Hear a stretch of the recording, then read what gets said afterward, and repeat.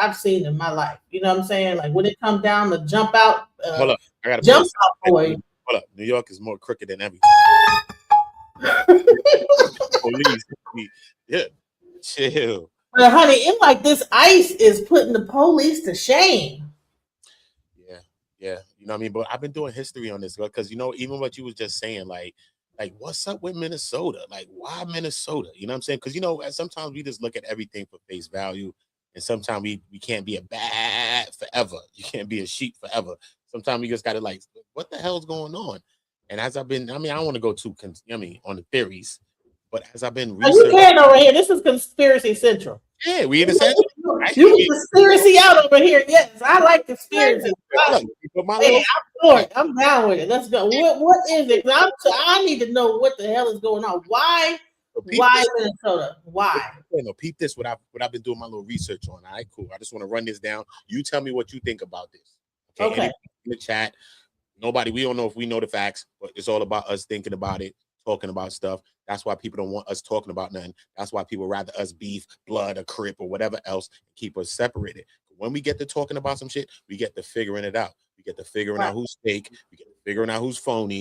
You know what I'm saying? Because you don't know. When you talk to some people, it's like, this person's fake. They don't want you to talk to nobody else because you're gonna figure it out. The same Right.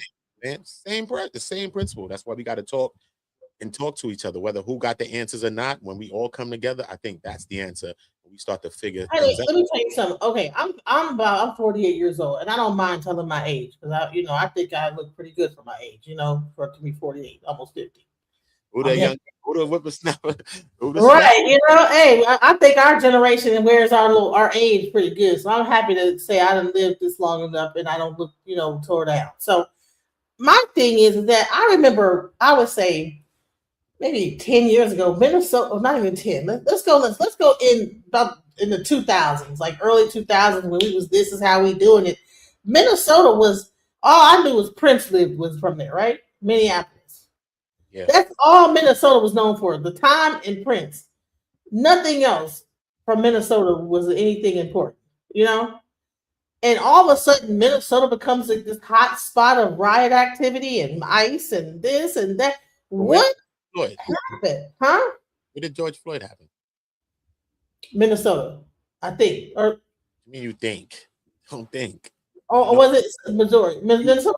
what Minnesota. right over there. I think you right where you think you at. Exactly. But look, peep this. Peep this, right? They said Minnesota is a pressure point state. Okay. That's why all of us look, I don't know that much politics, but I'm trying to get my mind up more every day on geopolitical stuff, all of that. We've been trained to focus on weird stuff. And me growing up in the hood, we never focused on nothing that really, really mattered. And we need to start stepping up our minds piece by piece. And that's why it's good for us all to start talking about shit again, so we can figure shit out. But look, yeah, it said Minnesota is a pressure point state, not a power center.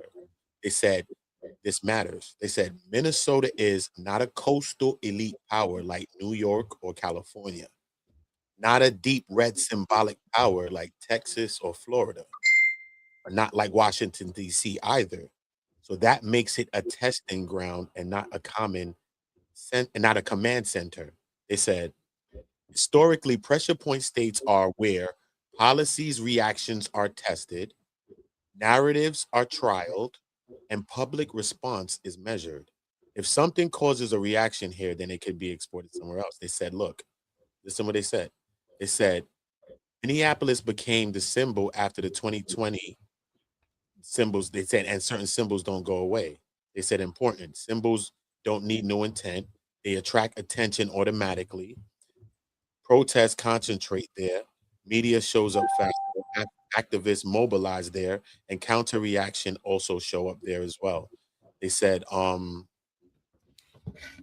it could be like a testing ground for them to see how Oh, so they're gonna see how they react. This is so they're basically work this in is another state, in New York or in another state, because you can't really sometimes try it in a place like New York. I'm from New York. You know what I mean? New York is probably going to go crazy. Maybe you could probably test it in a place like that, a situation like this with high tension, looking like zero tolerance, martial law looking like out there. It's looking like the book of Eli, right? So maybe they test it there so that they know how to manage it, or however when the situations in every other state. could be a situation like that. Yeah, because you know what? It's not even a place that anybody really was looking at. Like, what? And then it's in the middle of nowhere, so it's hard to get to. Again, Like, you know what I'm saying? I'm sure the protesters are having a hard time even just getting there. You know, I'm sure flights are probably higher than normal because it's not a hub. Whereas, like the Seattle or Portland probably is a hub place because that's where most of the those type of protests normally happen. Seattle, Portland, like a college area where you know college towns they're really good on protests. But Minnesota, it's like what? And it seems to be going down. And why is it that every time ICE attacks, they're attacking 5 and 6 at a time for one person? it's going. What kind of training is this? Like, who said, okay, listen, when we go in, we're gonna jump on one person. It's gonna be 15 ICE agents. Why does it take that much? This is some training I've never even heard of before. I'm like, even the police, and that's why I was saying New York got some of the most wildest. I've seen the police wilding out in New York. No, they wild. They're wild. Honey, they have to step aside for ICE. It's been crazy. What I've been seeing online or the visuals on social media, you know, a lot of things just been crazy. It's just been high tension. I've seen them rip a woman out of a car. You know what I'm saying? I've seen a bunch of things, you know what I mean, going on. And citizens, people that's Americans too. So now it's just like, is it ICE going to be the one that's patrolling our streets now? You know what I'm saying? So now it's looking like some Army National Guard type thing, like Chicago everywhere. And maybe that could be the zero tolerance or the martial law that people been speculating coming soon into existence when we really ain't got a lot of power to say. We got people like this running around with, especially with federal jurisdiction, and they superseding even the local law enforcement in our jurisdictions. And what can you so from what you're seeing, because I'm afraid I'm not fixing to go out there. I'm a mom. I'm not gonna get my ass whooped trying to be out there filming because I heard they're attacking the media. Everybody. That the media out there like you gotta get out the way before we get you too. If you're not them, then that's it. That's the mood. If you're not them, like out there when you're out there with your cameras. If you outside, then you get hands and feet put on you, bro. That's it. What you doing outside, bro? Really like a vibe like that. You outside, then you with everybody else. That's it. You lumped in the show with everybody. You could have been walking by going to the store. No. You with everybody else too. So yeah, come on. Yeah, and I heard that they're even arrested. Like I said, people thought it was only going to be illegal aliens, but they're even getting regular citizens. Like if you better get out the way, or you're going in the back of the car. So the ICE went from being only immigration enforcement to just regular law enforcement overnight. And I'm like, is there a bill that passed all of a sudden that I don't know about? Because how did it go from now they have this jurisdiction seemingly over the police? We ain't doing nothing going to the store, but I'm just saying. But I've seen a bunch of people going to the store that sit and find themselves in situations. You know what I mean? You never know, especially around there and what's going on. Listen, bro, it's high tension. Everybody's on 100. Everybody's on high alert. You know what I mean?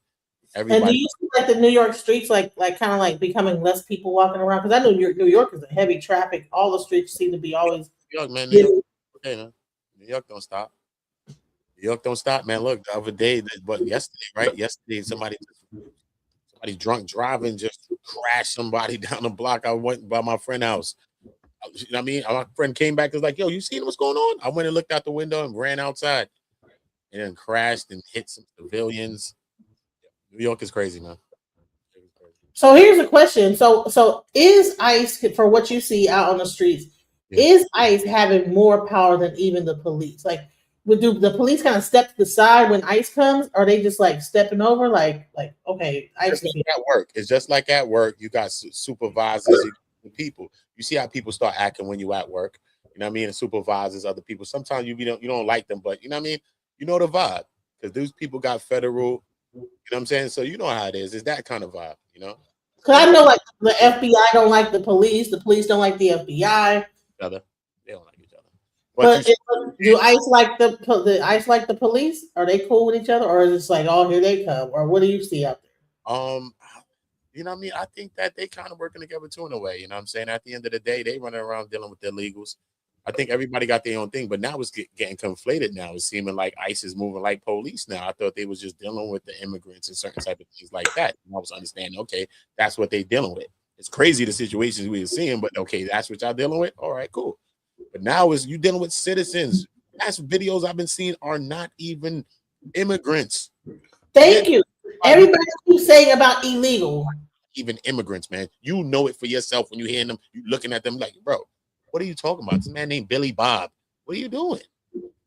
They don't care. They grabbing you up and they're gonna figure it out later. That's it.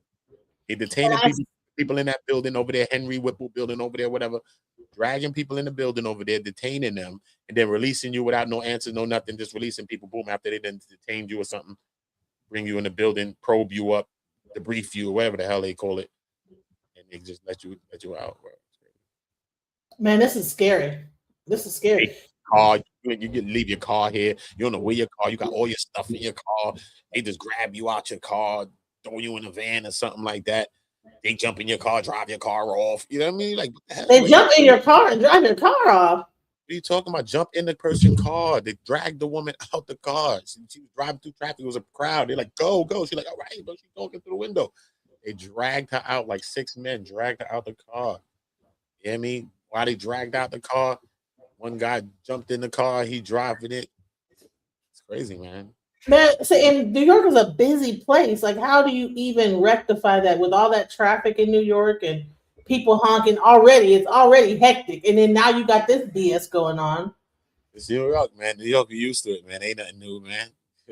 If something new happened, then you'd be like, okay, that happened. But so, are they going into the neighborhoods too and going house to house like they say that they're doing in Minnesota, or is it only happening there just right now? I would believe they're doing that. You know what I mean? I don't see that as much, though. I see them popping up in spots, locking people up at work. They're on the jobs. They popping up at court dates. They popping up in certain hospitals. They got anything like it, or they popping up on you. At the hospital. You can't even go to the hospital, the emergency room.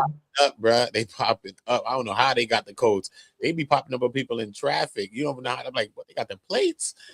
What's happening? But most definitely, they catching you when you got certain appointments. They catching you. Court for a fact. This is how they catching everybody, especially in New York City, for a fact. Besides any running downs, they doing all that. I seen one dude like this. I'm like, what? You know, when you black, you see people run. A black man, when you just ready to run too, right? Hold on, wait a minute. Let me slow down. He running like this is America, right? Running behind him, it really looked like this is America. I'm like, what the hell? So and like, isn't it crazy? That song was almost like like it almost predicted this. Isn't that crazy though? That song and that video. And it's the song for this protest. That's the song that I hear a lot of people playing. Just like how the last time they had the protest, they had "We Gonna Be All Right." I think it was that, right? Yeah. They had "We Gonna Be All Right." Right now, I think it's that song that's doing it. Man, look at some of this footage. You guys a fucking warning. Just press. Right? Just press. Yeah, I don't give a fuck if y'all are press. So then y'all got pictures of somebody flattening the tire, right? No, hey. Okay? If you're the fucking press. I'm just press. All right, so I'm we're giving everybody a fucking warning. They fuck around, they're gonna get arrested. We got the plates, we got the vehicle.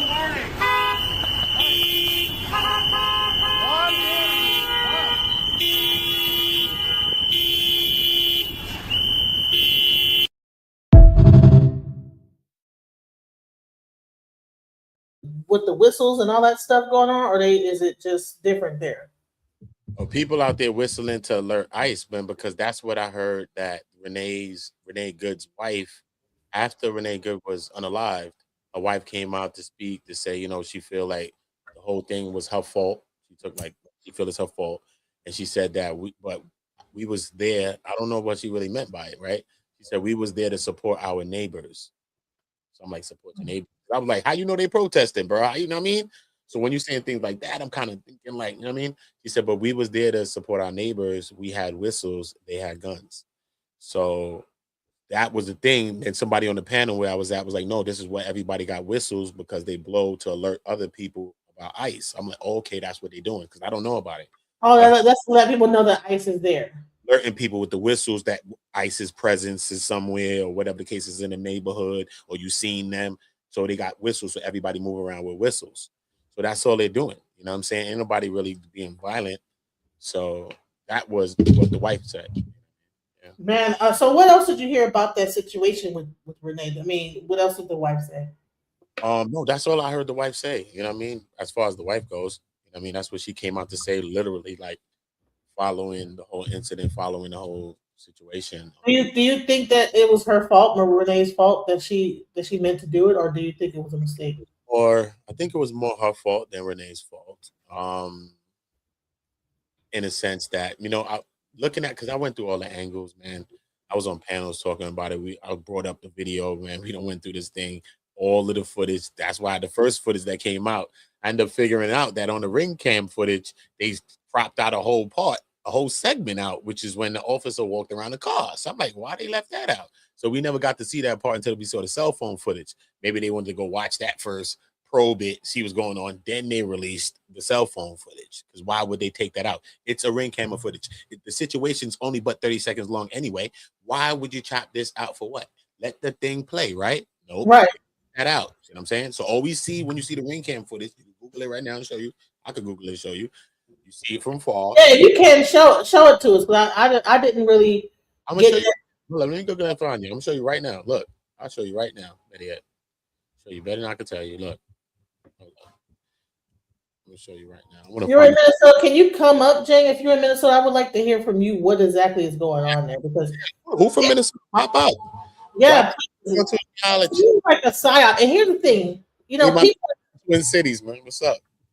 Yeah, anybody from Minnesota, please come up because I want to know what the hell is going on. Because it seems like all hell is breaking loose in that city, and it's like so. Let me just give you an example. I'm in Texas, so this is the political side of it. So in Dallas, the police have stated that they in Dallas, I think they had Houston and Dallas, right?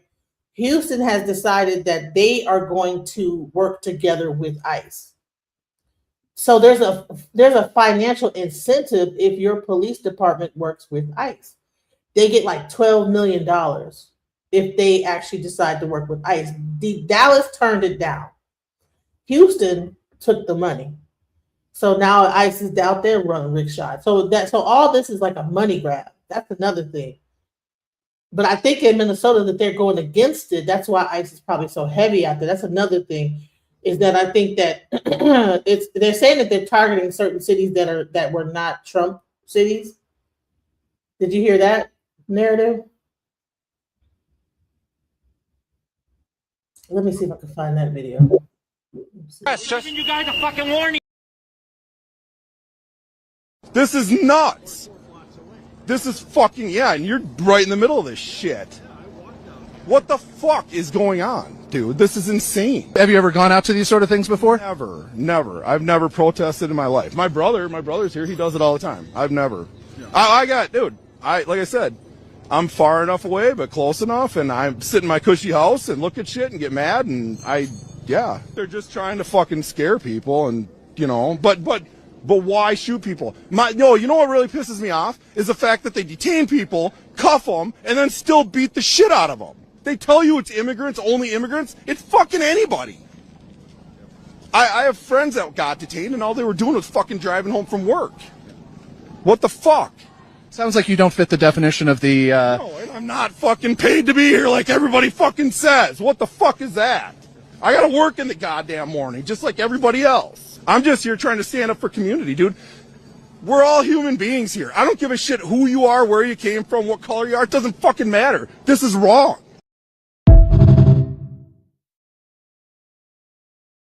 Back to you too.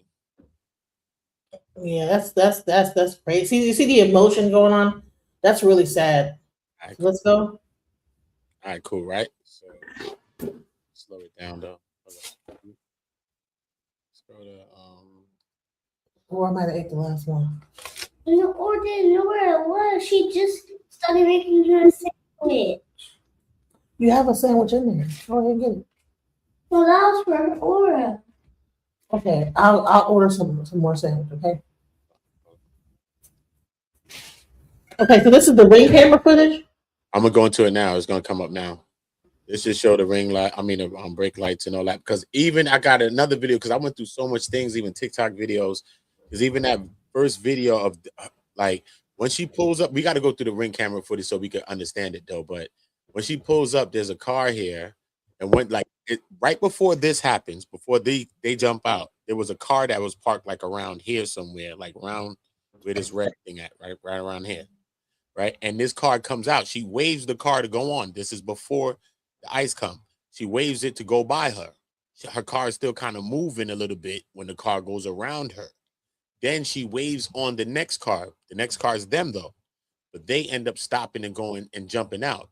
So it's like if she's waving them on, how's she really trying to stop them if she waved them to go by? You know what I mean? And then you see her in there before they even come while they down the block doing whatever investigation, whatever they doing down the block. She in her car right there. As soon as she pulled like this, she in the car dancing and shit. You see her dancing, so it kind of show her temperament. You know what I mean?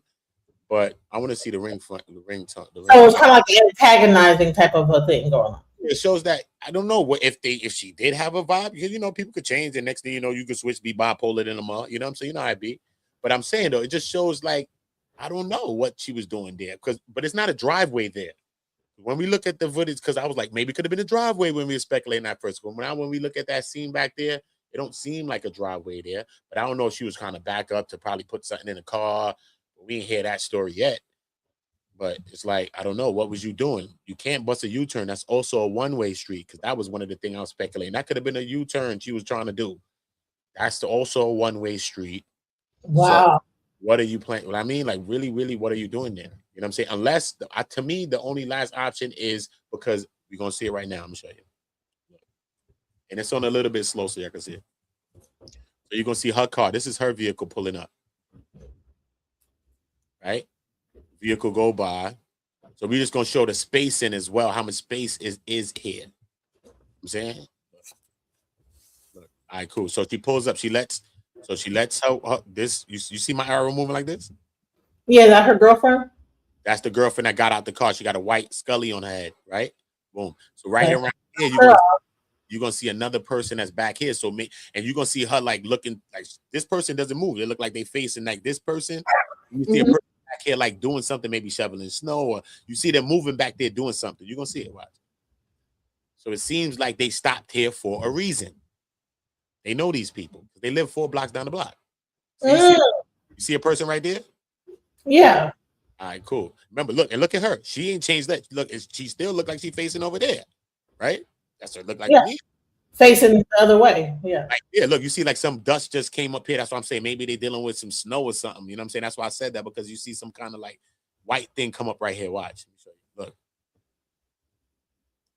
Yeah, like they're shoveling snow, yeah. Maybe some snow or something they doing back there. All right, cool. So now they skip past, like, obviously. Look. So now this vehicle is moving. This is the first ICE vehicle. This is the vehicle that has Jonathan David Ross, who is the shooter of Renee, right? So now when this vehicle comes down, you see this gets her attention. Look, she ends up turning it towards this, because now this vehicle is driving behind her. So that shows that there is even space behind her to drive by.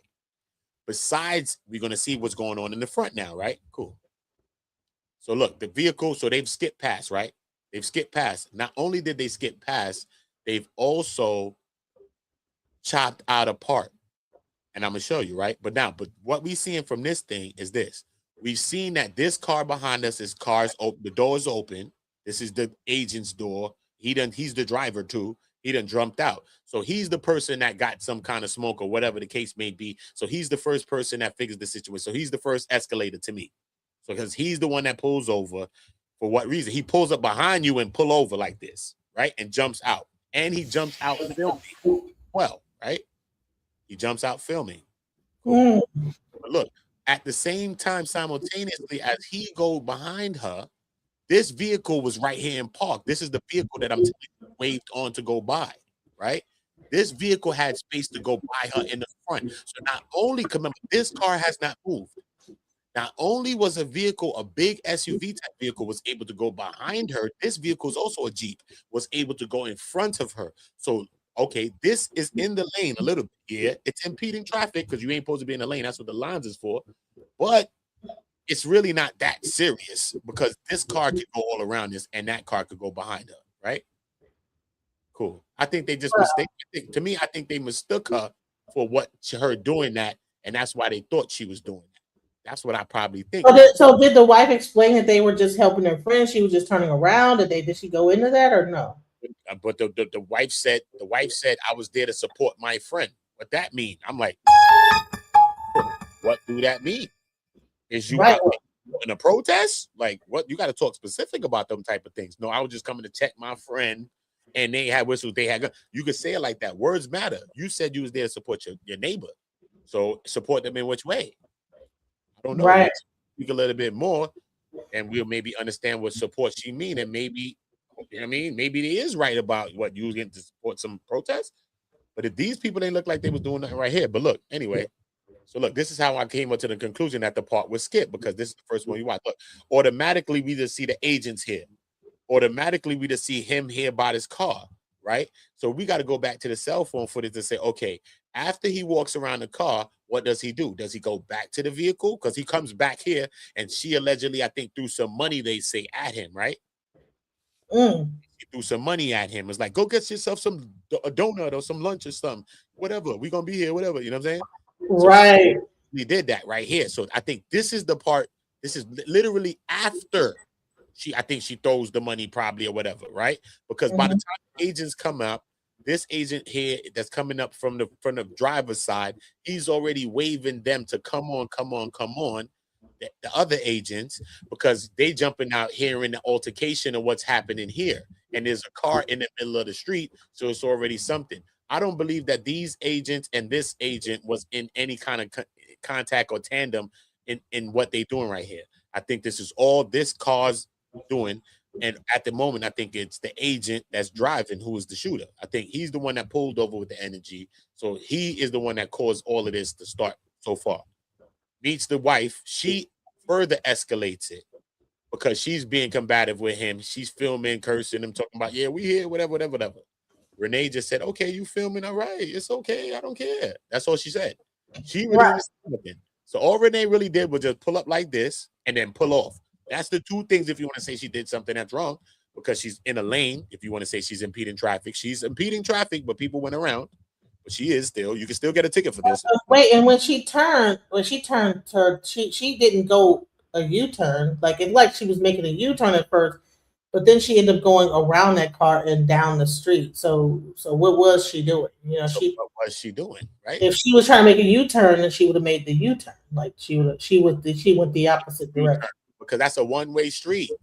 Oh, it's a one-way street. Oh, wow. One-way street. You know what I mean? At first, I was speculating that on the panel, like, nah, man, that could have been a two-way. She could have been trying to bust a U-turn or going to a garage, man. They wilding. You know what I'm saying? But I don't see no garage. I just see mad snow and it looked like a little walkway going to the door. That's all I see when I can show you the other footage that they show what the whole scene before this whole thing happened. And that's how we get to see what the block looked like. And that's how we get to see. But even on the cell phone footage and the first camera footage, we see that the cars are parked in a certain way. But I know that in other states, you could also park on different sides of the street. I mean, I went to other states and I'm able, because in New York, you got to park one way. But I went to other states and I was able to park on this side of the street. I could park one way. I could park either way on the same time. I've seen that happen. I don't know how y'all states is. Okay, so James 2473 says ICE was invading her neighborhood trying to arrest a neighbor. Renee had just got back from dropping off her kid from school. Yeah, that's what the ex-husband said. The ex-husband said he don't, first of all, the ex-husband said he don't know her forever being a part of no protest and nothing like that. That's period. That's what he said. So that's the ex-husband. Well, he ain't got a fluff. If he's lying, that could be proven for him to be a liar. He said, I don't know nothing about nothing like that or her to be involved with nothing like that. Why would he say that? You know what I'm saying? So to me, then they try to put it automatically like she's involved with some, I don't know. They said some people trying to put it with some other party, but what they saying, she's a part of this thing called I can show you this on Instagram.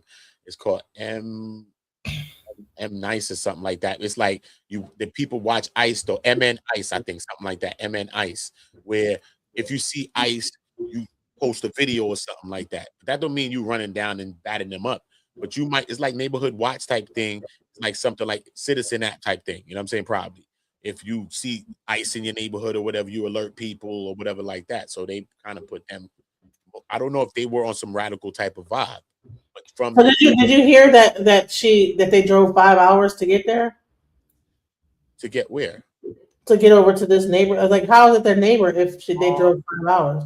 No. What I heard is that she was literally originally from Colorado Springs, but then she moved to Minneapolis, and she actually, I think, lived about 4 blocks away in the neighborhood. She actually lived here now, so she's actually a resident of out there. She lives out there. She actually lived in Colorado, I think, maybe with her wife or so, but she actually lives there. All right, so you guys saying she lived 5 hours away? Y'all wrong. She actually lived four blocks away. She lives in her. It's actually in her neighborhood because she just dropped off her daughter to school. Her school's in the neighborhood too, I think. Right. Dropped the kid to school. That's why I'm saying they ain't drive. That was one of the speculation that they throwing out there. But nah, she lived out there. That was her neighbors. She went to go check somebody she know. You know what I'm saying? So was she out there doing some other thing or maybe blowing whistles, whatever, and they probably seen you with the energy as you drove down the block, and then they say, okay, now they seen your car. Because she could have drove down the block though. Because you never know. They probably had a scene going down on the block. They dealing with some other people down the block. She drive by or her wife in the car, say something out the window to them or maybe blow the whistle. Yeah. So now when you got right. Now you park like this. Oh yeah, we on smoke with you because you already, you know what I mean? It could have been something like that. We don't know. Because it's a one-way street. If you I can show you the other scene. When we see the other footage, I'm gonna show you. You know what I'm saying? You don't know. It could have been something like that too. I'm not making no case for the agents at all. Trust me, not. But we don't know. I'm like, why is this man coming with this aggression? That's my thing. Why is this man jumping out, popping his door, filming you, running around your car, and doing all of this antagonizing energy from the beginning? Why? I'm just here chilling. The hell? You want me to back up? Okay, cool. I'm gonna back up, bro. Thank you. Right. Yeah. Give me some space. Give me some space and I'll back up. Chill out. Thanks, bro. Like, what happened? You won't run down on me like I'm on an investigation. Like, what the hell? On some Dick Tracy type vibe. Anybody would have been like, what's going on here? And then you're not looking at them like police. Police is different vibe. You might say, all right, police would say bugging. Hold up, yo, what's going on, officer? You bugging. You know what I'm saying? These is ICE agents and you a citizen. So you like, bro, if you don't get out of here, you probably looking at them like, yo, bro, if you don't go find an immigrant or something like that, bro, what's wrong with you? They're not expecting it to get that crazy. They're expecting probably an ICE agent energy like that because you a citizen, bro. You're going to be looking like, nah, man, I'm American. I don't know what the hell you're talking about, bro. Go find something to do, sir. Straight. But look, you can't say that to them because the ego trip is heavy with these guys. I'm not sure whether they're if these are, from what I'm hearing is that they are paying them a large amount of money. Like I think it's like 50,000, some kind of crazy amount of money to like join, to sign up or something like that. It's just real they're really paying them good to join up. Have you seen any like ads or whatever to like join ICE and I never seen nothing like that. Your research and stuff. I heard it was like on like things like Craigslist. Not as crazy, bro. We gonna have immigrants running around catching immigrants on some old back in the day slave days. We ain't doing that. Right, and see, some people say it's the Gestapo. I said no, these are more like the slave catchers of the back in the day. This is, I don't know if it's Gestapo, but I think if you want to compare it to anything, that's just reminiscent of that type of stuff. This is what's going on. You're gonna have immigrants catching immigrants shortly. Do you? Well, a lot of the mostly ICE. I'm not sure if the ones in New York are like this, but I know that the most that I've seen, at least when it first started, were mostly people that were Hispanic. So I think they probably needed that in order to be able to get the footing, or even to communicate with the people that they're picking up. Because it's about us too, you know what I'm saying? But at the end of the day, we be so sheep that they just try things and then we fall right in line with things. But we don't understand that if we go against things in ways, we kind of help shape what they thinking about trying to shape. They're like, all right, cool, we can't do it like that. We're going to try it another way because they don't like that way. You know what I'm saying? But we just be pacified, just go with anything that be going. But if we be kind of like say, nah, man, we don't like that, bro. They be like, all right, cool, let's just chill with that one. Do you think that FBA, the whole FBA movement, is kind of encouraging this a little bit? Because every time I hear a person that is for the FBA thing, they're also like down with this whole like ICE situation as well. They're like, this is what we voted for. This is what we wanted. Oh, see, there it goes then. So those connections is real. So now we can see the political angle with that as well with the FBA. Yeah, it could be that too as well because it lines up like that when they saying kick out all the immigrants. You know what I'm saying? You know what I mean? All the tethers and all that stuff like that. It's like they're encouraging it. They want it to go down because they have these these imaginary jobs that they're saying that, you know, it's more going to be more jobs for us. And it's like, well, or they're taking our jobs and they're, you know what I'm saying? Like, what? Because I know I've been out doing DoorDash, and I'm gonna tell you what, yeah, I do see a lot more help wanted side, but I don't see no black people going up in there trying to get them jobs. Yeah, man. So do you have the footage of? So when you have looked at this footage, did she hit him, or was it like his arm hit the door, or what? Let's just we already saw this, right? So boom, I think it's a little piece more on this. Let me see what else they show after this. So we already seen this, right? Because it's on slow. It just showed the interaction. That's all it shows, and then she speed off, boom, right? So cool, Ram. So this is before. I wanted to right before this, so I'm gonna go get the other footage in the cell phone footage. All right, cool. So we understand that even from this footage, the car did strike him a little bit. You see it hit him a little bit right here because he's gonna do the Michael Jackson. Look, he did the Michael Jackson. See his body? Smooth Criminal. So he basically leaned on the car. It looked like he leaned on the car, kind of like, you know what I'm saying? Oh, like you hit me, yeah, like one of those things, like kind of. He put his body on the car. Really, if you look at it right here, there's no way your body's gonna do no Michael Jackson lean, bro. If you get hit, you're getting hit. Yes or no? You was already standing up straight, perpendicular. Yes or no? You were standing up like this. So how you get like that? You see the car there. So now he leaned in on the car. Because remember, she's reversing and she's driving.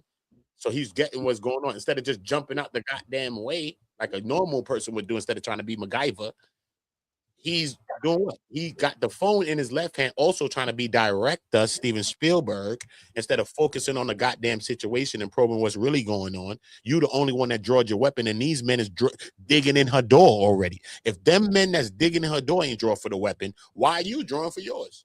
You the one who put yourself right in front of the car, because you walked around the car. After you walked by, nobody thought you was gonna walk by back again. By the time she looked back at you, you were in the car and she turning. Like, bruh, remember, she really looking at the agents that's on the side coming at her, running through her door. This is making her reverse. Like, yo, wait a minute, and make her put it in drive at least. I don't know what she's doing reverse for, but at least put it in drive. That's why she's doing that. You know what I'm saying? Not because of him, not because of the weapon. It's because of these two agents that's coming from the side. So that's the whole interaction. So it's not about hitting him. He about to get hit because your dumb ass is right here. That's what it's looking like. You feel me? But these niggas is coming in here. I don't know what's going on now. So at the same time, she probably see the gun, because I can show you that too. Yeah. And I can imagine you got like ICE agent over here trying to pull you out the car, tell you get out the car. People are screaming. All this is going on at once. She could have just by error pulled. Who knows? Look, he jumped up. He's still walking. He didn't fall on the ground. Nothing like that. So. But he didn't walk. But listen, he didn't fall on the ground, right? Right. But if you see the footage right here, right? Listen, after the shots go off, an agent is back here. He slips and falls when he hears the shots, because you're scared. He hears it and slips. This floor is slippery though, as hell. I'm telling you. Do it show when an agent fall on this? Now I gotta go find it real quick. Hold up. Let me show you. So it was slippery outside, the ice on the ground. The car really hit you while you ain't fall, bro. I was really hit by a car. I was in a body cast and all that in life, bro. The car ain't hit you, bro. Stop. So I'm saying, the man fell just hearing the shot. The other agent behind you, you got hit by a car supposedly, and you ain't fall. Why? Think about it. Why? Because you never was really in the way of the car. Because by that time you was moving, you was more towards the left. Towards the left light. You was more towards that way. So that's how come you was able to, get off the first one. And as the car's like brushing upon you, because it's kind of hitting you because it's brushing on you, though. It's not hitting you, it's brushing on you. So as it's brushing on you, you're getting off the next two shots, bang, bang, through the door, through the window. But the first one went through right above the VIN number. So I think that was the one, maybe. But that was the one. That one was like dead center, right above the VIN. So you already know that's right for the driver, bro. Straight through the front of the door, bro. Through the front of the windshield. Hello, everyone. I don't want them talking. Hold up. This is it. This is a straight it. Hold up. Agent who fired the shot. Why I gotta be small like this? Right? New offers a whole new perspective on the deadly agent. Prompts around the new video. And then Ryan, we have some breaking news now out of Minneapolis. We have brand new cell phone. New video from the fatal shooting of a woman before her. ICE agent showing what happened in the moments Before he shot Minneapolis mom of See, in the moments before he shot Minneapolis mom of Right, his hand hit the that was like his hand or something. Didn't like his hand. he slips, falls, and reaches. Because remember, he reacted to the shot. He like, oh shit, it caught him off guard. Look, the first instinct that he does is reach and look at his agent next to him. He holds him like, yo, hold up, yo, chill. Look what happens. So why that guy ain't fall if he got hit by a car? moments before he shot Minneapolis mom of And 3, reach Renee Good. Automatically, he start to reaching, right? Right. He thinking that they're shooting at the You don't know yeah. what's going on, but I'm just saying that's how the conditions is on the road. One, they're just showing you because he just got scared and fell. Boom. But a car just hit you, but you ain't fall. So did the car really hit you? No, it didn't. Obviously. And see, the thing is that they trick you with the whole like the cell phone because he had his hand out with the cell phone and he got hit, but really it's because the cell phone hand dropped the cell phone. Footage. When I show you the other footage, we broke it all down. We see exactly when he reached for it. We see him with the camera. We see when he fired the first shot. We see it hit the window. We see the powder go into the air, the debris or whatever. We see the casings fly out, the second shell fly out. We see the slide go back. Just take it in slow-mo, and you see everything piece by piece that happening. So I'm saying, so remember, so this footage right here is what we didn't see in the ring camera footage. So before this, all we saw was the first thing. Bam, bam, bam, bam. Excuse me, get out the car.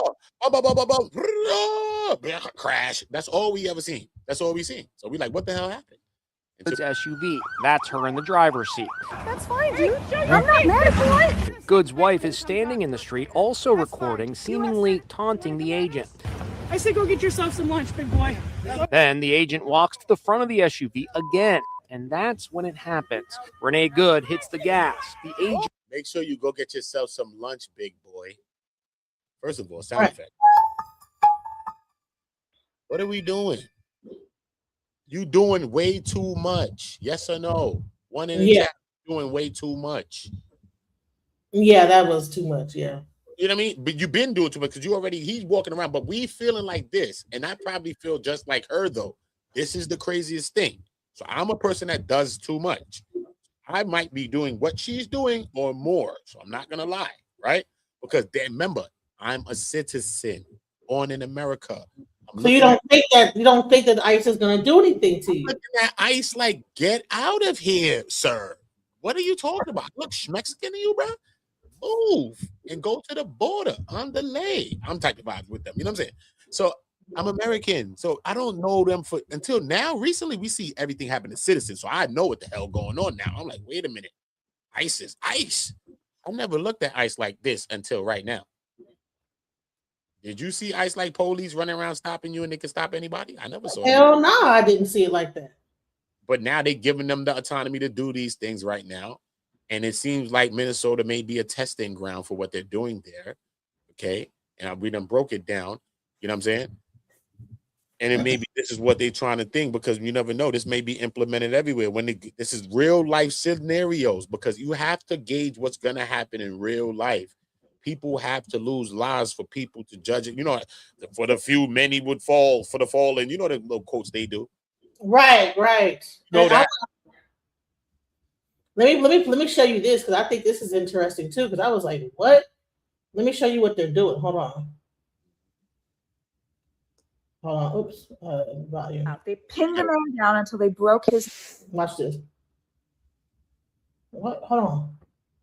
Down until they broke his neck. They're going guns drawn without warrants into homes. They're wearing plain clothes and asking people if they have brown neighbors. They're going into apartment complexes and pulling the fire alarms. They're driving their cars into protesters. They threw a protester in front of a bus. They are pulling people into porta potties and assaulting them. And the government is tweeting that they have full immunity. We are massively underreacting to this. There would be no such thing as a public overreaction to the situation. They're in Minneapolis today. They're going to be in your home tomorrow.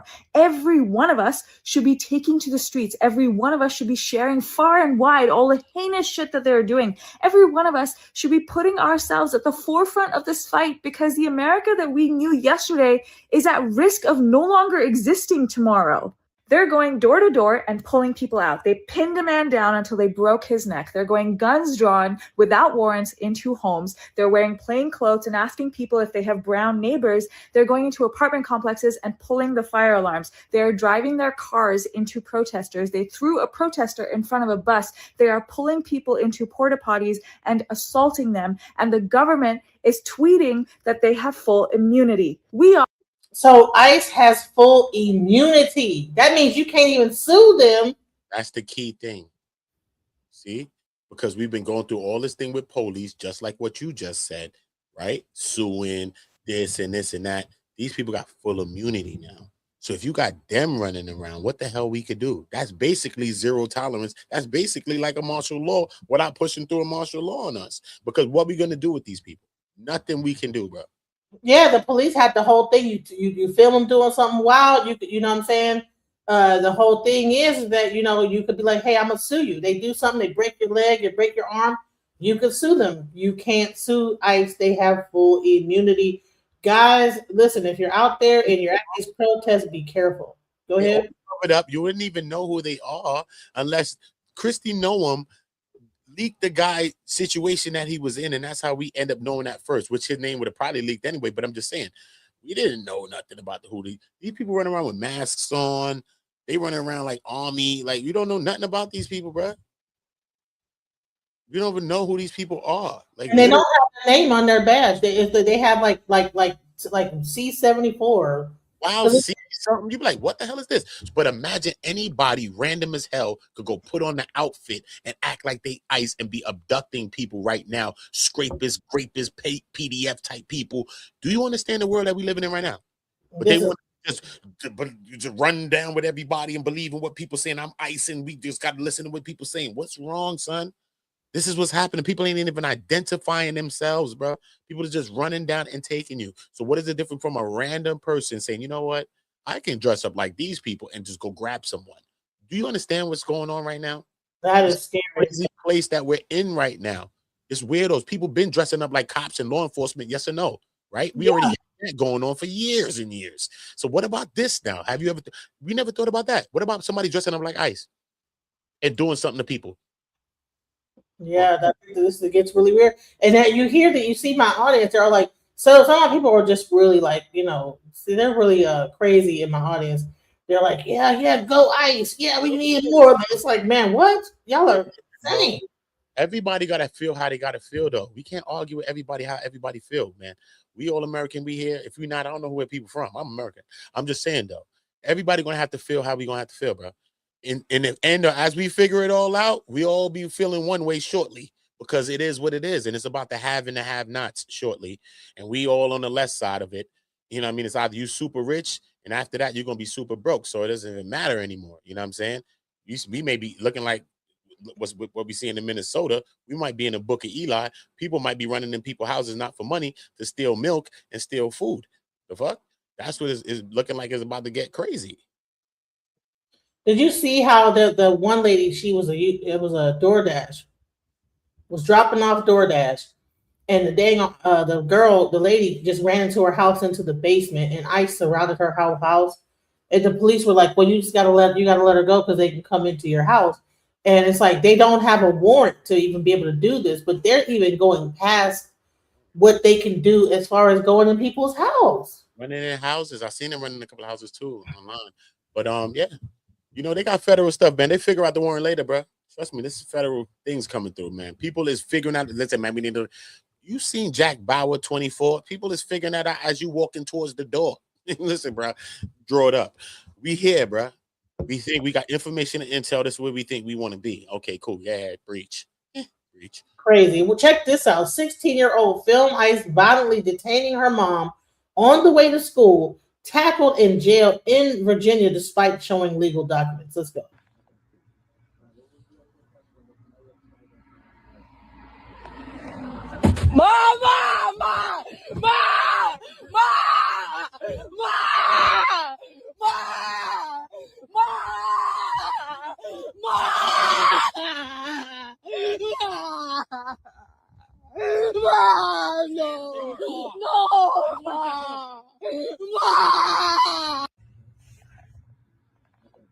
How did it go from just talking to just this crazy thing? Like, look. Even when the police arrest you, right? They say, okay, turn around, da da da. They're just attacking people like a bear, you know? And we think this is cool. Like, what are you talking about? Like, anyone that's saying that they're down for this happening like this, until it's in your, not in your backyard. It's not in your backyard yet, so that's why people don't have any connection to it. But to me, I don't like it. These kids are out here crying. You're seeing kids, people's parents being taken away from them, by his dad taken by ICE, little baby crying, you know, on all this, babies crying. This is not what's up. So, and then on this one, this girl was doing an interview. Mid-interview, she was just talking about American imperialism. She was protesting, but she was doing an interview. They just walk up and arrest her. I mean, I don't even know why, but let's see what happens. It's getting this. This is not just the ICE situation, guys. This is just in general. But this is everybody. This is everybody about to go through some shit. We worried about who this and who what. These people don't even care who what. People's arguing on who are tethered and who not, and all this other arguments, or who from Russia, who from this country. Right now, they running down on everybody. Don't even care who you are. Thank you. A conversation is superseding any conversation that we even having online. They don't even care. So, like, what are we talking about right now? All right, people are online delusional. Let's go. Watch a foreign issue. It's our tax dollars that are also being used to commit these war crimes. It is also the duty of us, the people, to stand against the Trump regime, the Trump administration, that are committing crimes both here in the U.S. and against people in Venezuela. Now, in the background of this interview, you could see that police car. And now right here, we're showing you video we have immediately after the interview finished. Plickta was arrested by 2 Grand Rapids police officers. You can see it in the video, and an officer tells Plickta that she is being arrested for obstructing a roadway and failure to obey a lawful command from a police officer. You can see as she's taken away in that car. She was issuing a number of messages about wanting the U.S. to free Maduro. But again, she was taken away by police officers there. And you can see in this video, officers were closely following this procession in downtown Grand Rapids. We have reached out to GRPD for more information about the arrest, but we have not heard back so far. So even if you're out there protesting, and you probably ain't part of the protest right then, probably over there interviewing with somebody, boom, they just walk up to you and arrest you. Hey, I saw you up there walking with them. Guess what? Let's go. You know. Outside in the test, then you already know you outside, and the energy is the energy. So we know if I'm outside in a protest, then I already know what the energy is. You know what I'm saying? It is what it is. Like, feel me? I wasn't outside jumping around and acting like an asshole, but I'm just saying, yeah, I actually was though, a little bit. But I'm just saying, I don't even think it matters if you're jumping around acting like an a-hole. It's just it matters if you are like, because you could just get profiled like everybody was getting profiled by your cops or whoever. When you're driving in the highway, you ain't got to live in the hood to get profiled by cops. You're driving on the highway. This person was sitting there every day, the whole time in this little hideout spot eating donuts, and now he come run down, draw down on your car. See what I'm saying? People profiling you, all kinds of things. You know what I mean? So, but now some people are saying, well, this is what Black people been saying that the police been doing, but honey, this ain't the police. This is not the police right here. This is a whole nother thing. Shout out Kim West, man. Shout out Kim. Yeah, though, this is a whole nother level. You know what I'm saying? No, they're not coming right back because they're being detained. When they get arrested, they get held in a facility for Lord knows how long, and sometimes sent to a whole country that's not even their country. There's a whole thing where President Trump got mad with Traore because he wasn't allowing people to get sent over to his country. Dearborn, where's Dearborn again? Dearborn is. That's in Michigan. That's where all the Arabs are. Where was it, Michigan? Yeah, Dearborn. Heard of it. Yeah. See, my audience is just. Who kind of people in Michigan? Why to get who out of there? Who's in Michigan? The Arabs, the whole Arab community in Dearborn. Dearborn is irate. They have the call to prayer all loud, screaming, and you know that whole thing going on. Yeah. Okay, cool. Look at this. Hold on, let me see if I can make the volume go up on this. Get on the ground. Now, on the ground. All right, but you're not on the ground. All right, hold on. All right. I got rights to talk, bro. I got no rights here. I do. Illegal, brother. Get up. I was born and raised here. What about him? I was born and raised here. I have the right to talk. You're starting to resist more now. We're gonna end up. Remember, you can spell that too with a $30,000 bonus. Yeah. I'm sorry, did ICE just say they get a $30,000 bonus for shooting somebody? I think this is a concern we should be addressing. $30,000 bonus if they shoot somebody. Crazy. Did you hear that, y'all? Nice. So all y'all like this shout out, that's what I wanted. Is that what you want? That they just can just do this? This is crazy, you guys. And then even more crazier, let me show you this before we go into Man in High Castle, because I know he's gonna say some wild stuff.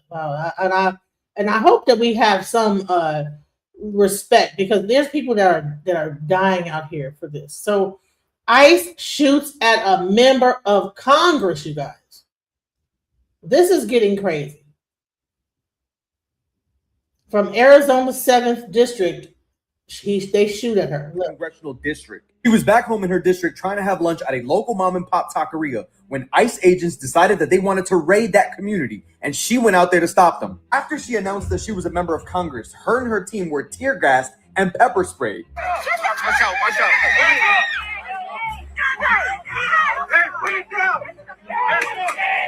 And baby, she was badass. She didn't stop for motherfucking shit.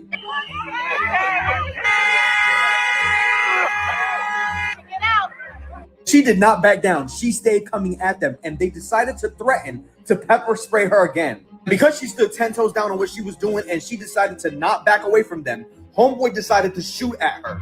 Take a look.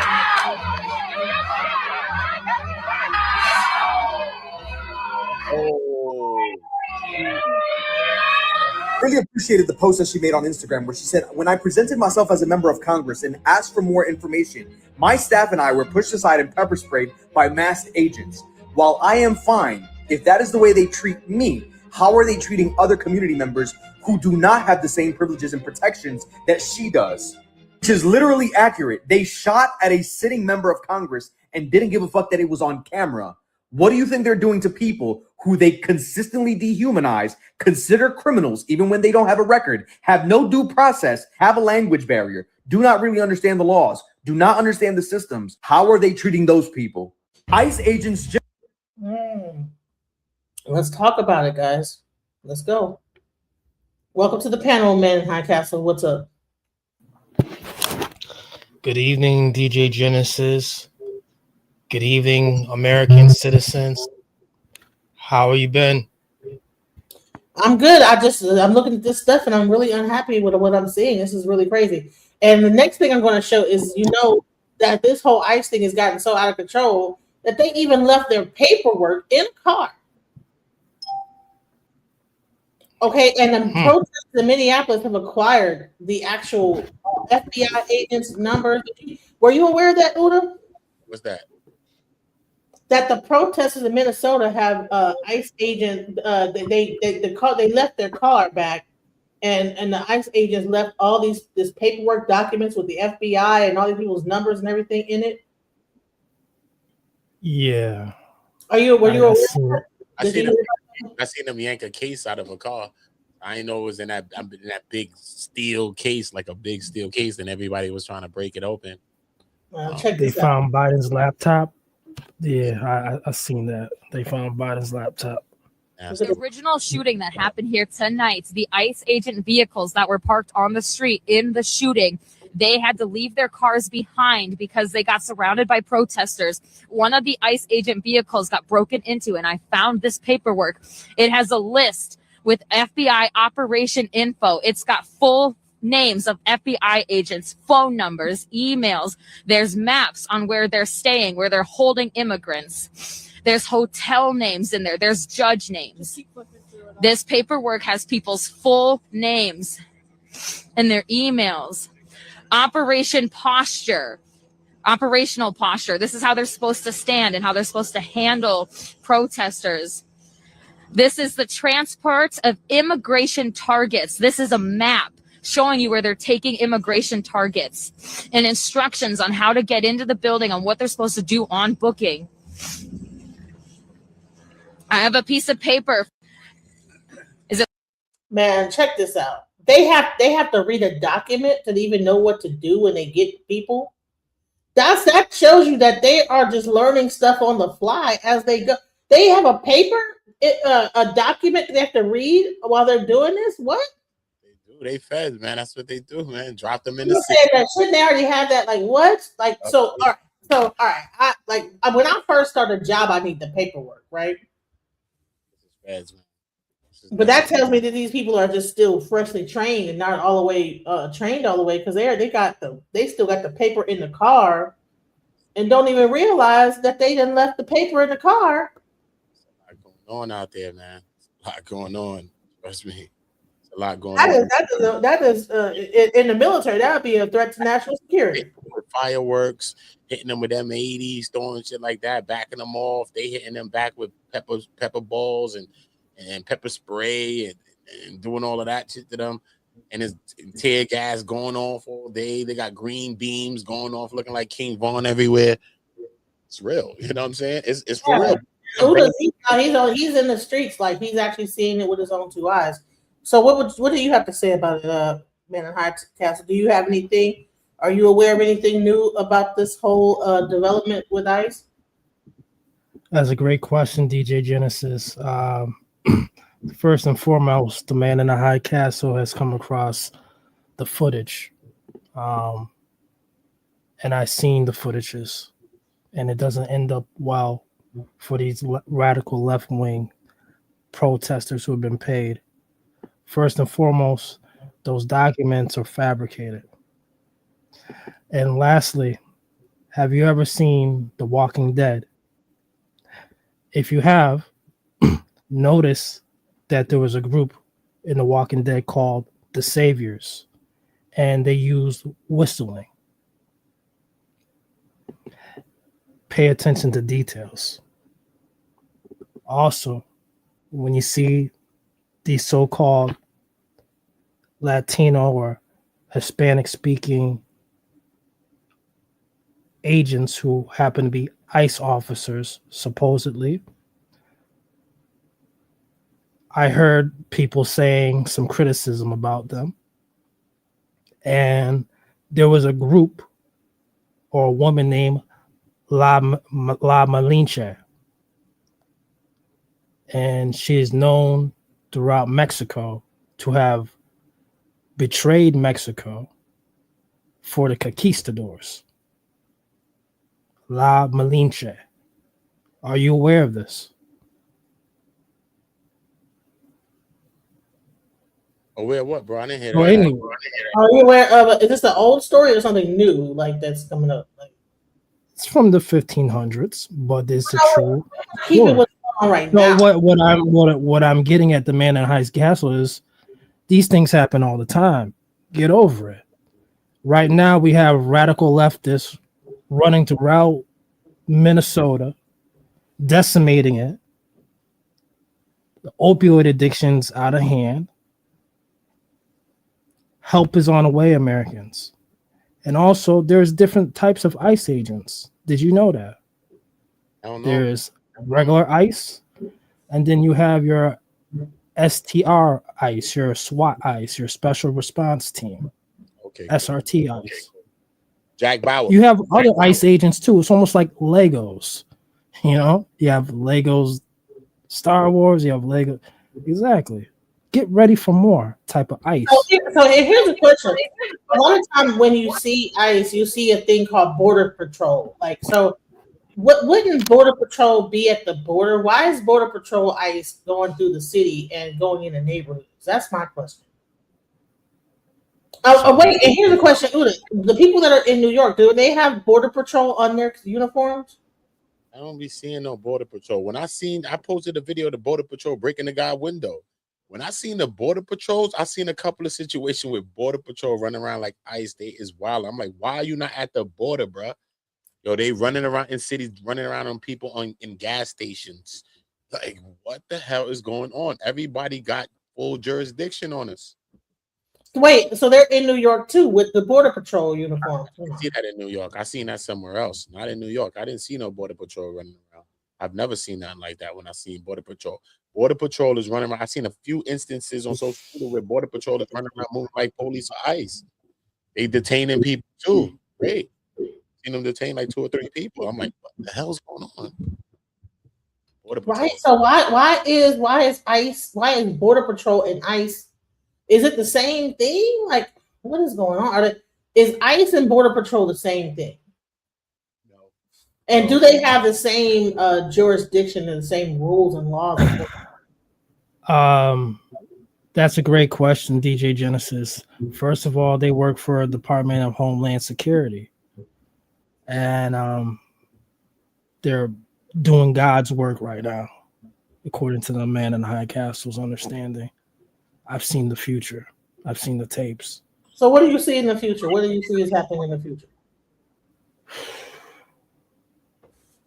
I see beauty, but I see tears too. Okay. I'm not supposed to rebel rouse the audience, but what I can share is special details that the radical left extremists do fail. And there's a lot of children who are found. They're found and they're reunited to their people in their homelands. And they get back to work for the first time, working hard. Well, honey, they're not just sending people off to their homeland. They're sending people off to other countries that are not even their country. But let's get into this video right here. Let's check this out. All right, y'all. So basically, the ICE agents' vehicles that were parked on the street in the shooting that just happened yesterday in Minneapolis, North Minneapolis, basically they had to leave their cars behind because they got surrounded by protesters, right? One of the ICE agents' vehicles got broken into and they found paperwork, okay, y'all? It has a list with FBI operation info in it. It actually got full names of FBI agents, phone numbers, emails, and things like that. They're also stating that basically they have revealed 21 secret ICE programs showing alarming covert operations far beyond routine immigration enforcement, y'all. They leaked internal documents marked law enforcement sensitive information, y'all. This is getting really, really crazy. The people that's out there in Minneapolis are actually standing up and they're not playing. They're calling them, well, actually Trump wants to invoke the Insurrection Act actually after this. He's basically made a post and he basically stated that he's basically pulling this right out of an authoritarian fucking playbook. He blamed a targeted group for a crime and national decay, right, y'all? He uses state violence against them, provoke resistance, and then weaponize that resistance to rationalize far more extreme abuse of power, right, y'all? The exact cycle that is how democracies collapse and how regimes like Hitler's consolidated control, right? Because if you look at his post, right, he stated, if the corrupted politicians of Minnesota don't obey the law and stop the professional agitators and insurrectionists from attacking the patriots of ICE, right? Even though we know Trump don't give a fuck about no patriots, there are plenty of fucking homeless veterans, okay, y'all, sleeping outside in the city of Chicago right now as we speak, sleeping outside in fucking LA, sleeping outside everywhere. There are plenty of homeless veterans. If you give a fuck about a patriot, you'll do more, okay, y'all? This is about authoritarianism, and it's another form of fucking slavery, and people are not recognizing what's happening, okay, y'all? This is actually legalized trafficking, okay, y'all? He said, who are only trying to do their job. No, they're not. They're doing way more than what the fuck their job is supposed to be, okay, y'all? He said, I will institute the Insurrection Act, okay, y'all, in Minnesota, which many presidents have done before him. He said, and quickly put an end to the travesty that is taking place in the once great state. Thank you for your attention on this matter. Sorry for all the stuttering, y'all, because I'm just trying to get the point out.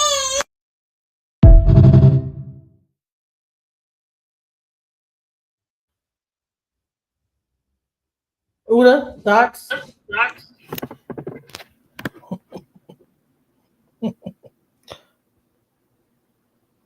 Zesty bar.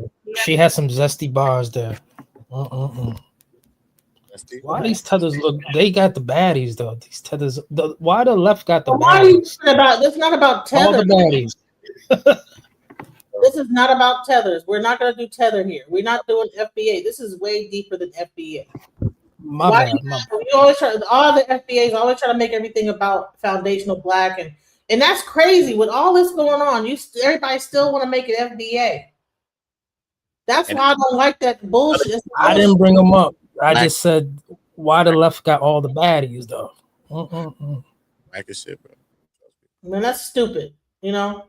Bro. You need numbers, bro. You need people that's going on build, bro. You need numbers. Don't you think anything we need to be coming together? I think it's interesting that FBA comes out right when this whole thing is going down. Don't you think it's interesting that they separate us and disconnect us from each other? That we could be coming together because they already know that we were. Listen, if FBA and the Caribbean that y'all call Tether came together, then we would be able to make some stuff swing in this whole situation. That's how you work it, and that's why they want to keep everybody separate, and that's the whole play. That's what makes me think that this FBA thing is a psyop, because right when this whole thing is going down, now you have FBA and the separation of people. Go ahead, Uda. I think it's an op too in a way, you know what I mean? Because at the end of the day, you need numbers. You need numbers. You need people. And at the end of the day, when we think about Black Americans in America, bro, I think that the plight is always overlooked.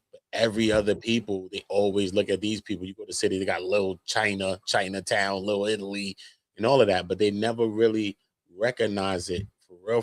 You know what I'm saying? So I think that even the movement of an FBA, you're gonna need other people that's like-minded, but they're not here for reparations. You from another thing. You're not from the lineage, but people got that see the like-minded cause that are citizens, all right? Because if it's like 48 million Black people in America right now, and then let's say documented citizens that are immigrants that are Black in America is about, let's say 4.6 million. Let's say it's rounded off to like around 5 million. So that means that 1 in every 10 American that's Black is an immigrant. Feel me? So how many of those people can you have on the same side that align with yours? Because a lot of these people from the other country actually looked up to a lot of Black American culture, seen a lot of it, idolized it in some way, shape, form, or fashion, maybe even structured some of their own thinkings based on some of the things that American people culture have created. You know what I'm saying? Whether you want to say that American people don't have no culture or this and this and that, they do. Because we understand that a lot of things that they've done here, whether it was through fucking strife or whatever, people adopted it all around the world. But I think that people all around the world look at the American man and American woman, Black man, American Black man, woman, that we are the freedom fighter. You know what I'm saying? And I think that when we get caught up in the other shit that we into right now, this is what make anybody look at motherfucker different. Because I'm telling you, people have went around the world. They watch how we deal with situations and they react to shit too. And I think we're taking a step back by getting at each other. And I think that it's time for us to be working together, because at the end of the day, listen, man, if you believe in slavery, because some people believe that slavery didn't exist at all. Some people don't even believe in the ships straight. Right? I'm gonna tell you, I'll be talking to some people, right? But if you believe in slavery, then you believe in abolitionists. And if you believe in abolitionists, then I mean that nobody took away from Black people more than white people, but they allowed white people to help them to get to wherever the road that they was trying to get to. So now we are here arguing with Black people about that same thing when we've allowed white people to help us to get to this road right here. So that's crazy. I think that this whole thing, I think it's not a there is no coincidence.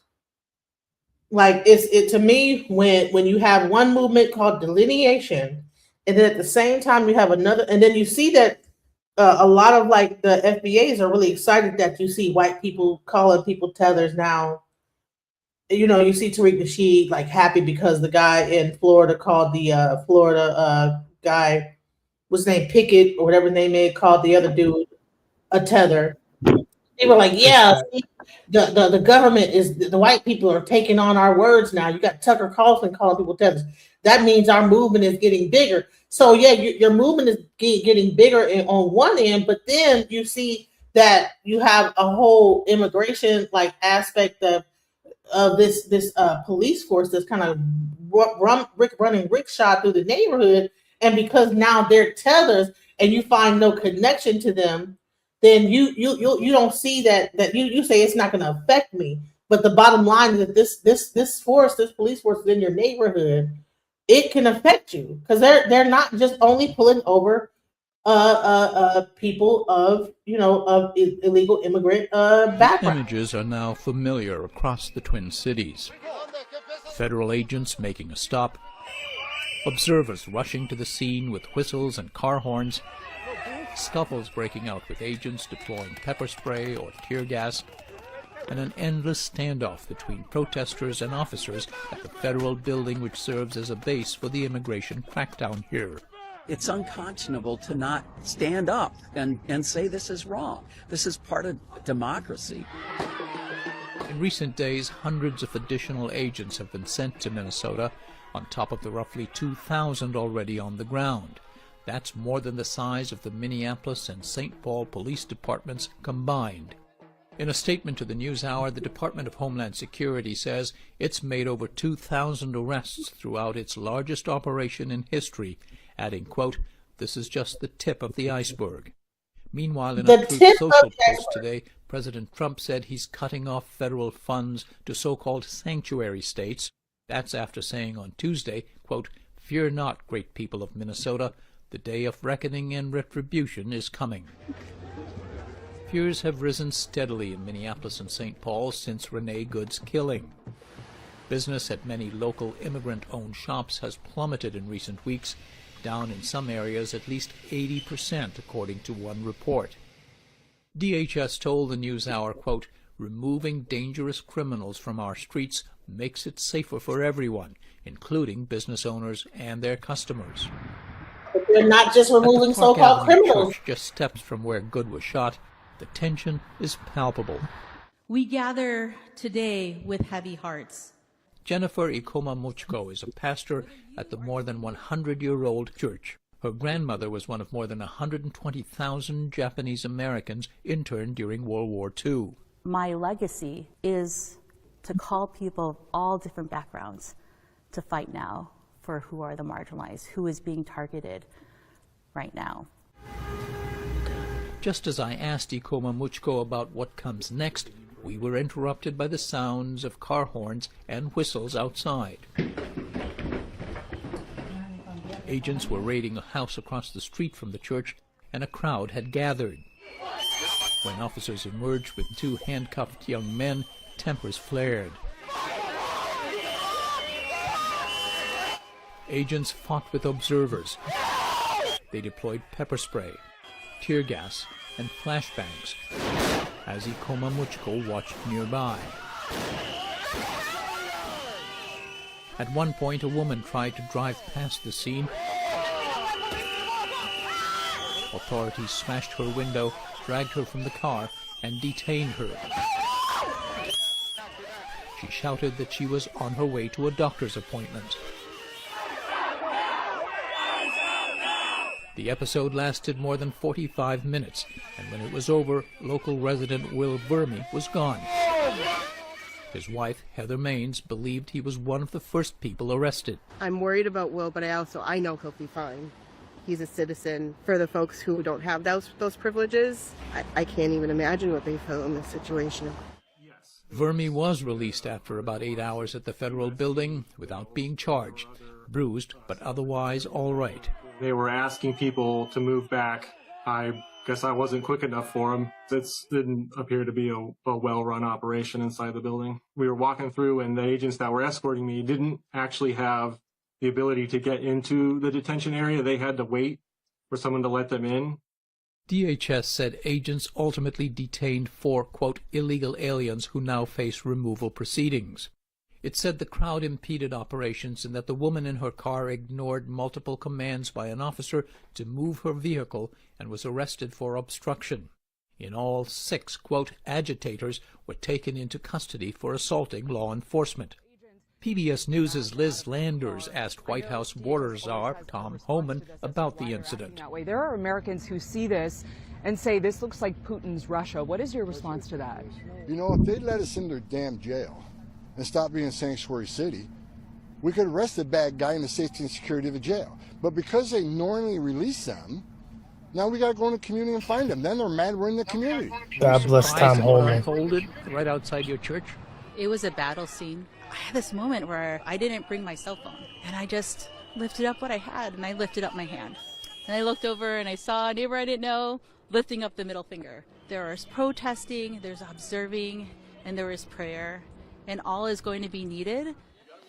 But now, as the crackdown widens, many Twin Cities residents, including U.S. citizens, fear they could be targeted. I was going this way. Like Nimco Omar, who was surrounded by at least 3 federal agents on a sidewalk Sunday. I was like, what is happening? What did I do? Because at the first, I wasn't thinking ICE. I was able to take out my phone because in kids, they kidnapped me. So, later on there was, something at least. So that's why I recorded it. All right, can we see an ID, please? I am U.S. citizen. I don't need to carry around an ID in my home. Well, this is my home. Where were you born? This is my home. Where were you born? Minneapolis is my home. The agents ultimately left after one of them took a picture of Omar, seemingly checking it against a government database. This is my home. This is where I belong. In quiet Minneapolis neighborhood, I should not be seeing, a soldier walking and asking me to give him an identification. DHS told the NewsHour, quote, "Those who are not here illegally and are not breaking other laws have nothing to fear." But after agents left Omar on Sunday, she said she was shaking and began to cry. The shock has stuck with her. This morning when I left my house, I was like, am I going to see ICE? I don't know. Are they going to arrest me? I don't know. And that's what, the entire Somali community and community of color feeling now. For the PBS NewsHour, I'm Fred DeSam Lazaro in Minneapolis. Hey, just a minute before you move on. I want to say thank you for watching and for supporting us.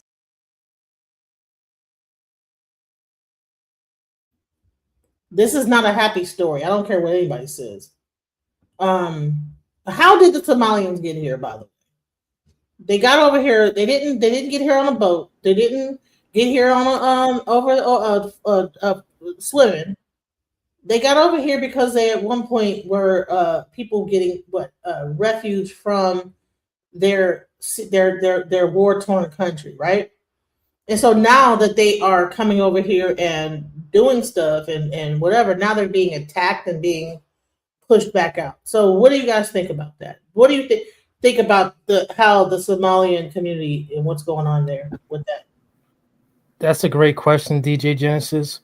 But first, I would like to know who my co-panelist is right there in the corner by name. What do I call you, sir? Uda Ongo. And he's co-streaming, so shouts out to the Uda panel. If anybody wants to come up from his panel, Uda, you know how to take the StreamYard link and put it in there? If anybody wants to come up from your side, because I would love to hear. And I've been putting the link in the chat, guys. If anybody wants to come up and speak their piece, I've been putting it in the chat, and also put it in broadcasting. So if you get a chance, if you want to come up and speak about this. I want to also point out we have 300 people on one of the lives, and it's just not adding up with the likes. If you're a proud American, press 1. If you're enjoying the show, it's about to start cooking. Hit the subscribe button, share, all that. Yeah, at one point it was up to 700, and it went down. But I mean, the bottom line is we gotta support the channel. So, but what exactly? Why is there so much contention against the Somali community, other than the lie that was told by that guy that went over there and found that daycare? Well, that's a great question, DJ Genesis. Like, where did they come from? How did they get here? All it boils down to is 2 words: Biden Harris. And my only problem with this administration currently, they're just not moving fast enough with the deportations. President Trump is the greatest U.S. president ever. And I voted for this. Okay, well, I mean, I would say you voted for, but I don't think that what's about to happen is what you really voted for. But let's go. So now let's talk about the fact of what's really happening with ICE and how they are going into cities and trying to make deals with those cities in order to be able to have them partner with ICE. And in Dallas, which is where I'm living at, the police chief is not having it. Let's go. Dallas police chief is refusing to release data about DPD's interaction with ICE agents, if they are interacting with ICE agents. He explained his reasoning to Fox 4's Lori Brown. She joins us now with more on the conversation. Lori. Heather, Dallas Police Chief Daniel Como emphasized that the Dallas Police Department does not work on immigration cases, but he says that there are times that the police department assists ICE agents on criminal cases on things involving human trafficking. He says that the request by the Dallas Police Community Oversight Board would reveal too much about the locations of criminal investigations. One of the things that I get many complaints about in Dallas is prostitution and human trafficking. That's something that ICE also works on. We have major investigations that we're working with them in that area, in that space, where women are made to be prostitutes when they don't want to be prostitutes. The Dallas Police Department does work with ICE on those investigations. And because of the work that we're doing together, I don't feel it's the best thing to do to release that information. All right, so Lori, on Monday, you asked the chief if he had specific numbers to prove that crime in downtown Dallas is down. Did he have those numbers today? Because he had time. Well, Heather, he did not have those numbers at the time of our interview that was pre-scheduled, but a spokesperson did get back with me late this afternoon, and what you get from the numbers really depends vastly on the time frame that you look at. So the spokesperson first pointed me to a number that said that crime in downtown Dallas is down by 33%, but that is just year to date, which is the first 2 weeks of January. So, and that's not the one I wanted to play. I'm sorry, I wanted to play the one where he did not take the $25 million deal. So what's happening? This is the one I wanted to play. My bad, guys. I played the wrong video. Let's go. Chief says he rejected a $25 million proposal that would have had his officers working alongside U.S. Immigration and Customs Enforcement. So this comes as some people at the meeting for the Community Police Oversight Board speculated about DPD's role in immigration arrests. Fox 4's Alex Boyer has more on the chief's comments, and Alex joins us now live. Alex. Hey guys, the Dallas police chief wanted the board to know that none of his officers has ever gone along with an ICE agent to make an immigration arrest. In fact, as you mentioned, he also revealed at that meeting that he personally turned down a multi-million-dollar offer from the federal government to team up with ICE on immigration enforcement. Dallas Police Chief Daniel Como is shutting down rumors that his officers are assisting ICE agents with immigration arrests. We as DPD are not doing any immigration enforcement.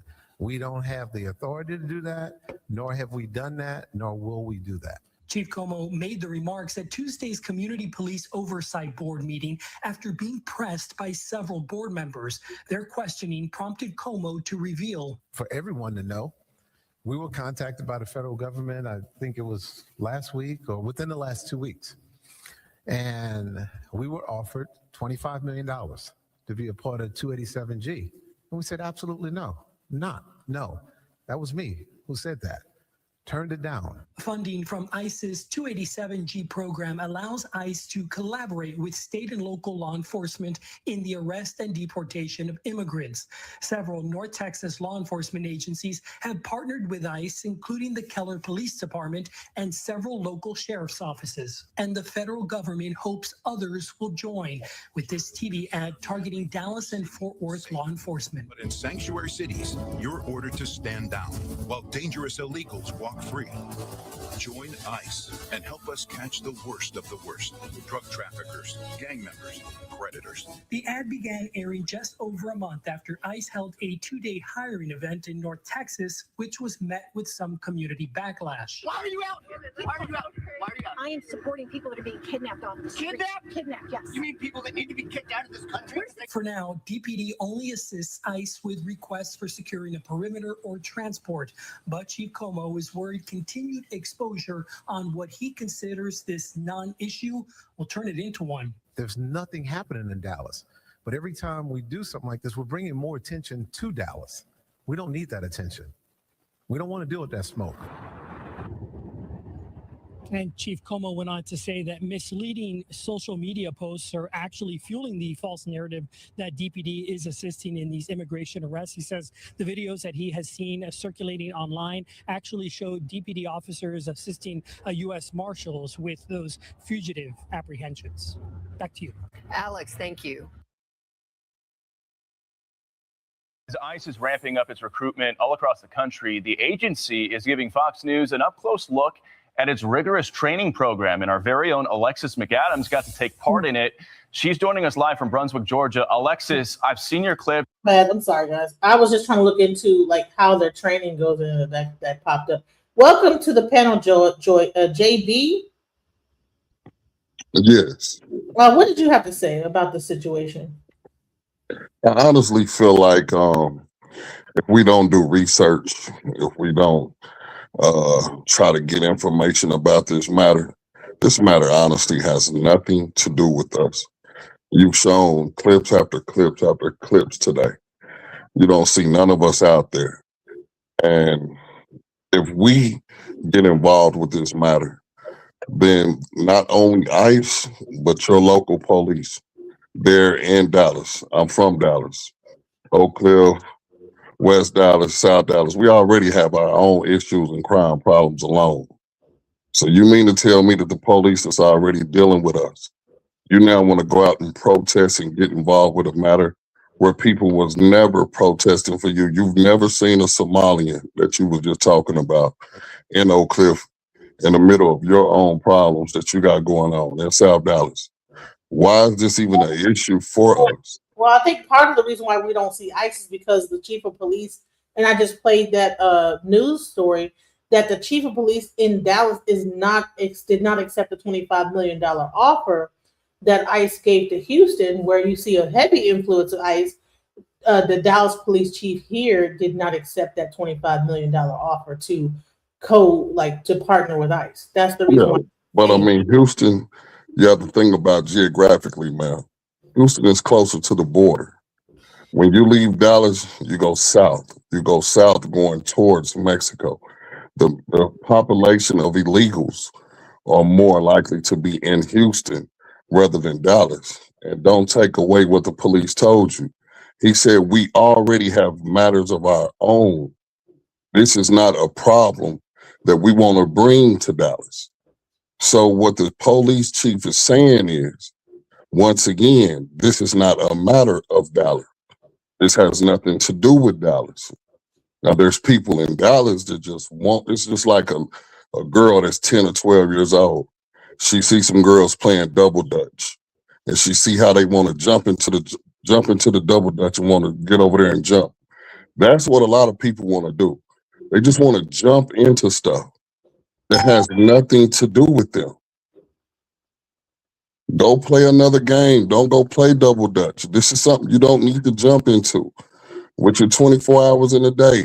Stop looking at CNN, Fox, local news, 8, 11, 4. Use your 24 hours doing something else. This has nothing to do with you. Nothing. But you do see that the ICE is actually arresting American citizens, and they are. So it's not just a matter of them just only arresting illegals now. The whole thing is that you could be on your way home and trying to get into your driveway, and there could be something going on, and then you get arrested by ICE. Yeah, but ICE is arresting people where they're working.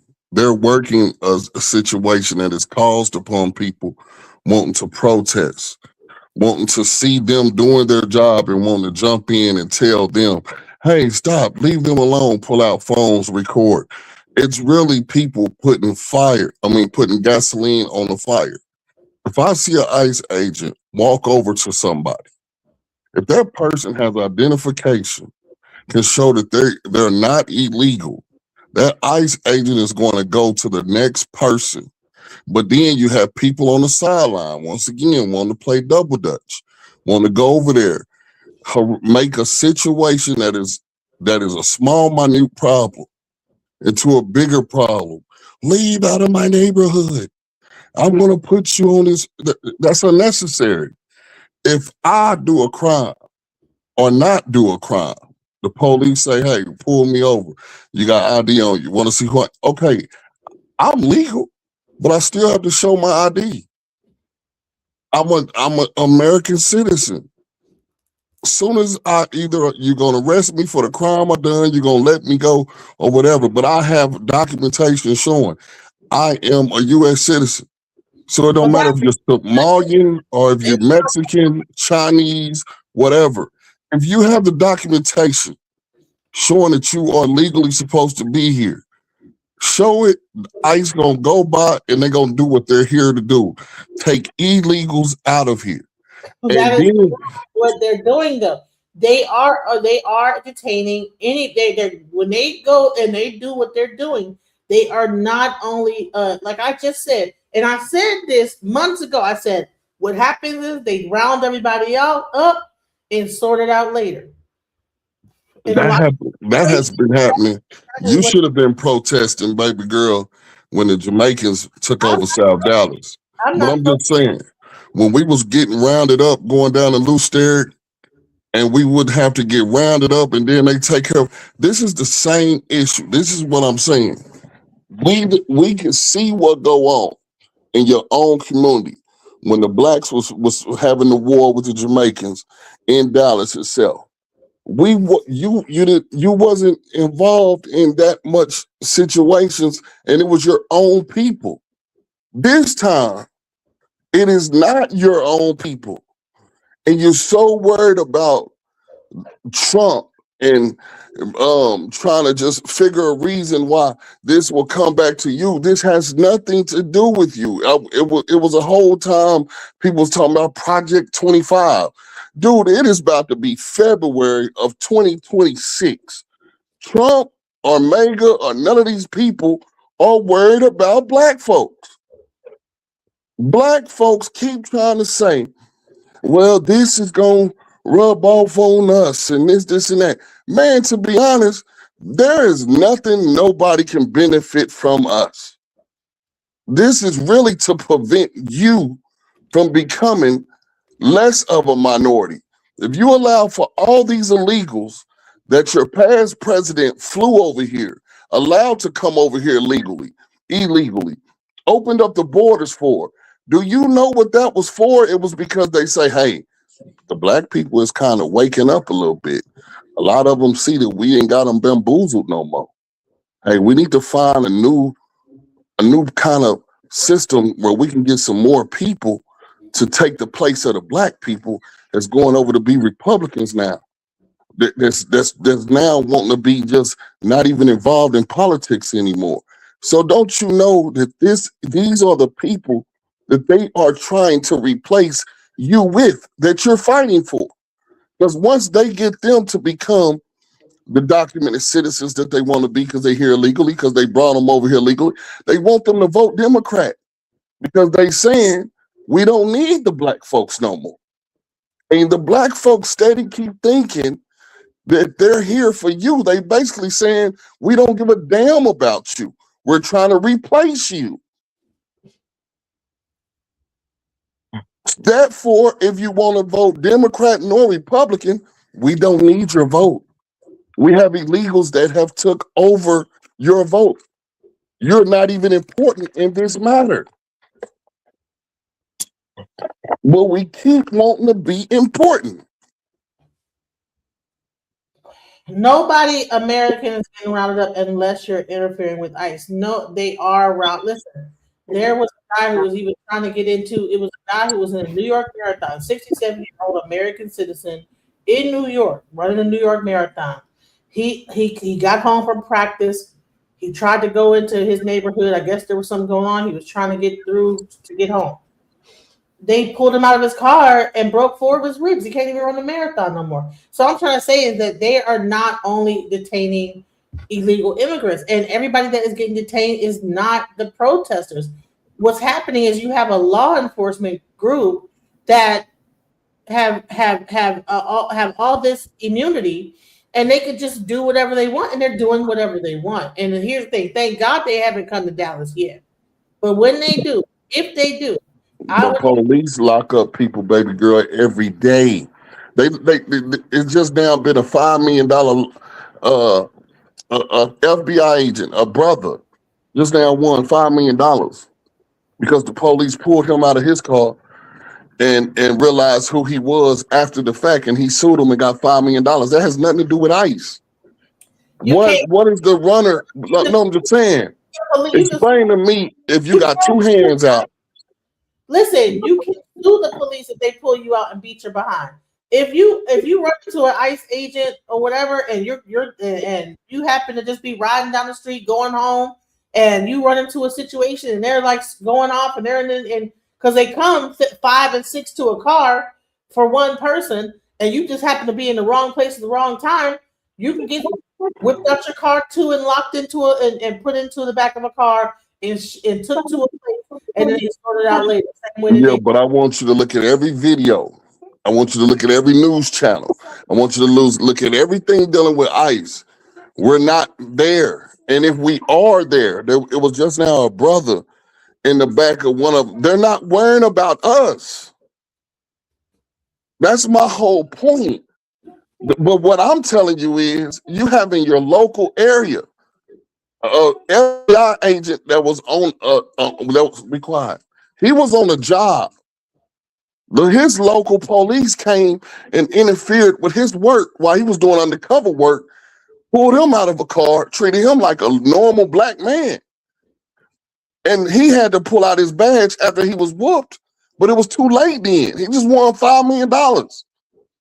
He's more important of an issue of your time than this marathon runner that is in a community filled with people that ICE is in the community of uncolored black people. No, New York is not like that, dude. There people are all over. What I'm saying is in New York, they're not in the black area. They're not dealing with black people.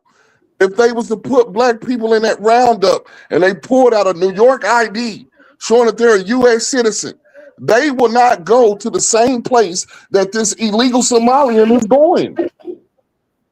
They're going to release the black man back to the black community where he's already in a problem community. So yes, he got locked up for a little while dealing with ICE, but he's not nowhere going where these illegal people are going because he has U.S. citizenship and documentation showing that I'm a black man that is a New Yorker.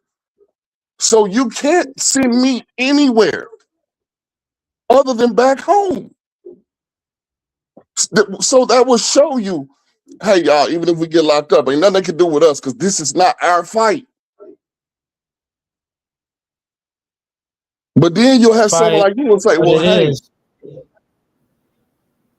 We need to get rid of these legal immigrants. We do. Because, hold on, this is my last point.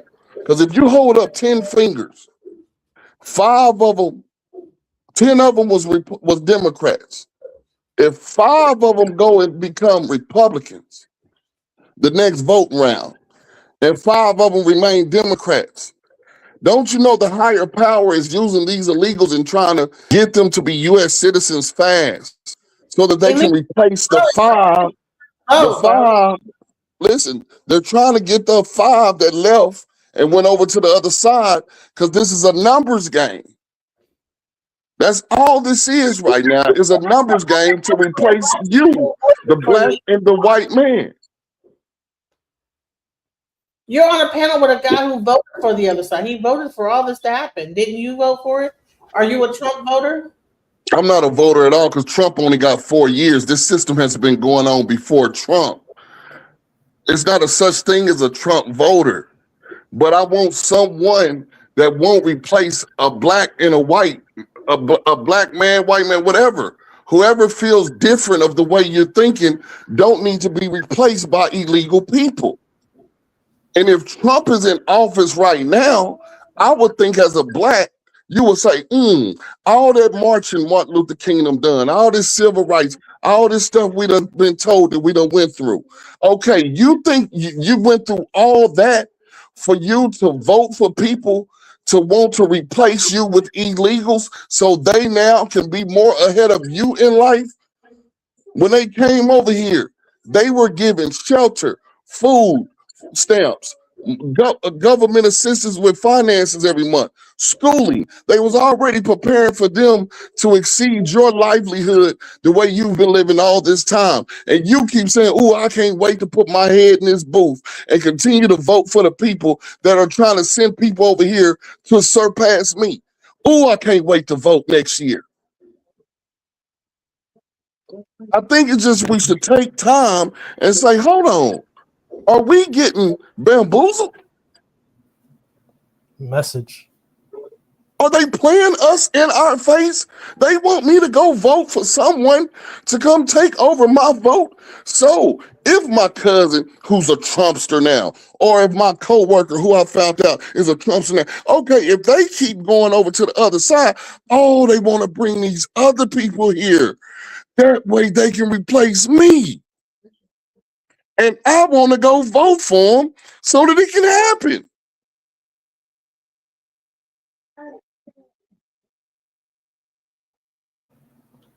I'd like to add on to what the brother was just saying. Go ahead. You know, there's something going on in 2026. It's January 16th, 2026, so I've been told. 14 days from now, the Democrats are getting ready to stage another government shutdown. They haven't come to the table to negotiate yet. That money from November 2025 is drying up. You know, Americans, proud Americans, we have to quit allowing the media blowing smoke up our asses. We hear these stories. These people are getting paid. There's a lot of crisis actors out here and crisis actresses. Ma'am Donnie, he's ready to contribute to the moral famine of New York City. Sharia law. Look at Texas. You have one imam mayor there. Then you're going to have 5 more. Get it together, Americans. Get it together. All this not nice stuff. And if you're stopped by one of these ICE agents, if you happen to be, it's not that you're just a U.S. citizen. I'm a proud American. Then you show her your credentials. My ancestors fought for this country and died for this country on heritage. I'm pretty sure they'll step off. Okay, I like that. We need you to come work with us. The little kids, they about to start seeing the caravans of ICE trucks. I want to be ICE when I grow up too, Dad. That's the patriotism that's boiling. Are you kidding me? The red wave is coming. Get down or stay down. That's what it is.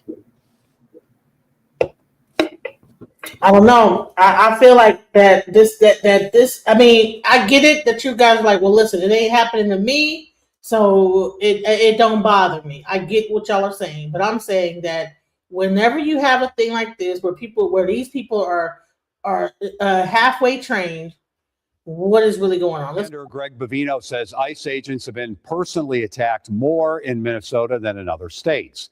He blames protesters and Minnesota politicians. If we look at violence and what some of these agitators and rioters are thinking, it's not a smart idea to ram a federal agent once, much less multiple times. Don't do that. Do not put yourself in that situation. I have to say that Mayor Frey and Governor Walz, that heated rhetoric causes that Commander Bovino says the rioters are not deterring ICE agents from making arrests. He says, if anything, it makes the Trump administration more determined to follow through with their policies. Bovino also told WCCO that U.S. citizens do not need to be concerned about ICE agents in Minnesota. But as Connor White reports, many Americans are afraid as ICE agents demand papers and at times put American citizens in handcuffs. I'm a U.S. citizen. Rogelio Jimenez had his dashboard camera rolling when masked ICE agents unexpectedly stopped his vehicle. I'm a U.S. citizen. If you are, so prove it. A bystander starts recording as ICE agents pull him out of the car and force him onto the ground in Brooklyn Park on Saturday. Jimenez starts recording on his own phone, apparently taken by an ICE agent, and continues to plead his case. Do you have an ID? I'm a U.S. citizen. Was there ever a moment where you were concerned for your life? Yes, I was really concerned because once they surrounded my car, they did point guns at me.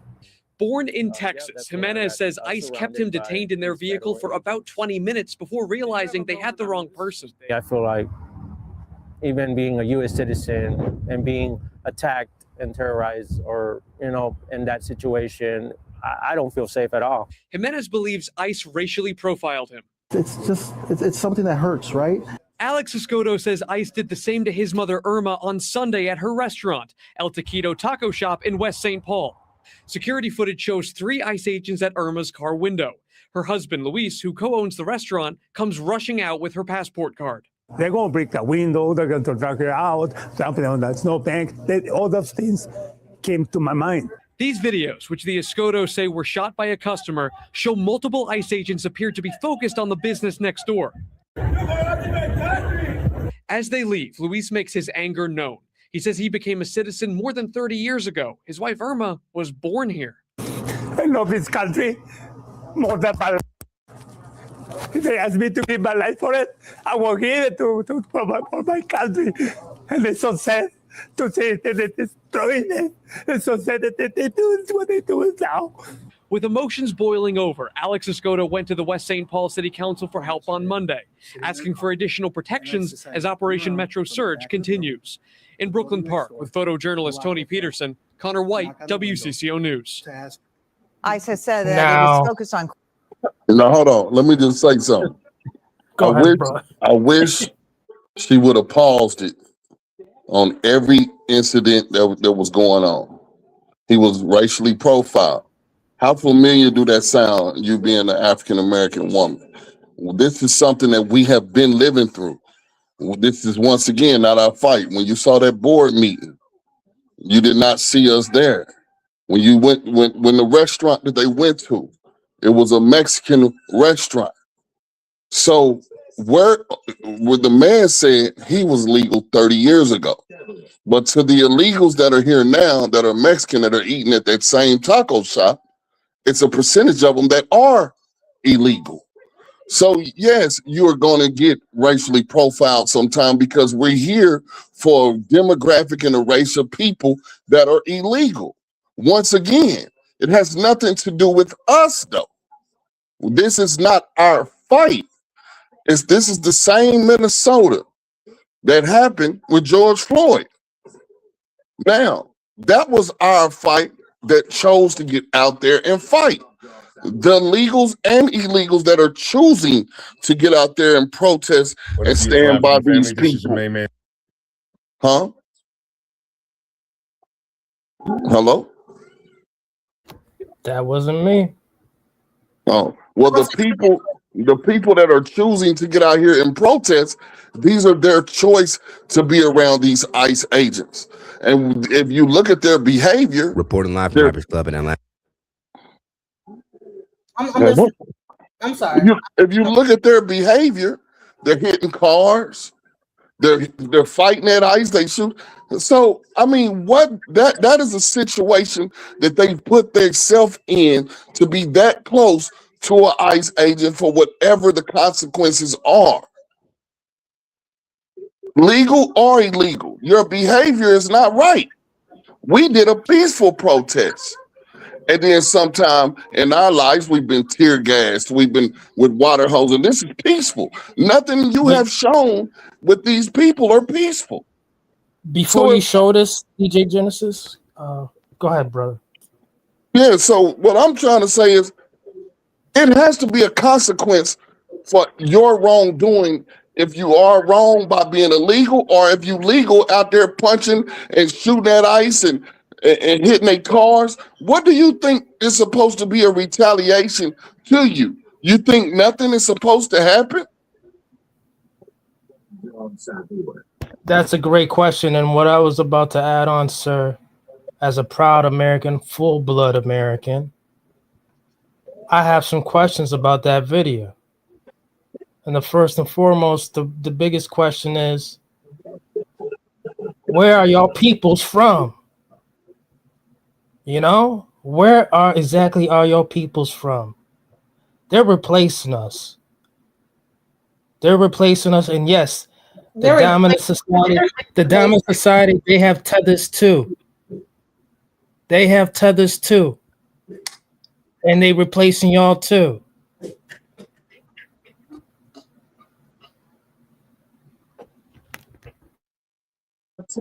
My main thing is the only way people can get out of here that has been here illegal, living American life, they have jobs, they have cars.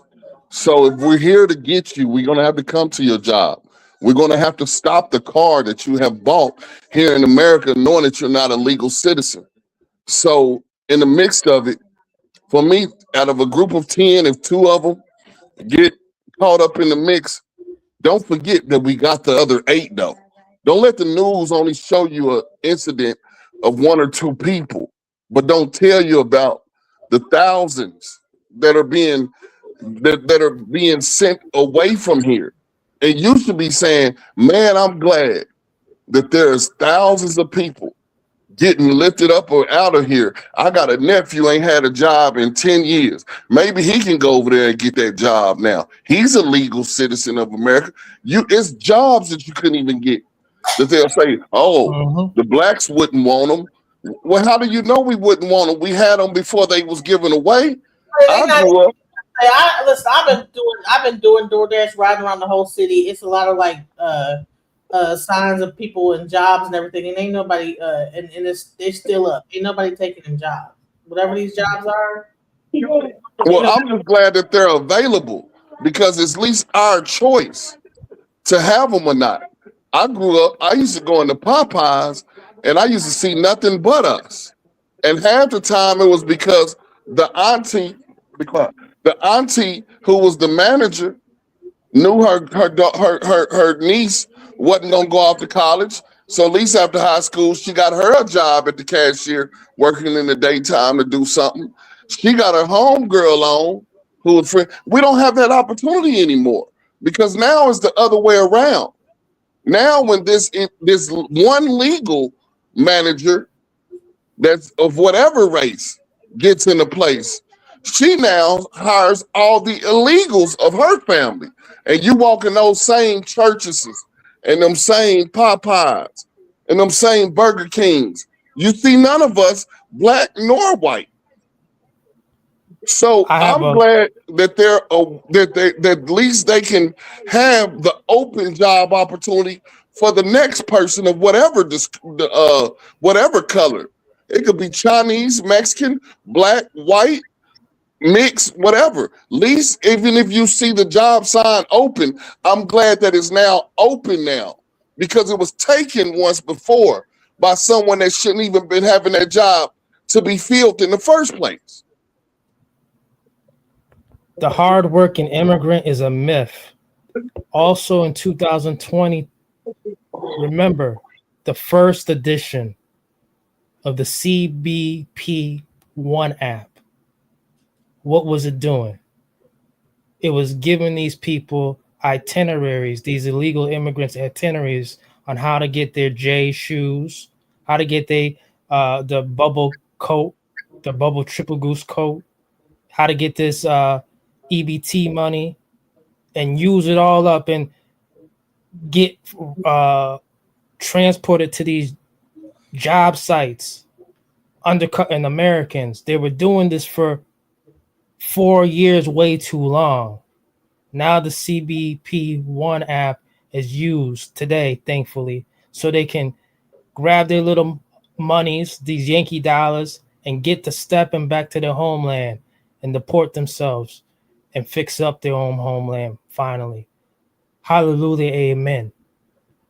But for the hard working, So 24 dead in Minneapolis. That's not a big deal. That you think that we should just no, we shouldn't think that this could eventually hit our. Right now, I think that we're like, oh, it's not hitting us, so it shouldn't matter, right? but how would it hit us? How if we are U.S. citizens? How if we are U.S. citizens, right? And you just now seen, you just played a video. This is what I don't understand. You took your time to play a video to show us that a man was held up for 20 minutes. As soon as they found out he was legal and he wasn't who they were looking for, he was released. What did they do before they detained him for 20 minutes? Did they like bring him out of the car normally? My thing is to answer your question. See, you moving the goalposts. Hold on. You guys are just saying that, oh, okay, he only had to sit in the car 20 minutes. Everybody else either get paid by ICE, get roughed up first. So to me, even the process of detaining, they these people they want to get in on the action. A lot of people want to be able to throw people down, beat them up. People are leaving the situation injured and hurt. Let's play this video. On 5+ News, I'm John ICE and other federal agents are currently in Chicago to fight against crime and immigration on behalf of President Trump's latest push to clean up cities across the country. Now, at the top of September, we reported Trump's threats to send in the National Guard to Chicago, only to be met with pushback from city officials and warnings from some of their residents that gangs in Chicago would not be an easy fight. Now, part of Operation Midway Blitz, ICE and other agents have begun sweeping through Chicago, which has now raised concerns of Black Chicago residents and others on who ICE is targeting. Just 2 nights ago, close to 300 armed agents would raid an apartment complex in a Black neighborhood at 2 a.m. According to reports, the raid was expected to. So even though this is old news, my thing is ICE is doing this. It's not just the National Guard doing this. This was ICE raiding. So and how does ICE focus on potential Venezuelan immigrants and gang members, but would end up disrupting the lives of Black residents and children during the night? Shows the chaotic scene overnight. Neighbors tell us there were dozens of ICE agents. One of the Black American residents whose door was kicked in and was detained would share what he experienced, sharing that he was put into a van with others after assuming agents had the wrong home. While speaking to local outlet Block Hub Chicago, the man would go on to reveal, "They didn't tell me why I was being detained." Another Black Chicago resident who was also detained will go on to tell local news about the moment she was grabbed by ICE. It was scary because I've never had a gun put in my face. They asked my name and my date of birth and asked me, did I have any warrants? And I told them no. She said she was then handcuffed and released around 3 a.m.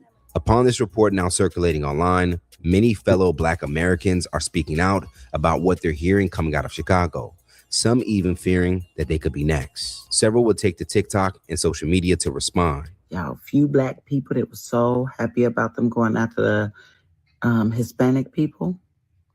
I told y'all when this first started, we were next. So I made a video a few months That back, Democrat and all in my rhetoric comments, out. people were telling me this ain't got nothing to do with African American people. This ain't got nothing to do with Black people. They only rounding up the Mexicans, so on and so forth. And I kept saying, this is going to roll over into our communities. This is going to affect us in some way, shape, or form. Like, stop being so naive to make it seem like they're just targeting one group of people, because that's not the case. And then Can you pause it right quick? Yeah, they thank you. detain. And I'm gonna pause it. I'm gonna play. Yeah, but I want you to realize Right, that those were ICE and marshal agents, because everyone knows in Chicago that we don't need this right here. Everybody know it was the Black and Venezuelan gang war going on. You got to realize who they got out of that neighborhood during that time. So if you have a blacks against Venezuelan gang war going on, and then the Venezuelans was trying to bring drugs into Chicago. So we have to get who the blacks are fighting against out of here, but who brought them here was the Democratic Party. They placed them in a whole middle school in Chicago that they closed down for blacks that lives in Chicago. So in the mix of the rhetoric, yes, they knocked on some doors, but once again, the blacks that were apprehended, they were released to be able to sit up and tell you in front of this camera what you're showing right now. But the Venezuelans, they're not. They're gone. And they want Chicago to continue to be a high crime area for black on black crime because the mayors, the city, they get paid off of the crime that's being done in Chicago. So they don't want no change. And they did want them to continue to leave. And that's what happened. ICE left. This is old. But don't always press play, but you don't realize when you press and play, there was a black and Venezuelan gang war going on. Now that the Venezuelans are gone, it's just black on black crime. You ever heard of O Block and all that? That's what's going on in Chicago right now. It's just black on black. The Venezuelans are gone. Now the blacks are selling all the dope because there is no more Venezuelan gangs to come in here and try to be a turf war. Just like in Dallas when the Jamaicans was fighting the blacks in the late 90s, late 80s, early 90s. This is the same thing repeated. But today, don't nobody care nothing about no black folks in Chicago. You hitting play about something that's already been resolved. I'd like to add on. They didn't ask for this. Yeah. Can you so your kids were in the back of this car? My kids was in the back. My wife was in the front seat. I was pulling off. Mm-hmm. Yeah. Look. And your windows were down? No, my windows weren't even down. That window was down. Right. But I was doing something. I rolled my window down. But look. So how did the ICE agents get mace into your car? It was the officer that's standing right here that threw it. He threw the mace? Yes, he threw the mace. And I don't know if it came from the bottom, came through the vents, but my car just filled up like it caught on fire. And your kids? My kids can't breathe. They're at the hospital. Your kids are in hospital, and how old are they? 11, 7, 2 4-year-olds, a 2-year-old, and a 6-month-year-old. What do you make of ICE? I don't like them. I don't even participate with them. Mm-hmm. And it's like, just show how they don't care. Mm-hmm. Someone else has been shot in this innocent neighborhood people, tonight. Innocent people, innocent kids. Mm-hmm. Like, to the point, it's like it's getting unsafe. Will your kids be okay? I don't know. My 6-month-year-old couldn't breathe. He got rushed to the hospital by the ambulance. That must be utterly terrifying for you. Yes. He got rushed to the hospital by the ambulance. Did you tell the officers what they've done? Yeah, I was arguing with the officer to call the ambulance for 5 minutes. He wouldn't call the ambulance for you? No, he told me to call them back and get them on the line. Could he see that you had your baby? Yeah, he knew that they was in the car. He told another protester to stop talking and let him talk. Mm-hmm. He knew that they was in the car. Mm-hmm. He didn't even try to help. You must be furious. Yes, I'm mad as hell. Now it's going to be hell on wheels. They definitely going to have to pay for it. Mm-hmm. Mm-hmm. Mm-hmm. He an innocent child. All my kids are innocent. They didn't ask for this. Yeah. Okay, thank you so much, sir. It's the same thing that happened. Could you pause it, please? See how they just. Same thing that happened. He trying to pull up. See how they just. Go ahead.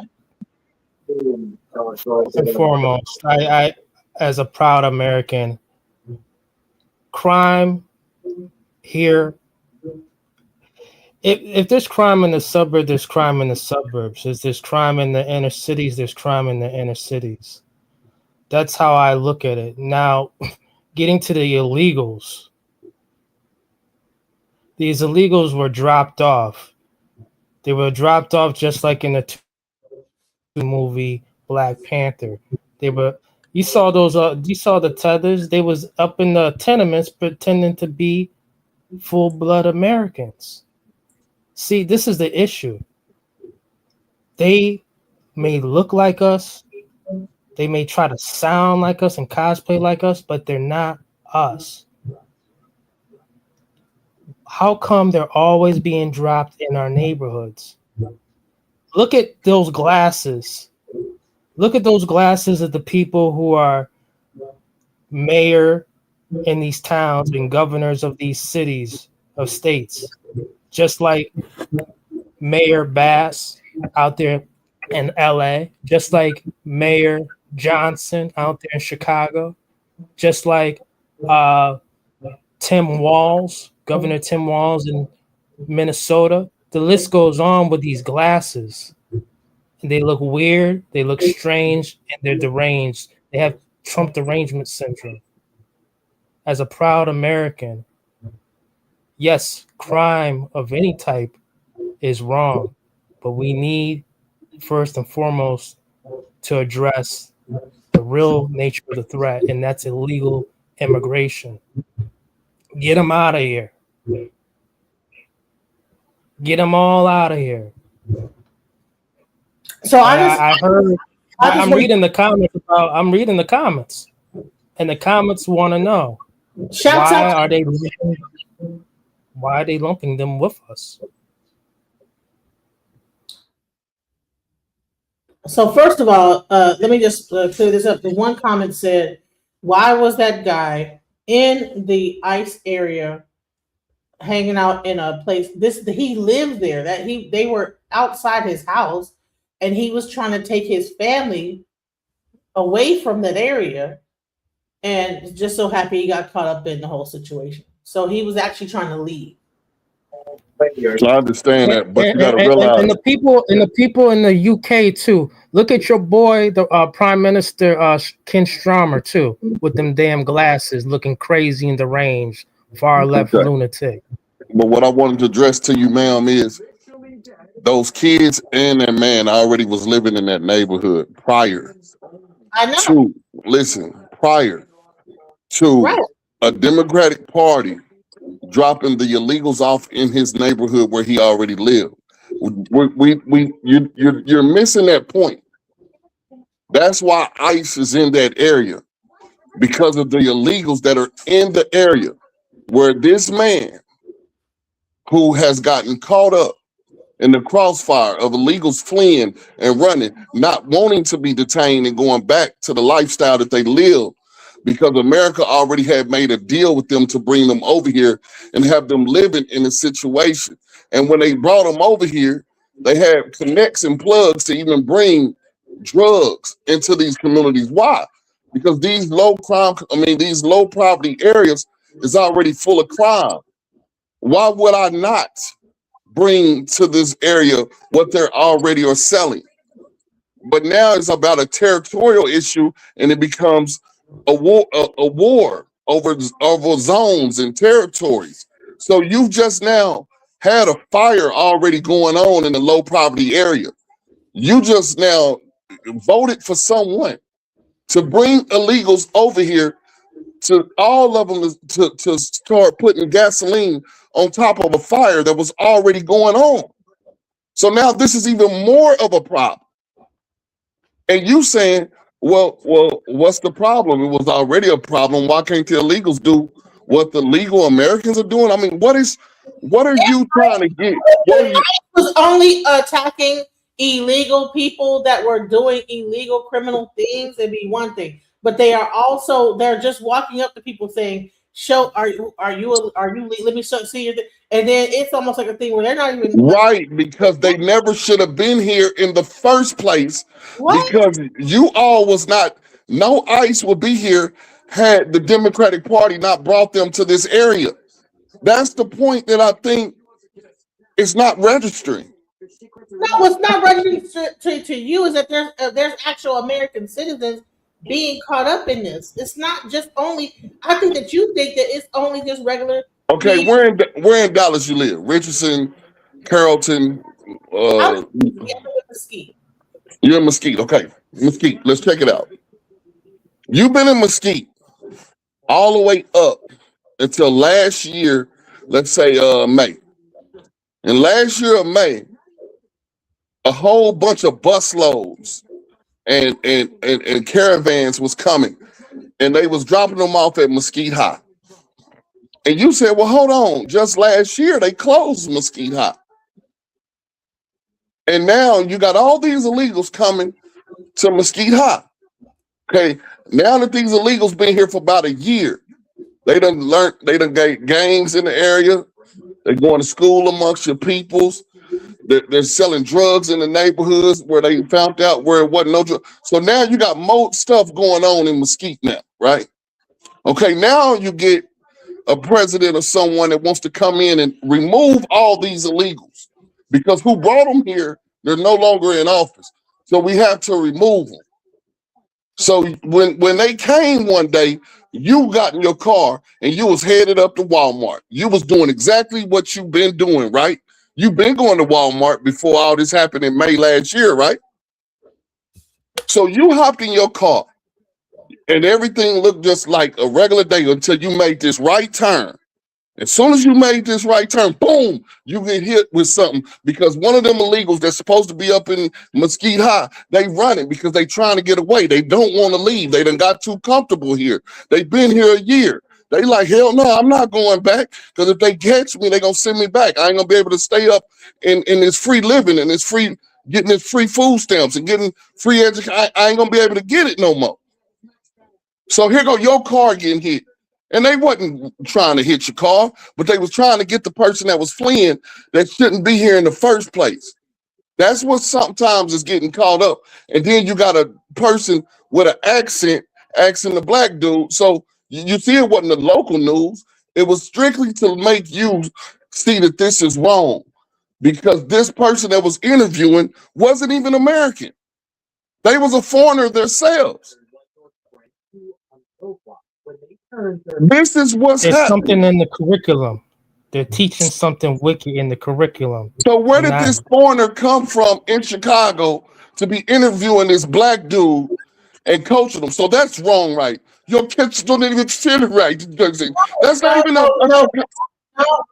What happened is that when the whole thing went down, media is there too. By the way, whenever anything like this is happening, the media rushes to that area. So when they found out this young black man, his son, he's trying to leave the area, gets flash bombed by ICE. I understand that point. We just watched it. But I'm back on you in Mesquite. The problem shouldn't be ICE and the person that's running. You should be like, who sent the people to Mesquite High School to sit up here and be here and they knew they was illegal? And then you should ask yourself, what was even the point of bringing up all these millions of people over here that was illegal? Well, I thought this was something to do with the wall in Mexico. Why are you bringing people from Venezuela, Nigeria, from Honduras? I mean, you bringing people from all over the world here. So why are you bringing all these people to a Mesquite High School that was closed a year ago? And then when they're time to be removed, you can't get mad at the consequences that happen when it's time for them to go because they shouldn't have been there in the first place.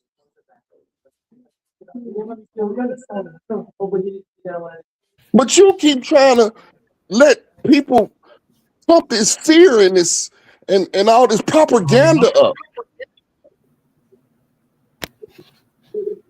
You know, it's coming down to a time, brother, where this curriculum that they're teaching to our babies, American babies in these schools, they're teaching that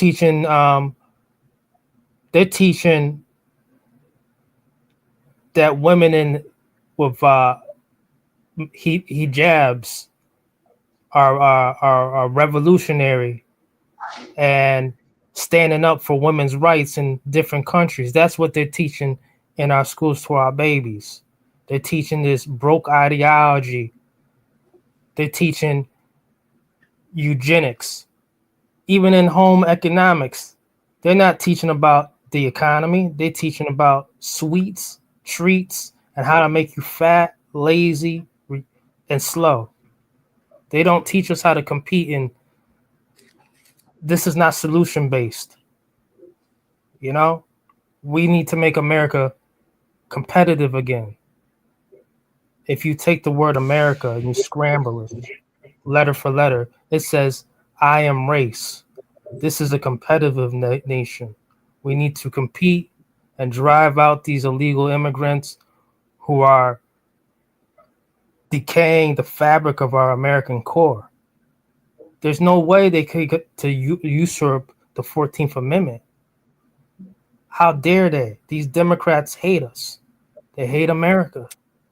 And it's time to put, if you have a yard, it's time to put American flag out there in your yard. Democrat versus Republican.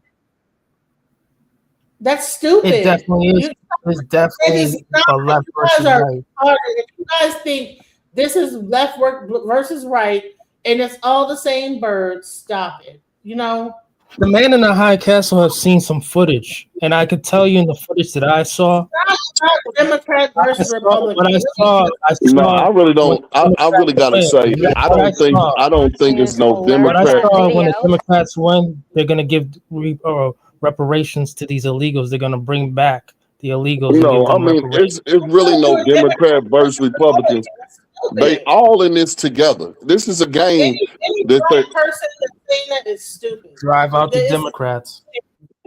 No, I mean, to be honest, bro, you got right now, if you go into the House of Rep, if you go in when they're voting, you got some Democratic women that are married to a Republican man. So all this party stuff and Democrat report and Republican, that's for us to be divided. And we're the fools that play for it.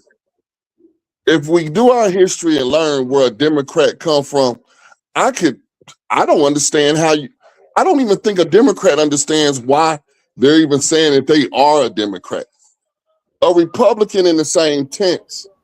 Their principles don't stand for why the Republican Party was even created. So both of them are a bunch of BS because they both work together for your downfall. Nothing is created because if on that Monday you was a Republican or a Democrat and the president on Tuesday becomes the opposite of what you voted for, you still live in the same apartment or house, same neighborhood, work at the same job. You do the same 365 days in the same area you were in, regardless if your party won or lost, year after year, every 4 years. And it's just you sitting up here playing a game that don't even belongs to you. And if you're African American, it's sad to say, this game I'm a full-blood American. I'm proud of it. What's wrong with being American? No. Just listen. It's not that. What I'm saying is, they were sitting at a table and they created this whole system when we weren't even legalized to become able to vote. Then they sat at a table and said, okay, if we're going to let them vote, we're going to let the men vote first. What they do is they play numbers, man. It's a number game. And it's a number game. 2026, we're getting rid of these illegal immigrants. Common sense is back. The golden age is here. Deal with it. Yeah, but it's still a number game. You remember when the people used to come to your house and wanted to know how many people was living in there, the census and all this? All this plays a part together. It's a number game. DJT is the man who writes the checks. We go. Okay, check checks this out. Is coming. Name how many presidents there was when black people were still slaves. No, just check it. Think about you know that the DNC party is the KKK party of old. They just rebranded their stuff. They still I KKK. I just now said yes. I'm not even trying to waste a lot of time on that. I just said to you who created the Democratic Party. But what I'm trying to tell you is, so I'm dealing right now. Hold on. Someone makes a good point in the comments. Morons. If it was really effing about deporting immigrants, they would be in Texas, Florida, not Minnesota, where there are hardly or any. No, baby girl, don't let that fool you. those people sent those people to those areas. That's what I'm telling you. That's All a these Hindu people. chat bot. Right there. That's not a real American. That's a chat bot from Hindustan. No, but what I'm trying to say to you, darling, you know those peoples was bused to those areas. The governor, wheelchair man, he made sure they wasn't gonna stay in Texas. You remember when they started going to New York? They came here first from other areas and was bust. That's why I say all this stuff was sponsored, man, by the government. Who paid for the fuel? The bus drivers, the people that came here on planes. And who paid to open up the schools that were closed? Because when you lived there, they didn't even want the kids to have an education. They closed the school down. Who decided to talk to the city council to open up the school, to put beds in it, to put cots in it, to make sure it was clean, filtered, running water in it, to make sure that the checks come to this place every month, to make sure the food stamps are delivered here, to make sure that there's a place where they could be bused from this place to the place to fill out for food stamps. This is all The issue is they're orchestrated. crying because Kamala didn't win. This is Boo-hoo. all orchestrated stuff.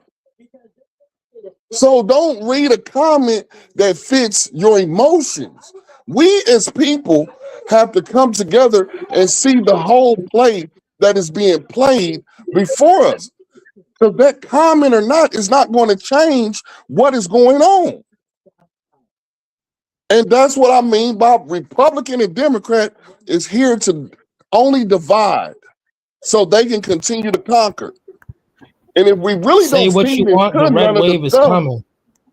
if you don't feed into none of the stuff that don't involve you, that's just like right now, if I come over to your house, you got your thermostat set on the temperature that you like, you got your TV playing on whatever television station you like. What if I do come over and knock on your door and come in, and the first thing I do is grab your remote, change your TV channel, sit up here and change the temperature on your house? That's like us being slaves. Don't you know before we come and be free, they're already gonna say, hold on, we're not just about to let them come in our house and make so many changes. We're gonna dictate how this change is gonna work. We're gonna dictate how many votes we're gonna allow for them to have in the system that we created. We created this system. Everything that you know of, from Congress to legislations, to anything that you can sit up and say they created it. So you're not going to come into these people's house and make no damn changes because they built it without you. And until you understand that, they always are going to win. A reject Ramaswamy, a ramen noodle, can never tell me how to feel as American. A Byron Sambo Donalds can never tell me how to feel as American. Get them out of here. They just came here. And the ICE agent involved in this week's shooting in Minnesota shows the threat the officer was facing. It all began with a controversial shooting in Minneapolis during an immigration enforcement operation. An ICE agent fired his weapon after a confrontation involving a vehicle, resulting in the death of a 37-year-old woman. Vice President J.D. Vance reacted to this new video on X, saying, "Many of you have been told this law enforcement officer wasn't hit by a car, wasn't being harassed, and murdered an innocent woman. The reality is that his life was endangered and he fired in self-defense." Federal authorities stated the agent acted in self-defense, while the incident immediately sparked public scrutiny and protests. Remember, why are we in that city right now? Because we're a sanctuary city that purposely releases public safety threats back into the public. I just mentioned about all these cases that child sex trafficking, child sodomy, child rape, that they release back into the community. These are people we have to go look for. That single shot did not end the operation. It triggered a far broader federal investigation that would uncover a large criminal network, multi-state raids, and corruption reaching into city government. Let me show you. 3:12 a.m., South Minneapolis. While the city slept, unmarked federal vehicles cut their lights and rolled into position around a 14-story hotel near the interstate. In seconds, exits were locked down. Elevators were frozen between floors. Stairwells were taken by armed teams moving fast and low. Doors were breached without warning. Flashlights cut through dark hallways as agents shouted commands. Occupants were forced to the ground, hands visible, rooms cleared one by one. The operation moved upward, floor by floor, leaving no blind spots behind. In less than 45 minutes, IC, DHS, and DEA detained 236 illegal immigrants, nearly 180 of them Somali nationals. Luggage was pulled apart. False identities collapsed. Agents recovered 127 forged passports, stacks of prepaid phones, and envelopes of cash hidden in ceiling panels. Then the operation took a darker turn. Search teams uncovered 39 firearms, including loaded pistols and assault-style rifles. In maintenance rooms and locked suitcases, they seized cocaine and fentanyl packaged for distribution, not personal use. Cash totals climbed past $4 million. What began as an immigration sweep escalated within minutes. The weapons, drugs, and cash revealed the hotel was an armed distribution hub, not a shelter. In that instant, agents realized the city was facing a major criminal threat, not an immigration case. If you believe this hotel raid exposed more than just immigration violations, tap like right now and comment investigate if you think this was only the beginning. By dawn, the hotel raid had already begun to speak. Phones seized from the rooms kept vibrating. Missed calls, encrypted messages, delivery schedules frozen mid-sentence. DEA analysts worked through the night, correlating numbers, locations, and names pulled from burner devices and falsified travel documents. What first appeared to be scattered trafficking activity started to align into a single structure. At the center were two names that did not fit the pattern of street crime. Khalif Nur Elmi, 45 years old, a Somali-born judge with a spotless public record. Hoden Ilays Nur, 42, a licensed attorney practicing immigration and criminal law in Minneapolis. On paper, they were pillars of the community. In reality, investigators believed they were the architects. According to evidence recovered from the hotel and linked storage locations, the couple had spent nearly a decade building a covert pipeline. Somali migrants were smuggled into the United States, provided false identities, and absorbed into the network as drivers, stash house guards, and couriers. Loyalty was enforced through debt, threats, and family pressure abroad. Their positions gave them protection. Court access delayed warrants. Legal filings stalled investigations. Bribes moved quietly. Border officers, local police, even senior law enforcement figures were suspected of being compromised. Drugs flowed north from Mexico and Colombia, then spread outward from Minneapolis across state lines. FBI linked the network to at least 24 gang-related deaths across Minneapolis, violent incidents previously treated as isolated crimes before the organization was exposed. Investigators later confirmed the corruption extended beyond law enforcement. Court filings revealed direct links to the Somali-born mayor of Minneapolis, who allegedly provided political cover, delayed enforcement responses, and benefited financially. His guilty plea would later confirm that the network's protection reached the highest levels of city government. As the picture sharpened, surveillance teams picked up movement. 8:21 a.m., Minneapolis-St. Paul International Airport. Khalif and Hodan arrived separately, carrying minimal luggage, newly issued passports, one-way international tickets, no public statements, no lawyers present. To federal agents, it was unmistakable. They were running. ICE and FBI units closed the terminal in sections, tracking the pair through cameras and facial recognition. At 8:27 a.m., before boarding could begin, agents converged. The arrest lasted 22 seconds. No resistance, no speeches, just cuffs snapping shut in the middle of the departure hall. With their detention, the network lost its shield. Within hours, prosecutors approved expanded warrants. Financial trails were unlocked. Names buried for years surfaced at once. What began as an immigration operation had now fully transformed into a national narcotics conspiracy. And Minneapolis was only the starting point. Comment yes if you believe this network survived because of protection from inside the system. And hit like if you want to see every name exposed. 4 a.m., 6 states, 1 clock. At exactly the same moment, federal warrants went live across Minnesota, Wisconsin, Illinois, Iowa, Missouri, and Michigan. More than 1,200 federal agents surged into position. FBI command centers coordinated real-time feeds as ICE, DEA, and DHS teams moved as a single force. Roads were sealed. Power grids were monitored. The operation unfolded with military precision. The first breach erupted in northern Minnesota. A reinforced door was blown inward. Armed lookouts attempted to scatter, but flashbangs detonated, collapsing resistance in seconds. Gunfire followed. Short, violent exchanges inside tight hallways. 2 suspects were shot while resisting arrest. One federal agent took a round to the shoulder and was pulled back under cover as the team advanced. 4:18 a.m., Milwaukee outskirts. A converted auto shop became a battlefield. A suspect opened fire from an elevated platform. Agents returned fire, neutralizing the threat. Inside, pallets of drugs were stacked shoulder high. Cocaine bricks stamped and sealed, fentanyl vacuum packed by the kilogram, ready for immediate transport. 4:37 a.m., South Chicago.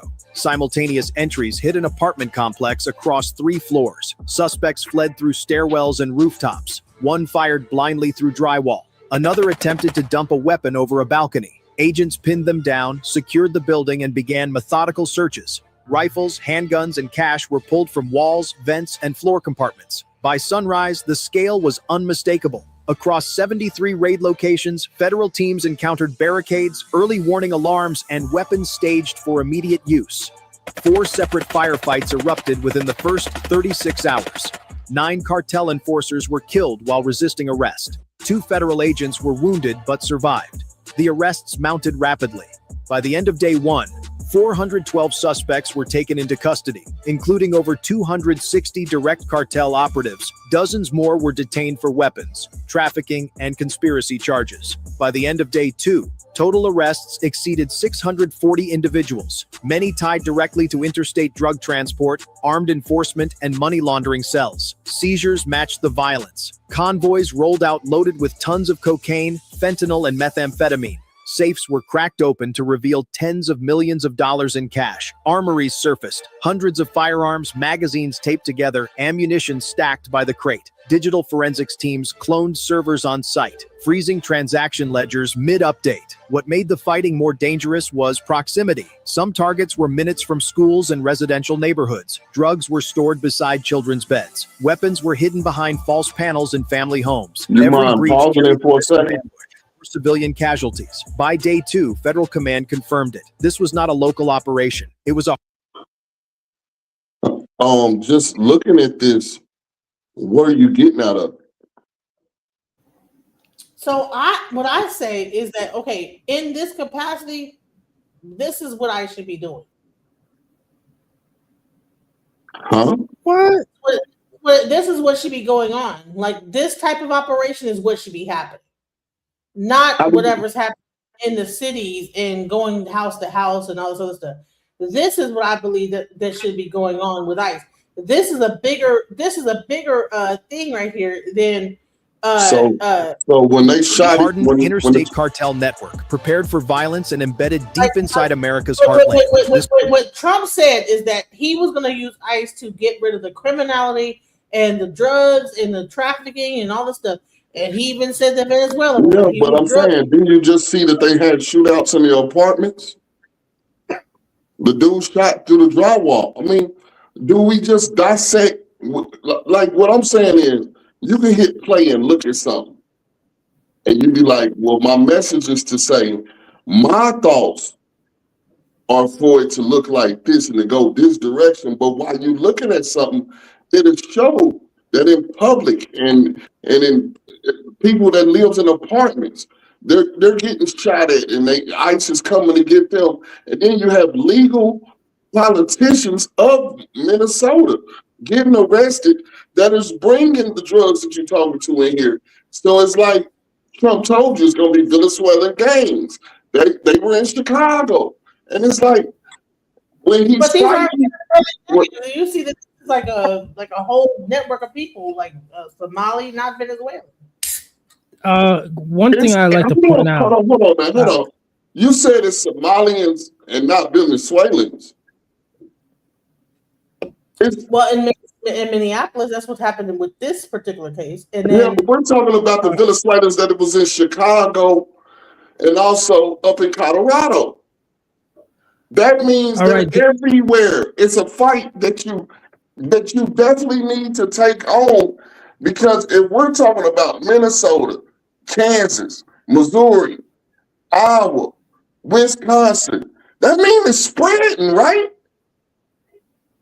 So what do you want it to continue to spread for 4 years? I wanted to focus on the real situation like this. This is the real situation, going into the neighborhood and attacking regular human beings. This was not a sweep. It was a war. Comment justice if you believe. This is The a one real thing I want to situation. point out, No corruption if you believe badges should never. I want to This point is out what this, happened. Go ahead. if I can. First and foremost, proud Americans. Previously, the man in the high castle has said on alchemizing energy that the media is blowing smoke up our asses. Also, this is AI, heavily AI. You should be able to differentiate for certain that this is all a compilation of AI and AI voiceovers. Pay attention to details, Americans who are proud. Also, wait. Also, the names of the characters have been changed. Pay attention, America. All you need to do, Americans, if you want to be entertained by this on a thorough level, watch the seasons of Homeland, the 8 seasons of Homeland. That's what's going on right now in the political arena. You got these crazy left-wing radical politicians who are using laundry washing money schemes with these illegal immigrants. Pay close attention to details, Americans. This is an AI, heavily voiced over, edited channel No, we don't know. No, I'm fear saying monger. that. Fear monger. This is that's an AI channel. No, it's not a fear mongering. It was talking about a operation that went down and all the drugs and everything that got taken and all the things they were able to stop. And that is what I believe was really supposed to happen. But are you not understanding that all these people were doing this while Joe Biden was in office? Don't move. Put your hands in your pocket. No, I'm saying that. I don't pose. Press 1 if you love America. Stuff that's happening now. So instead of them like attacking the people that's really doing stuff, really having these things and getting into real like investigations and like taking down people that's really bringing drugs into the thing, they're just attacking just people. But ma'am, like, oh, to get to the street level, politicians was they were legally allowing for this stuff to happen for 4 years. What has happened to our American suburbs, y'all? see that these are not these. So over here you have all this fentanyl and everything being brought into the country, but instead we're focusing on this type of stuff. How did the fentanyl get here? It was for 4 years. These people were legally able. I mean, you act like right now you putting some in your ears and you're not listening. No, you're not listening because this is the mind virus, y'all. When we talk about the cocaine epidemic, we know that the government was a part of that. Let's stop it, okay? And so here's the thing: all this stuff, I don't believe that people could bring up that amount of drugs into the country without the government somewhat being involved. So, okay. So you say you believe it. All right, let's stick with your belief. Okay. So for 4 years, there was a Democratic president. No, just look. Hold on. Before we get into that, I just showed, okay, where even though it was AI, they talked about a real situation that happened where they were able to recover a bunch of drugs being brought into the country by so-called immigrants. That was a really big network and this, that, the other. All I'm saying is that should be the focus versus what's happening here, when instead of that, now you have ICE agents focused on going into small towns and like just going up to people, oh, show me your papers, this, that, the other. But you have like these huge drug operations going on. You have fentanyl being brought in by China and different other countries. But instead of them focus on that, they're showing us this. This is the thing that they're focused on. Do you not understand it gets to the ground level because the people on the ground level are connected to the people? No one can attack a big drug cartel on the ground. They have to go into they have to hit it. Ma'am, because how do you think stuff gets distributed? It comes in legally through your government. That these ICE agents are going in and getting drug people are not but they're not like just going after regular people in the community that might be regular citizens. That doesn't exist, right? Ma'am, they targeted the two people that were politicians with clean, squeaky records. They were working this shit the whole time for the 4 years Biden was in office and got it to where legally using politician conversations where they would allow for their people to be brought here legally, and they were illegal. And it wasn't until someone else said, we're going to put a stop to this wrongdoing. The person that is getting... Listen, there's entire cartels going on. I just realized there would never...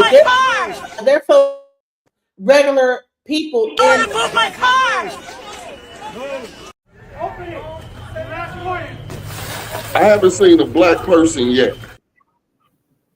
And me and All my kids are innocent. They didn't ask for this. Yeah. Can you so your kids were in the back of this car? My kids was in the back. My wife was in the front seat. I was pulling off. Yeah. Protesters clashed with ICE agents in Minneapolis again today after a man was shot and wounded when he allegedly assaulted federal officers. Minneapolis Mayor Jacob Frey called. Do you have an ID on you, ma'am? I don't need an ID to walk around and... So Trump said it was going to be about drugs and ID? drug cartels coming into America. That was what the whole thing was about. The Venezuelans were bringing drugs in, the Somalians and their drug thing, whoever, all the immigrants bringing in the drugs. But I'm saying is that the ICE are not focused on the drug stuff. They are in regular communities. They're pulling over regular people saying, show me your ID. And this is not exactly what, when do you have Google?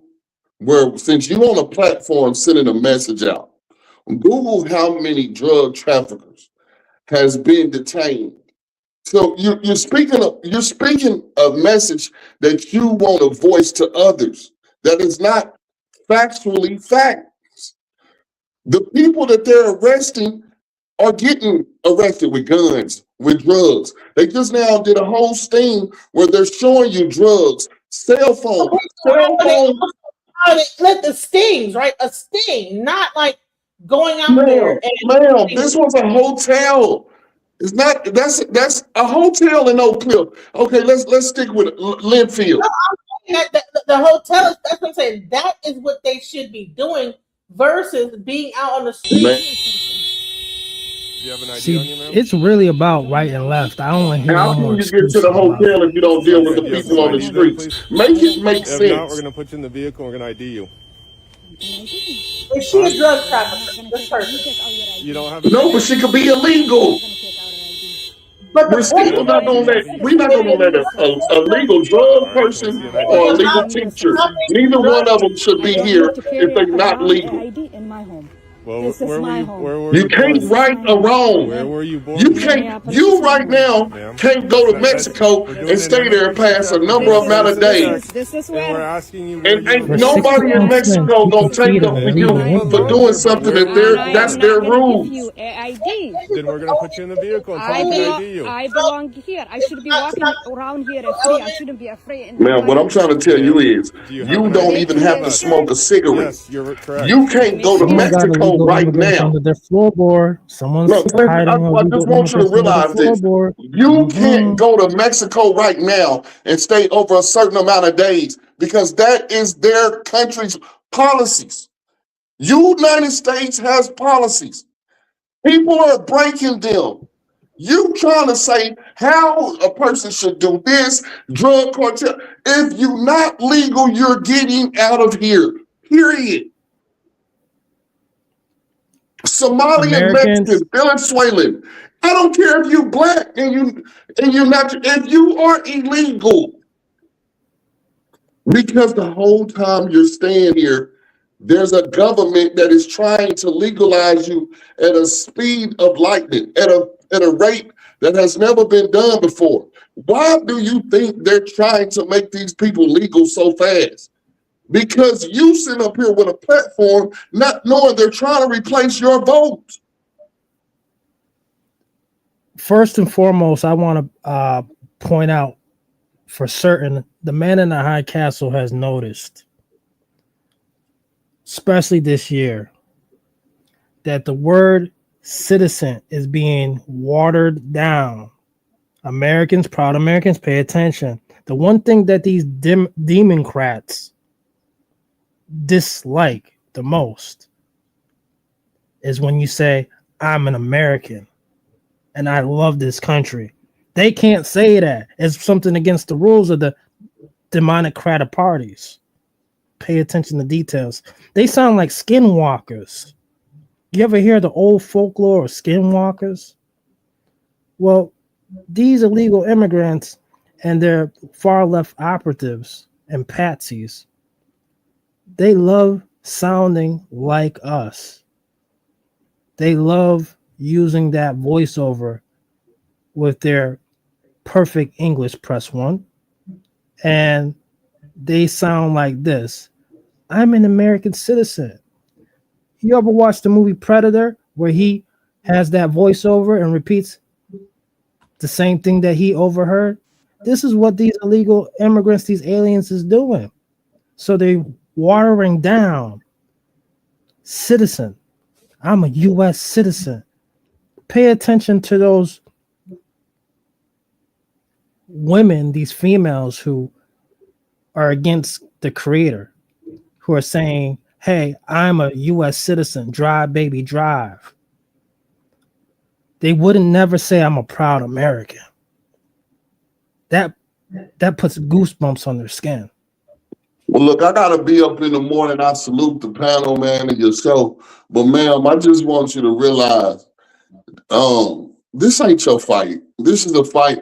I just realized, man, that they have taken the women and men and put them for real in this thing that's called a metaverse.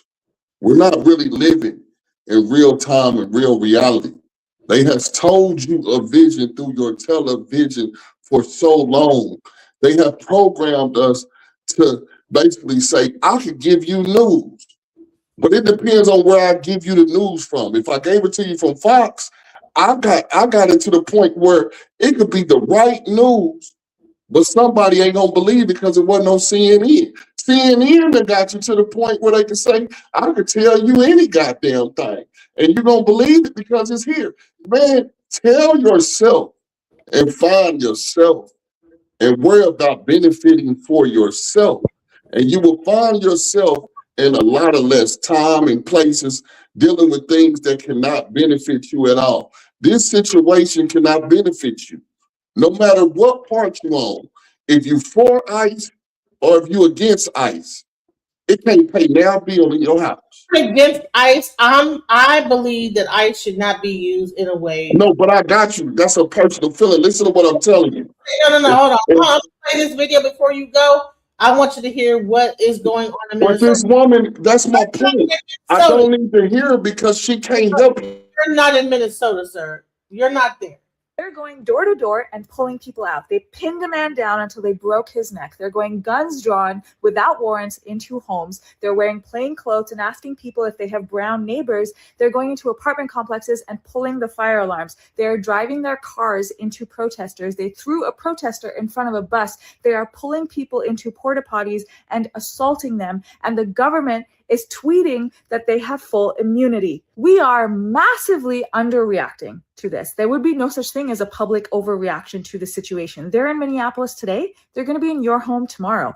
Every one of us should be taking to the streets. Every one of us should be sharing far and wide all the heinous shit that they're doing. Every one of us should be putting ourselves at the forefront of this fight because the America that we knew yesterday is at risk of no longer existing tomorrow. They're going door to door and pulling people out. Sound to me like what Martin Luther King was going through.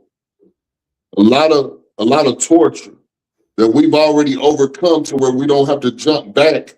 We're going backwards. It's now, if you look biblical wise, it's time for people that are not of God's to go through the rapture and the hell that they put us through, and you're witnessing it. As a queen, me as a king, you need to sit back right now and enjoy what you see. Because God is trying to let you know his word will never go void. He's trying to show you that these people that has put you through hell are now about to go through hell right in front of your face. And they're about to go through the same thing that your ancestors had to go through. And rather than you sit up and enjoy it and see. Yeah, I don't enjoy it. That's a different. Yeah, but didn't nobody get out there when we were getting water hosed? When Black Wall Street got torn down? There were plenty of other people. No, but what I'm just saying is, you listen to the word of God. This is all biblical.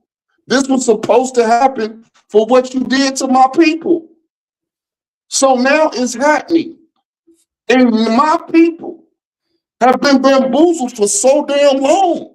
I don't think it's right. I don't think it's right that anybody. It was not right, but it was to the point where right now, none of this stuff is doing anything to his people. This is not our fight. I have one question for the panel and for the live chat.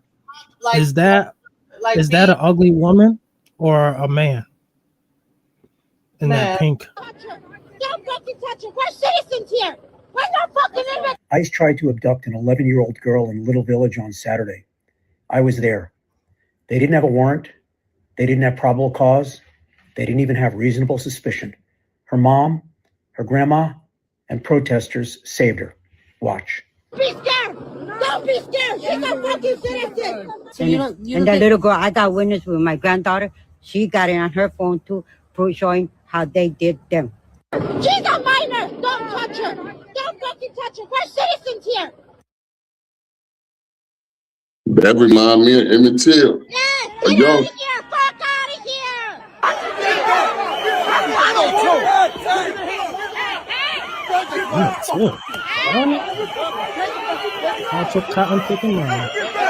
The girl's grandmother said that her granddaughter had recorded what happened on her phone, an 11-year-old, recording ICE's violent tactics with her phone. Keep your batteries charged up. We all need to be ready. She's a minor. Don't touch her. Don't fucking. So it's not. So here's the thing: is that even though it's only white people or whatever, if they're willing to do that to only white, we don't think that we're gonna. There's no. We just don't. It ain't just hitting here yet. And I just had Uda on Go talking about how you could be walking down the street and it could go down like that. You know what I'm saying?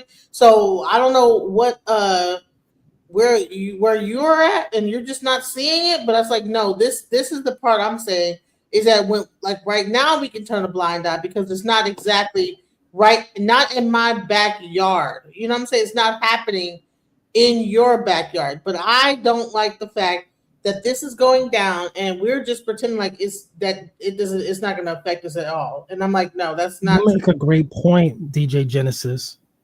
You said this. You said this can happen to who again? It could happen. Listen, Uda on Go is in New York. Okay, he's saying people are just walking down the street and wild stuff is going down. So it's not just a matter of I'm black and it's not going to happen to me. It's like, no, it can happen to you. I don't know why we think that we're immune to it because we are not engaging in it. You could be outside your house in New York, going to the store, and if ICE comes up to you, it could get very violent. Next thing you know, you're being detained, thrown to the ground. But why are we not in none of those videos? You've been on here. I've been on here for almost 3 hours, and then you just showed.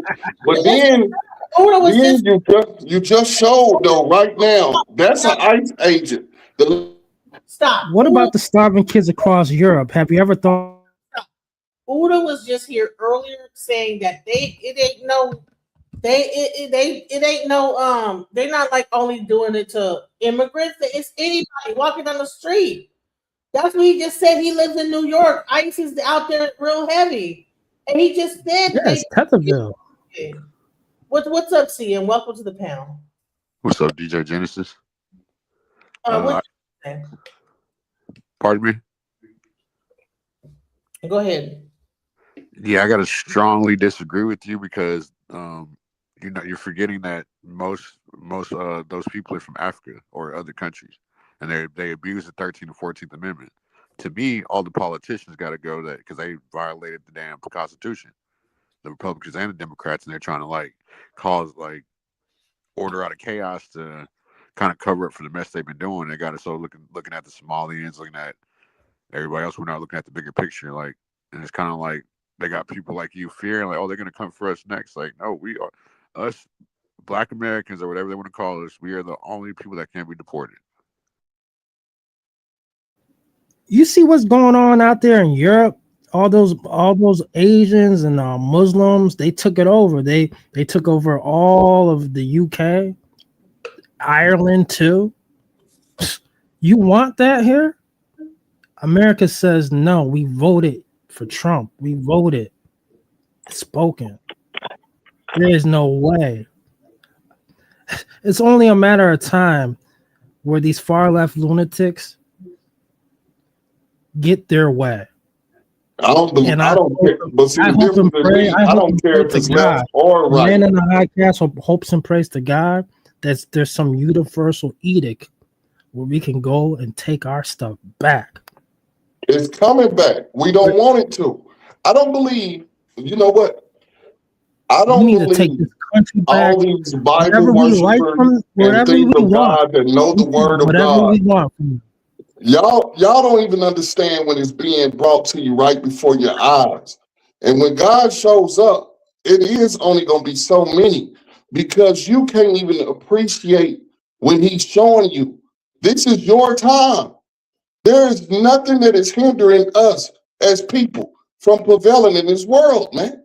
But we want to go back and eat our garbage. We want to eat our throw up. We want to worry about us. And then you want to live in fear, worrying about you being next. This is not your fight.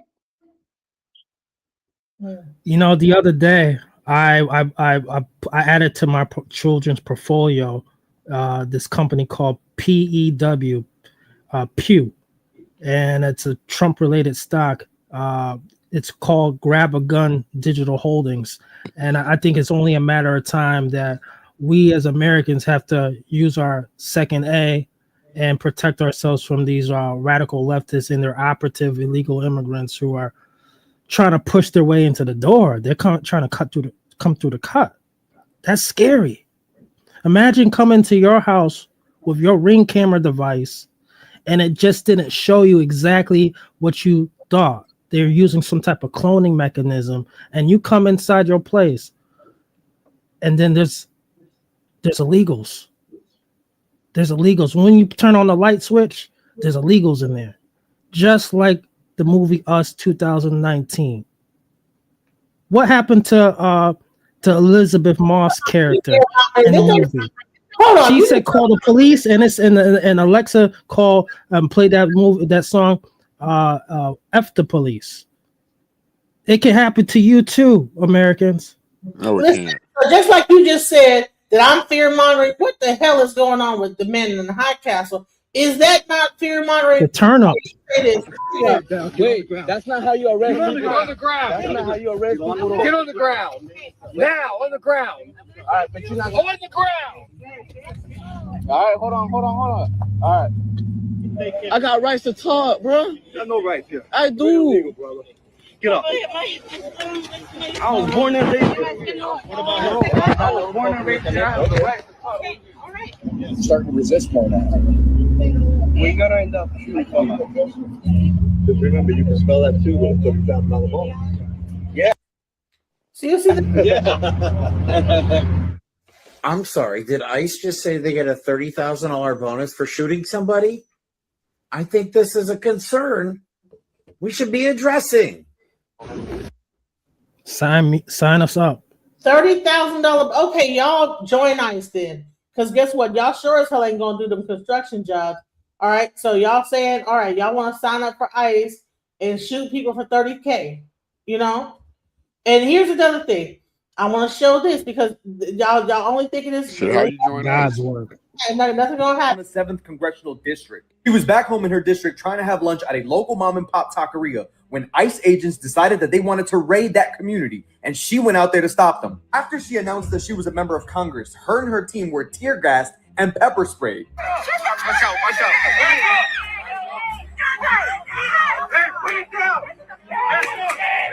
And baby, she was badass. She didn't stop for motherfucking shit.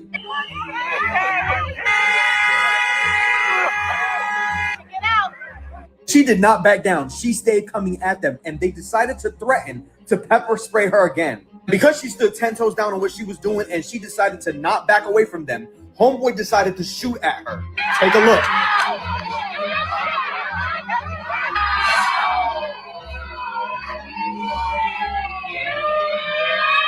Really appreciated the post that she made on Instagram where she said, when I presented myself as a member of Congress and asked for more information, my staff and I were pushed aside and pepper sprayed by masked agents. While I am fine, if that is the way they treat me, how are they treating other community members who do not have the same privileges and protections that she does? Can you please pause it right there? At a sitting member of Congress and didn't give a fuck that it was on camera. What do you think they're doing to people who they consistently dehumanize, consider criminals even when they don't have a record, have no due process, have a language barrier, do not really understand the laws, do not understand the systems? How are they treating those people? Silk Shocker ain't my fault. Hold on. It's people of Congress that has ICE here and the people that they're tear gassing. Why you want to be a part of any of it? Congress can be Republican or Democrat. They all the same. Yep. Why are you playing in this party? They ain't they ain't the same, bro. In 2026, listen. No, they're not. All this stuff was built while you was a slave. Bro, it's 2026. One of these parties is broken, bro. The people down south didn't even know they was free. Yeah. So what I'm trying to tell you is, it's 2026. We're free. Is what we're free now. orchestrated And guess what, everything. Bro, guess what? We're getting rid of the Democrats. We're pushing them out. Hold on, bro. We're pushing the illegal immigrants out the paint. We're proud of America. Hold on. We don't want to hear no more of that mumbo is- jumbo, left versus rights type of stuff. You're got not you. getting it. But It's either you 10 toes down for America or you not. It seems like you stuttering, bro. America is who got this whole thing orchestrated, and it's Guess all what? off And the I'm boss. When proud that to woman be said, American. It okay, sounds like bro, you shaky, it's not bro. an argument back and forth, man. This is what I'm Get telling out you. my country, bro. When she said, Where the people from exactly? man, it don't matter where I'm from. I am God's child. Your peoples, exactly. So my thing is, when I she thought so. said she was a member of Congress, ICE know there is no repercussions for them because Congress got them here. Yep. So you ain't nothing but a part of who's paying me. All this We ain't even hearing that no more. Democratic It's shit Trump time. We in voted for Congress, this. it's all one party wrapped Operation in joint. Warp Speed, bro. What are you talking about? He don't 2028. know. He on movies and everything. But Alien what I'm trying to Sedition tell Act. We this shutting lady this down for is, 50 years, bro. We getting this country together. bro, what I'm country trying you to from? tell you Are you is, ready? all You this better go to stuff, Walmart or something. Get your camping goods. okay, all this stuff is Because you're not getting orchestrated the by the picture. same people. These illegal immigrants is trying to stay and replace us. Remember. Exactly. So ICE gotta get them up out of here. Right. So So who else who's can get the numbers who's capping down? for them? What Do you party is realize capping for everybody's them? illegal What immigrant except party for- is cap? What party is except for putting on the blacks. kick for them? Not no Africans. Right. Both parties, man. Both parties will Both have a parties are job. putting on the If kick this, for them. let me tell you something. If this government was to shut down for a year, Which it will. no, stop, bro. Just listen, man. You sound like you sensitive. It's about to shut down The this month. government can What shut you down. talking about, bro? Okay, let me tell you something. A Democrat and a Republican's check gonna clear, regardless. Yep. They getting paid regardless. You the one that chose to be on one side of the next, and it's all one big ass joke, bro. There's two wings of the same bird. Oh, They one of the go- wings is listen, broken, bro. When you take it just down, in November, one of the wings folks is worried about broken, their bro. food stamps. Republicans nor Democrat didn't give a damn. They was gonna get paid regardless, bro.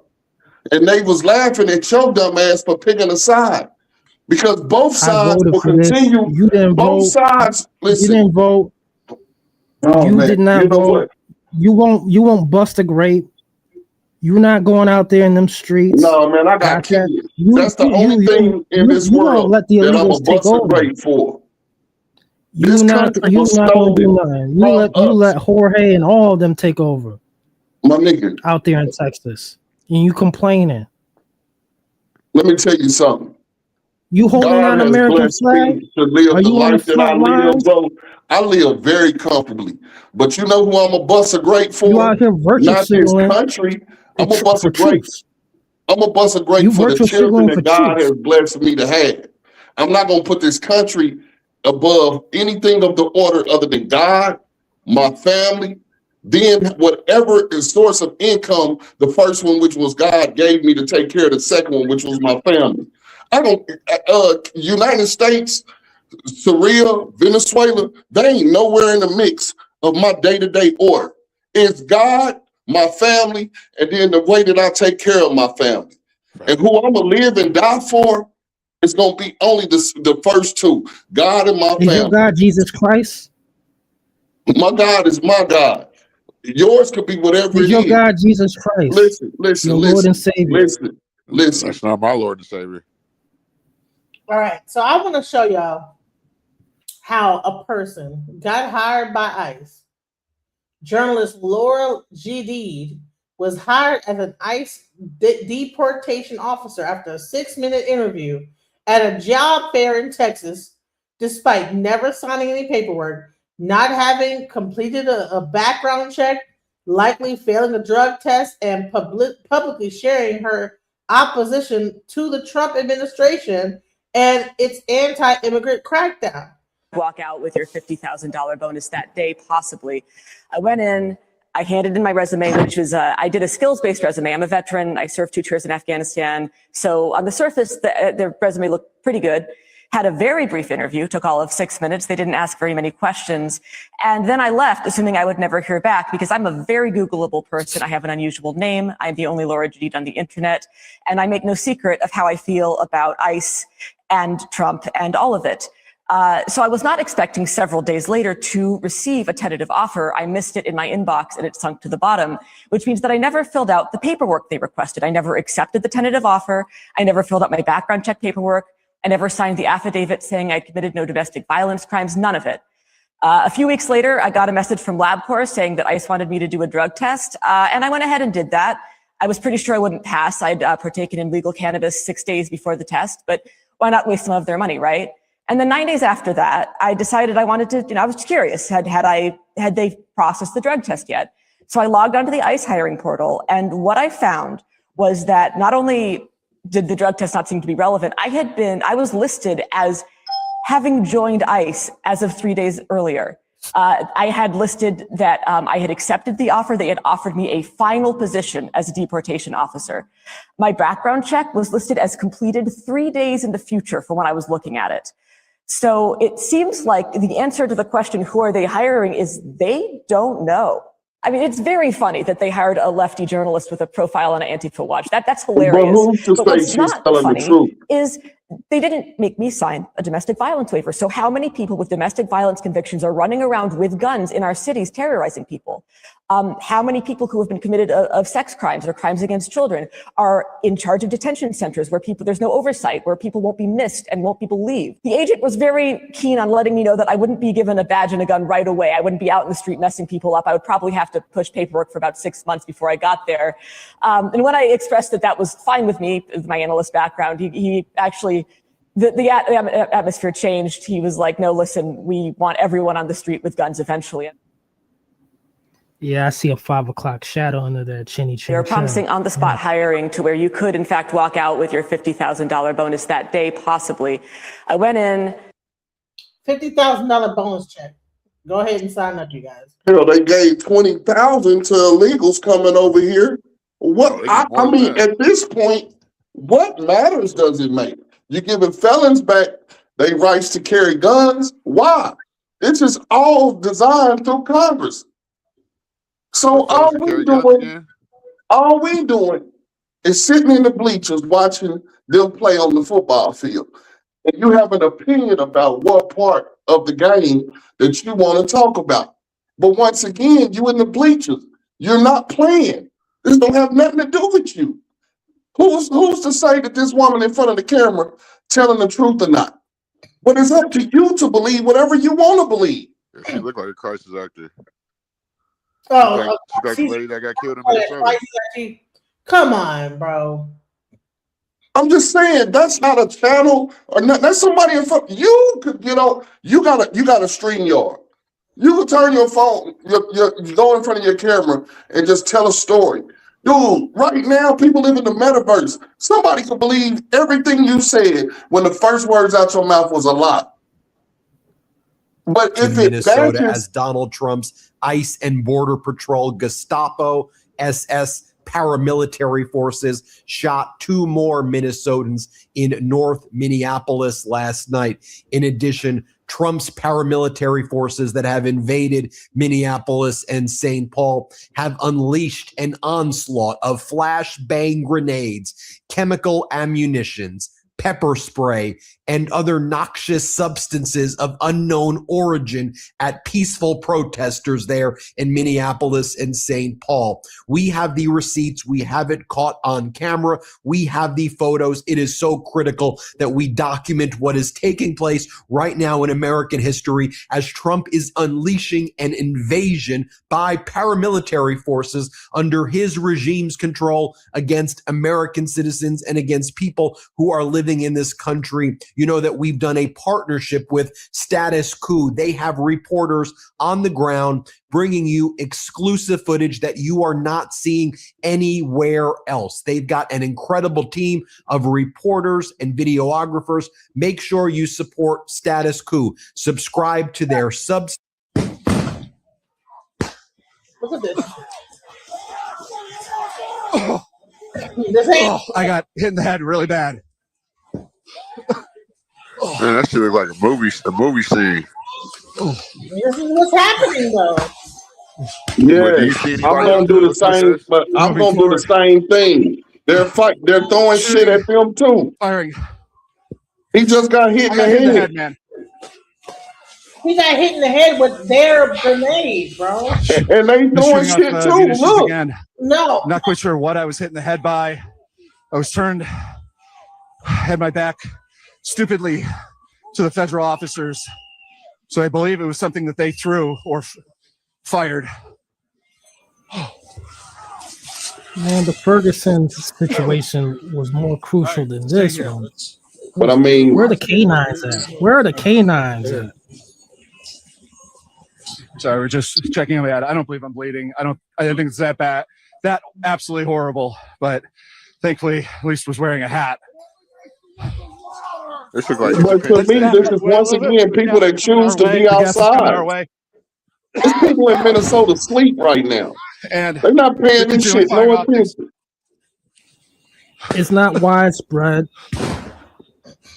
This is one street over street. here. Multiple fires have broken out after ICE unleashes another onslaught of flashbang grenades and chemical gas at unarmed Minneapolis protesters in this war-like attack. Here, play this clip right here. Fired defensive shots to defend his life. Whoa, we got Get your groceries, Americans. Man, that look like the same street.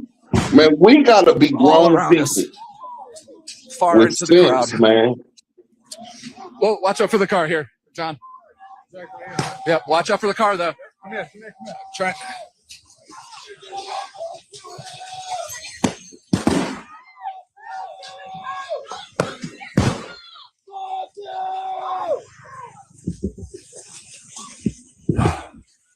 Munitions and tear gas have once again.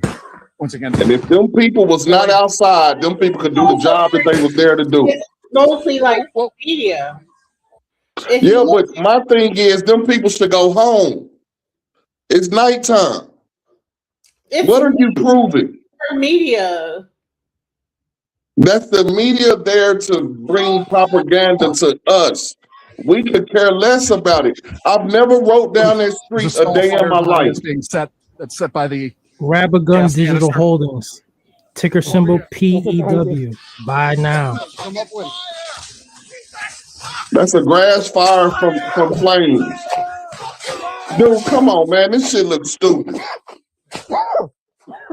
In this next one, you'll hear the reporter and the people he's interviewing from Status Coup saying, watch out. Watch out. ICE again last night launched another barrage of flashbang grenades and chemical gas as unarmed Minneapolis protesters duck and run for cover. And of course, this follows what took place last night as the ICE and Border Patrol, paramilitary, Gestapo, the SS, this group of people who can only be described as Nazi-like invasion of American cities, they shot 2 Minnesotans last night, and then they unleashed this barrage of chemical warfare against the people there. Here, play this clip. Watch out! Whoa!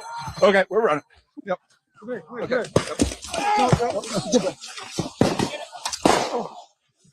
Behind the car.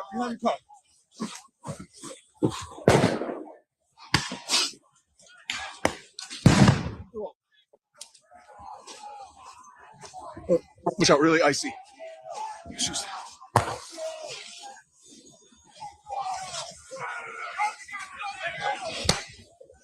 They're doing this, and they have like what's those things called, like where you have a gun and you can like use the laser. This is all the stuff that's happening. It's like, okay, so this is this. So at what point is this about? But darling, those people got shit in their hands shooting back too. And they're preventing whatever reason that they're there. If they not in the middle, but listen, if they not in the middle of the street, but listen, if they not in the middle of the street trying to prevent these people from doing whatever they there for, then they will not be getting shot at. Man, when you do stupid things, you get stupid rewards. You see people in military gear there to do a job, and you trying to stop them. Who told you to stop them? That's your fault. You ain't got no kids, no grandkids, no job to go to the mall. You just in the middle of the street. Why? What was you doing the night before you was here on this camera? You wasn't playing in the middle of the street then? Come on, man. I got you. Joking. This way. Yep, you see it. There's a young man arrested. Watch out behind us. Watch out for the ice as well. Let's get up on the sidewalk. Watch out for the ice as well. Zesty.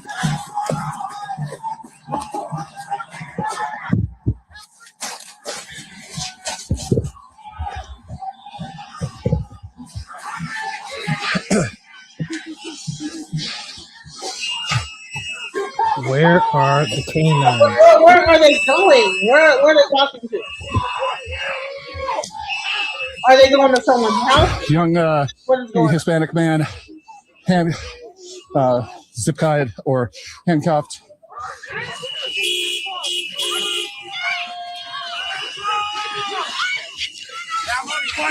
I'm only 14. They think they're the saviors with that whistle. 14 to 15. The Walking Dead TV show. What are your guys' names? What were they? Oh, Trayshawn James, of 14 and 15-year-old kids.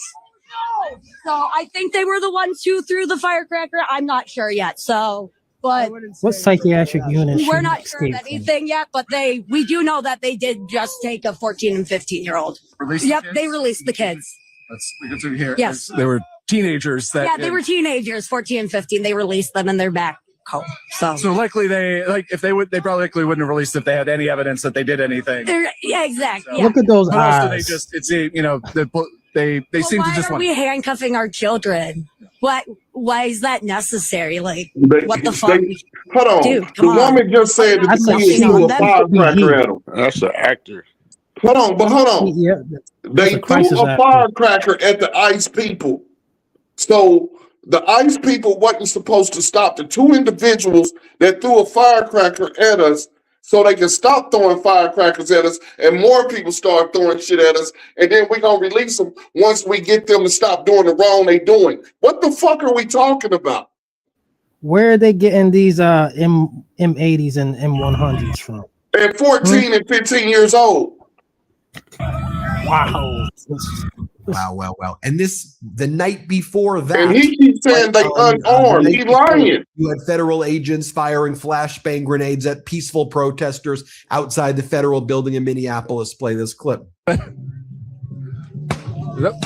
Whoa. Shooting serious munitions at us. Whoa. Yep, I'm right behind you. That really just came out of the blue. No one was really doing anything here. You think? Fuck you, pussy! Suck my dick! Hey, everybody. Ben Meiselas here from the Midas Touch Network. I wanted to let you know that they're out there and they're just protesting. They're not actually, they're saying they're peaceful protesters, but somehow they're getting flashbanged. And that's what happened to that black father. They're just getting into their car, they're getting flashbanged, right? Them people are out there following them people everywhere they going. When they walking down the street, they saying, "What is your name? Who are you?" They're following them everywhere they fucking going. They just threw something at them. It said, so then the ICE shot back. You saying here, play this clip. Watching it. I'm pressed. Paid agitators. We are pressed. We are pressed. We are pressed. No, they not.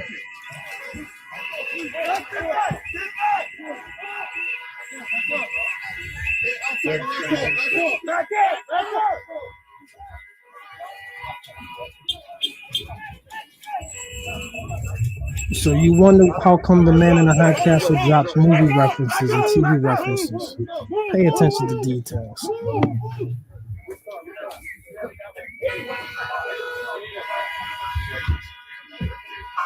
And here they are again on scene in Minneapolis as shots were reportedly fired last night by ICE. One resident told the folks at Status Quo, ICE shot a kid. He was just trying to run away from them, and they started shooting at the kids. They started shooting at the children. Here, play this clip. Not quite sure what the situation is there. They were there when we arrived. They seem to be cuffed. So what, do you know what happened on the ground here? I think that they shot a kid. They shot a kid that was trying to run away from them, and they shot at them. They shot at them. That's why we're here right now, because it's unacceptable that they start shooting kids now. They start shooting kids from the back now. English. We can't fucking let this happen. Was this part of a raid, or was this just one of their? It is because they stopping people.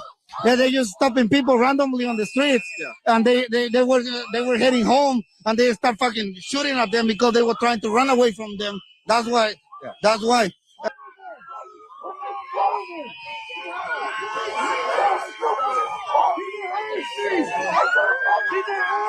There's black people out there. The black guy. There's border patrol officers in full camo. They're armed with. These are black people out here. What? Where? A couple of them have night vision. These are all mostly black people out here. Where? Where? That's a black guy. You talking about with that brown hair right here with a white that man? bun in his hair? Where are you talking about? The people right here. This is a black. Listen, all these. No, that's a white dude. You didn't see his hand? Look at his hand. There's border patrol officers in full camo. They're okay, armed. and he's minding his business though. I ain't saying I'm fucking with him. A couple of them have night vision. Black guy right here. Black guy right Where here. his people from? Dude, what are you doing? What made you sign your oath and do this to us? There ain't no black person doing that shit. That small? Is it? Did your uncle touch you at Christmas? You fucking bitch. Americans, proud Americans of all demographics. All you have to do is apply. Just apply to ICE. That's it. Just apply. You see them Humvees? Look at that. Who else can you do that right now? Just apply.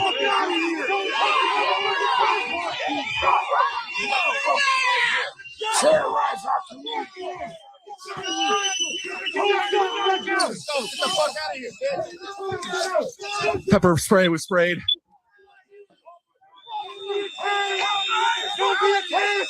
out here tonight? Are you part of one of the community? Because it's another person shot. Or they're killing people. They're killing people. They're killing my people just because of their skin color. Even if we're citizens, they don't care. They're fucking racist. Here's another person that Status Coup was able to speak with who says No, they're don't call coming in racism our now. neighborhoods. They're Yeah, 'cause shooting she us. said her They're skin killing color. us. They're What not the hell worrying is about no happening nigga. here? It was a black girl right in the background. They didn't give a damn about her. Here's somebody on scene that Status Coup interviewed in Minneapolis who said the real criminals are ICE. Play this clip. The real criminals is ICE. They're the real murderers. I mean, we don't have nothing to fend with. We don't have guns. They have the law protecting them. What do we have? What are they scared of? Why are they killing people? Why are they shooting people? We have nothing to fend with. And What brought you out here tonight? Are you part of one of the community? because it's another person shot. Or they're killing people. They're killing people. I've seen They're her killing on my Cheaters people before. just because of their skin color. Even if we're citizens, they don't care. They're fucking She an racist. actress. Here's another person that Status Coup was able to speak with who says they're coming in our neighborhoods. They're shooting us. They're killing us. The hell is happening here? It's supposed to be the United States of America. Watch this. Play this clip. Did you get some chemical on it? A little bit when they was just shooting right here. But you know what? Hey! I want everybody to listen up right here. This happened right here in our own community on 24th and Lindale. This the north side. This the heart of the community, yo. Everybody screaming out, this ain't our fucking problem. This is our fucking problem. This is our fucking fight. They're coming in our neighborhoods, going door to door, and they're shooting and they're killing us. What part don't anybody understand? It don't matter if they're black, white, Hispanic, Hmong, Somali, they're killing us. We are the world. In our neighborhood. He's Nigerian though. Look at him. Then you have Oh, yeah. a Minneapolis protester. These in a cosplaying so triple heavy. But why are they only talking to this station if this dude is promoting? But there's more of us. They ain't out talking to here. no We're news people, no nothing. This is what I killing say though, black, Miss white, Lady. purple, You gotta green. pay attention. He's promoting the people that they interviewing with. Come on, man. This shit is paid, bro. This is bullshit. And you too grown not to read between the lines. Ain't no Fox 4, 5, no local stations, no shit. Only thing they interviewing and talking to is this status shit that he pushing and promoting. And who are they and who funded them? Scared, but we're not backing down. Play this clip. Pickle Rick costume. Why is that? I'm wearing it because I'm showing I'm them out, how man. This shit is stupid as hell. absolutely silly this whole thing is.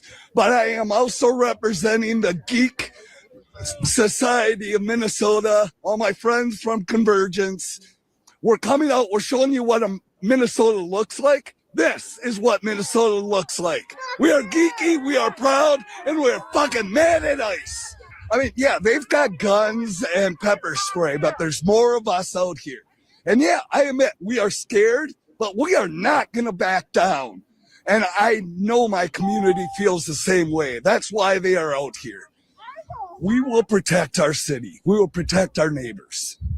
And we do remember at the end, Pickle Rick did win. Well, Pickle Rick always wins in the end. And he learns his lessons too. He makes mistakes, but he stands up against anarchy. Then there was a protest in front of the hotel where the ICE Gestapo are staying at, and the protesters were screaming, "Get out, F ICE, F ICE." Here, play this clip right here.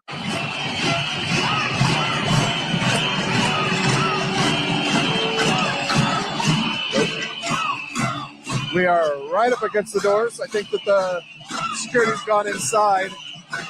Point.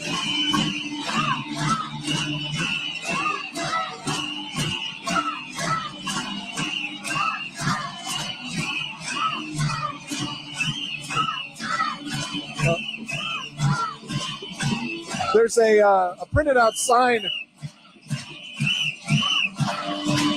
on the one of the exits that reads, "We respect all parties' rights to express their points of view in lawful and non-disruptive manners, and we are simultaneously committed to protecting our employees' and guests' safety and security. After 3 p.m. on January 13th, all guests must enter and exit through the west entrance, located the closest to the front desk. You guys took her without even asking her, literally.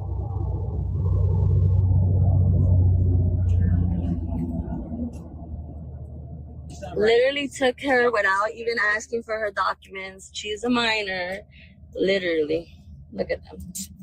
We got stopped supposedly because of our vehicle that is a rental. Make it make sense. That's what's going on right now. We'll keep you posted every step of the way. Remember, support our partners at STAT. So bottom line is that like it's not just. I mean, I get y'all like, oh, who cares, you know? But now there's the Insurrection Act that's about to kick in. Is that Kelly Ripa? I don't know who to her? saying, but it's Lisa Milliard. Let's go. Oh, okay. They all kind of look alike.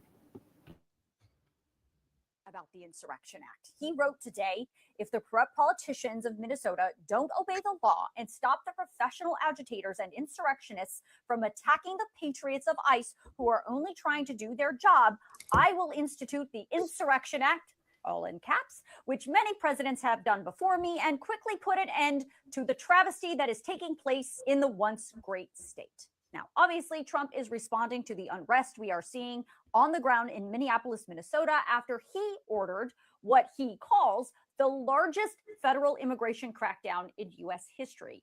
Now, there is a lot in that post that is Trump's opinion and perspective, which you may or may not agree with.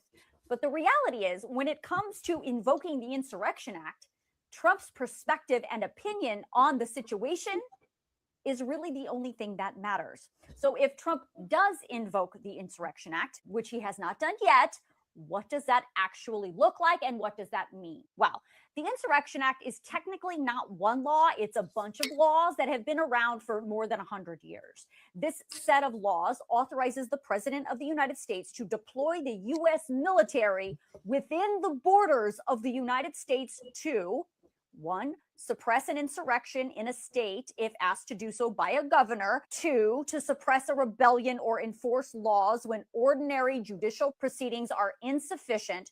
Or 3, to suppress insurrection, domestic violence, unlawful combination, or conspiracy that obstructs state or federal law execution, which deprives citizens of their constitutional rights and authorities cannot protect them. So the question is, what's the definition of rebellion and insurrection? Well, the law defines Show them flags. setting foot, Show them flags. or engaging in any rebellion That or USA. authority of the United States, the laws thereof, or gives aid or comfort to those who do. Now, if you've ever looked up a word in the dictionary and the definition includes the word you're looking up, you know that's not a definition. It's a problem because you're still left wondering, what does that word actually mean? And that's what we have with the Insurrection Act. The issue with this set of laws is that they are extremely vague.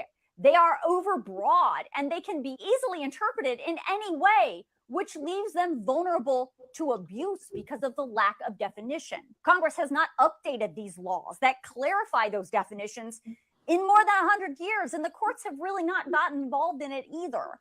That's why I said the only opinion that matters when it comes to invoking the Insurrection Act is Trump's. Because what we know for sure about the law is it clearly states the president has the power to invoke the Insurrection Act if he believes what he sees on the ground qualifies as an insurrection or rebellion. So if Trump does invoke the Insurrection Act, what does that look like? Well, normally, U.S. military cannot be on the streets of America conducting civilian law enforcement operations because of the Posse Comitatus Act, which explicitly bans that from happening because of the real threat to civil liberty. But the Insurrection Act is a valid exception to the Posse Comitatus Act. So if Trump does invoke the Insurrection Act, you will probably see the U.S. military on the streets of Minneapolis working alongside ICE agents and Homeland Security officers. The Insurrection Act does not limit the number of military members the president can send to an area like Minnesota. But most importantly, you need to understand the Insurrection Act does not invalidate your constitutional rights. Your First, Fourth, Fifth, Sixth Amendment rights to free speech, to your right to silence, your right to have a lawyer, your right to not be subject to unreasonable She's like that lady search from and Good seizures. Morning Those America. are all still intact. They will still need a warrant, even if it's the U.S. military asking while being deployed through the Insurrection Act. Now, I could talk about this forever. President Trump has absolutely threatened to invoke the Insurrection Act in the past, and other presidents have absolutely used the Insurrection Act before. But there is one key difference between this threat from Trump and all the other times it's actually been used in the past. And I'm going to talk all about that in a special. So here's the thing. I'm going to say this. I have been on here for like almost 4 hours. I'm going to end this. I'm going to allow people that have been here for a certain amount of time to like say their last piece. There's been a lot going on, but you know, the bottom line is that, you know, people have their opinion. So CM, I think I lost him.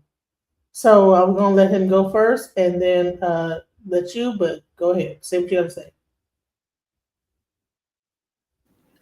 Thank you, DJ Genesis. This was a great show tonight, if I do say so myself.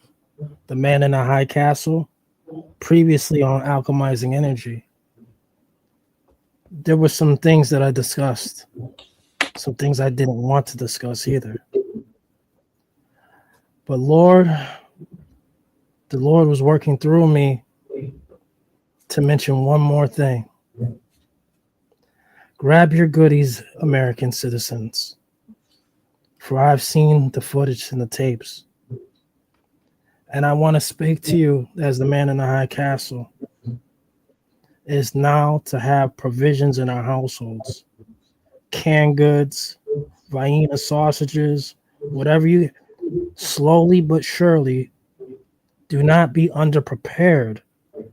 It's not unprepared, underprepared. It's just like going outdoors and it's very cold out, you would think, but then all of a sudden it warms up. If you have wore 2 layers of clothes, shirts, sweater, and it got hot, you can always take it off. Don't be underprepared out here in these times, Americans. The Democrats are getting ready in 14 days for the shutdown. 14 days. They don't want to come to the negotiation table. They don't want to see America healthy again. They don't want to see Americans progress again. Out there in Minnesota, they're not going to get the federal government assistance beginning February 1st. You know how come? Because of these leftist, radical politicians and these broke activist judges out that way. Americans, be proud, love your heritage, fight, fight, fight. Grab a Gun Digital Holdings. Protect your 2A amendment. And that is it. All right. This is my message. I mean, I get it. People are saying that we need to have this because of, what's going on. We shouldn't care. Black Americans shouldn't give a F about what's going on, But I say that we should, because at any point, this could be in our front yard, backyard, whatever. At any point, you could look out your door and see a whole protest going on, and that is a big fear of mine. I would hate to look out my front door and see some military group going through my neighborhood door to door. Okay. That is a fear. I would never want that to happen in any place I live in any city. And I get it. Black Americans, we tend to we're at this point where we're like, you know what? We are delineating from immigrants at this time. But we also need to understand that as much as we want to delineate, we cannot ignore and not turn a blind eye to what is happening. And then when it comes to my community, I'm trying to get up out my house with my kids, and then a flash bang bomb gets just exploded at my car. And now my kids are in the hospital because they have asthma. And this is where we can say we want to delineate, but until we want to wait until it comes to our door and then we have something to say about it. So right now it's in Minneapolis. We see it's controlled. It's not in our front, it's not in my backyard. But I don't believe that things just are just going to be stopped there. I believe that just like Uda Ongo said earlier, it's a testing ground. What's happening? They're testing it out there just to see how the reaction is and if they can contain it. And then once they are able to fully contain it, then they will go to other cities and do the same thing. And you can't tell me otherwise. And if we continue to turn a blind eye and to say, you know what, it's not in my backyard, I don't care. This has nothing to do with us, FBA all the way. We're foundational Black Americans. They're not getting Black people. It's only whites. It's only Mexicans. Listen, I'm not saying that we need to come together and get out there with them. I'm just saying that, listen, we need to also pay attention to what's happening. We can't just turn a blind eye and just say, you know what, it ain't us, so I don't care. Now you have some people that say, I voted for this. This is what I want. The illegal immigrants need to go. They're taking our jobs. They're going to change the election from Democrat to, well, if they're Republican, aren't you Republican?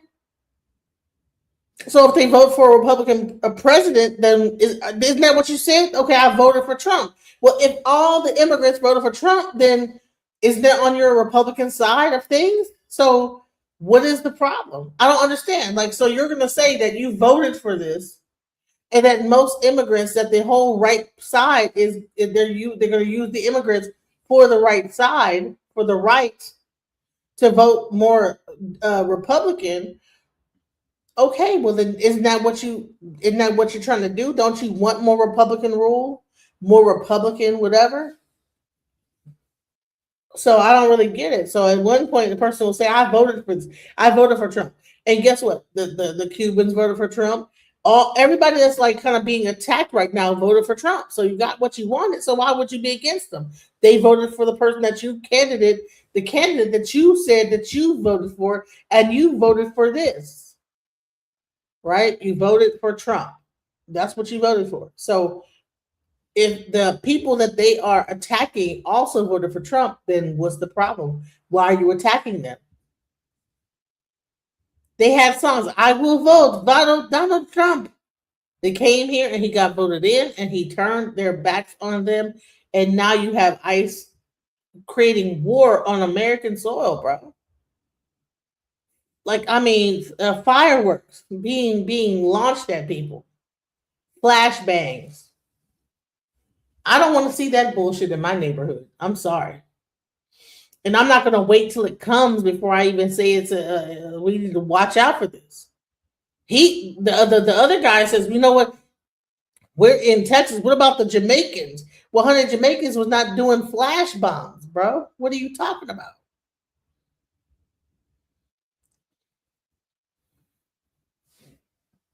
I believe that the FBA movement was meant to divide us right before this happened. So therefore we have no connection to what's happening right now. And I don't think it's right. I'm sorry. JB, you want to have something to say? We're doing final words. Go ahead. I'm gonna let you take it. Yeah, it goes back to, we got to start opening up our minds even when we communicate with each other. If the Democrats brought them over here, it will be for them to vote Democrat. You said in a message talking about it'll benefit the Republicans. No, the Republicans want them to go. They voted for Trump for him to do exactly what he is doing, getting rid of the illegals that are here.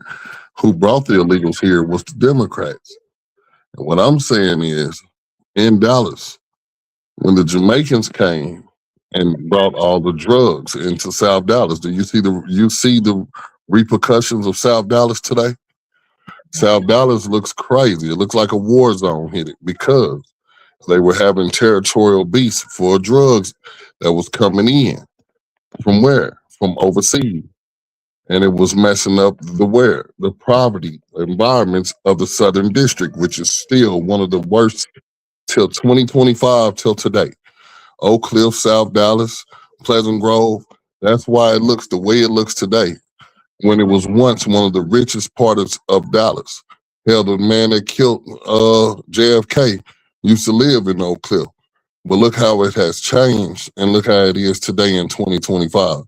So what I'm saying is, there really is no Republican nor Democrat, because neither one of them belongs to no part. It don't benefit the black community at no surface. You've had Obama in office. He was there for 4 years. He did more for the gays than anything black. The Reagans, as Republicans, terrible. The war on drugs, you talking about, this has already happened, where they go door to door doing roundups. That was the war on drugs, the Reagan time. Republican, Democrat, it doesn't matter. You never should be free to go and vote for a suppressor, you being a black person to me. First Timothy in the Bible tells you not to even get involved in this government scheme. They came here, stole land, and built a constitution and rules that you're abiding by that they don't even abide by themselves. And it was only built, and every time you bring up a situation that'll better you, they'll create a better system to where it would only benefit them and the Rockefellers, the higher up, the people who really run this country, not even a president. But we're so caught up in the day-to-day, every day. What do I see? What do I touch? What do somebody on StreamYard, what message do they deliver to me? You're already sucked into the vision that they have you caught up in, to where you don't realize you're not even supposed to be a part of this. That's why you never benefit in any type matter when it comes to Congress, with politicians, with anything. You're the one that's on the bottom of all situations, no matter who it is. You played a video where during the whole Biden administration, you had Minnesota Congress people funneling a whole drug organization. Then when Trump comes in and he busts the people within 22 minutes, the man and the woman, you now want to define Trump for stopping something that was going on for the past 4 years that was bringing fentanyl into this country by the pound. No, don't do that. I mean, it's the truth. Why can we not do the truth? No, what I said is that if that was because when initially Trump came, he said he's going to be focused on the drug. What's happening now is not the drug aspect. But how did the drugs get here? We gotta stop playing the Trump game, because Trump is only your life should be planned for 5 years from now. ICE has going into the community and it's not focused on the drug. I understand, but your life as a grown person in your 30s, 40s, whatever age you are, you should already have a 5-year plan. Trump is 3 years in office. Trump cannot do anything and mess up anything for people that are only living he can't even mess up the people living check to check and day to day. He's already did a year of a 4-year term. Trump is nothing. What are we as people going to do with our time rather than focus on the man who's only in power for 3 more years? You should have a 5 to 10 year plan, short-term to long-term goals with yourself. Trump has nothing to do with it. You didn't have a problem with 4 years of fentanyl being flooded into the problem. No, Trump has plenty to do with it, because Trump has even trying to make it so it's hard to even own single-family homes. But you should get a home. You should have a home, regardless of what he's trying to stop doing. I have 2 homes, sir. But Trump can't stop you. You are a queen. No government system can stop you. You are proof that Republican or Democrat can't stop anything you do. So stop feeding the message to your own people, your young queens and kings. You got 2 homes during this time of a Democrat and now a Republican president. So it doesn't even matter who's your president. It does because it's been very hard to maintain the home because what's happening is that people are going broke, losing their jobs.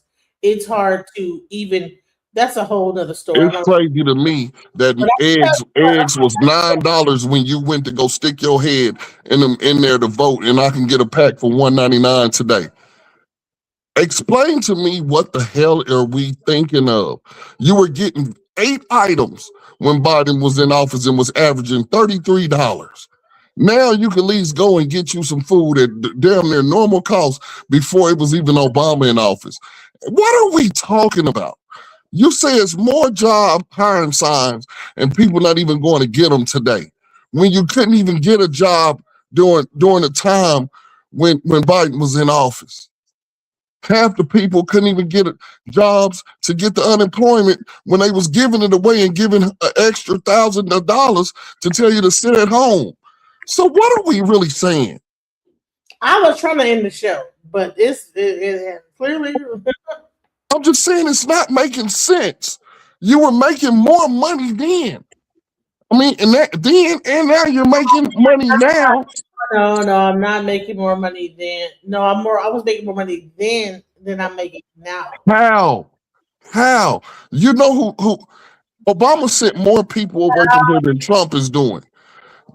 Give me some real factual information on how you're not making more money now and when Trump was in office than any time. How? Like, come on now. You come on. No, man, you just letting people send propaganda to you. Explain to me factually how. Actually, when they did the DEI thing, right there, it was like, you know what? DEI was for government-funded jobs. That has nothing to do with local communities of Mesquite, Carrollton. You don't know where I work? You don't know what things I work in? You don't know if I work for the government or not. If I go like, come on, stop it. You don't know me. And you made sure that you got back pays and bonuses. So either way it go, you're talking to someone that is very well educated. Explain to me how your taxes is much lower now than at any time. How are you not doing better now than at any time? Explain to me how you not. Is it the ideology that bothers you? What I'm trying to tell him is that you have no idea. Okay, landlord, and everybody's losing and going and getting like and not. Never mind. I'm not gonna report to it. Let's go. All right, I'm trying to end this show. I've been here. Because it's not making sense, baby. Do your homework. Realize right now there's more jobs. Have you ever? When was the first time you owned a stream? I have been 4 hours and 10 minutes in. Okay, and I don't have the energy to argue with you right now. But trust me, I wouldn't lie to you and say that no, man. It has been a struggle. Trust me. And you're coming out of a struggle. This man has only been in office for a year. If you struggling, it's not because of no Trump. If I could interject real quick. Last year in 2025, the man in the high castle appeared on Alchemizing Energy. The numbers, the views were so low. It was in the graveyard. The man in the high castle, Reverend Green, said, you know what? We're going to get those numbers, those views up. Did this pro bono. Look where we're at now. DJ Genesis has come a long way. DJ Genesis has come a long way on her channel. A long way. Right. And you know what? So that means she's profiting right now. Hold on. It does not mean because I agree with you. So I don't and hold on. And let me just say this. You cannot take responsibility for the success that sole responsibility for the numbers going up. No, you cannot. Because I've been here for 8 hours. Press a 1 in the chat if you agree. Stop it. But baby girl, that's even more of a point. Listen, no one can take responsibility for me sitting here for hours on end and take the credit for the work that I've done Now, yes, you come here and you've revved up the audience and this, that, the other, but do not try to minimize the work that I have done. Because before this, I was on here for, listen, I've been on this bitch for years. Okay. You know what? My biggest videos on this thing is not when you're on here. It's Charleston White when I had Princella Clark on here. So don't ever try to pretend like you're the one that is revving up anything, because your videos actually are in the yellow, because whenever you get up here, it gets crunk and whatever you say, and it gets yellow. So most of your videos that when you show up are yellow. I don't get paid off of those. The ones that I got paid off are the ones that I actually did the actual production in, which is the Charleston White and Princella video. Do not ever come up here and think that because you've been here, that's the only reason why people are on my channel. Stop that. Don't ever try to take responsibility or any kind of credit for the work that I do when I come up here every day for 8 hours, 4 hours, okay, because you've been up here for a few hours and said something. Stop that. Don't do that. Never disrespect my time and my effort. Straight up. I don't give a fuck whatever bots you might have contributed to the chat. Don't try to pretend like you coming here is the only reason why I am successful. I'm successful because I put in the work and I sit here for hours on end and I do the research before I do the show and all that. So let's not do that. Well, look, And that's I the want to argument of congratulate. FBA. We put in this work, and that's exactly what is going on. You don't work. No, we put in this work. No, sir. I am the one who makes my thumbnails. I am the one who does the background things that shows the videos that keeps the show going. That's the argument of FBA here in the United States. We have put in all the work. You're taking it wrong. You're taking it wrong. No one's downgrading you. No, what you cannot do is come on my show and hit the like buttons, everybody.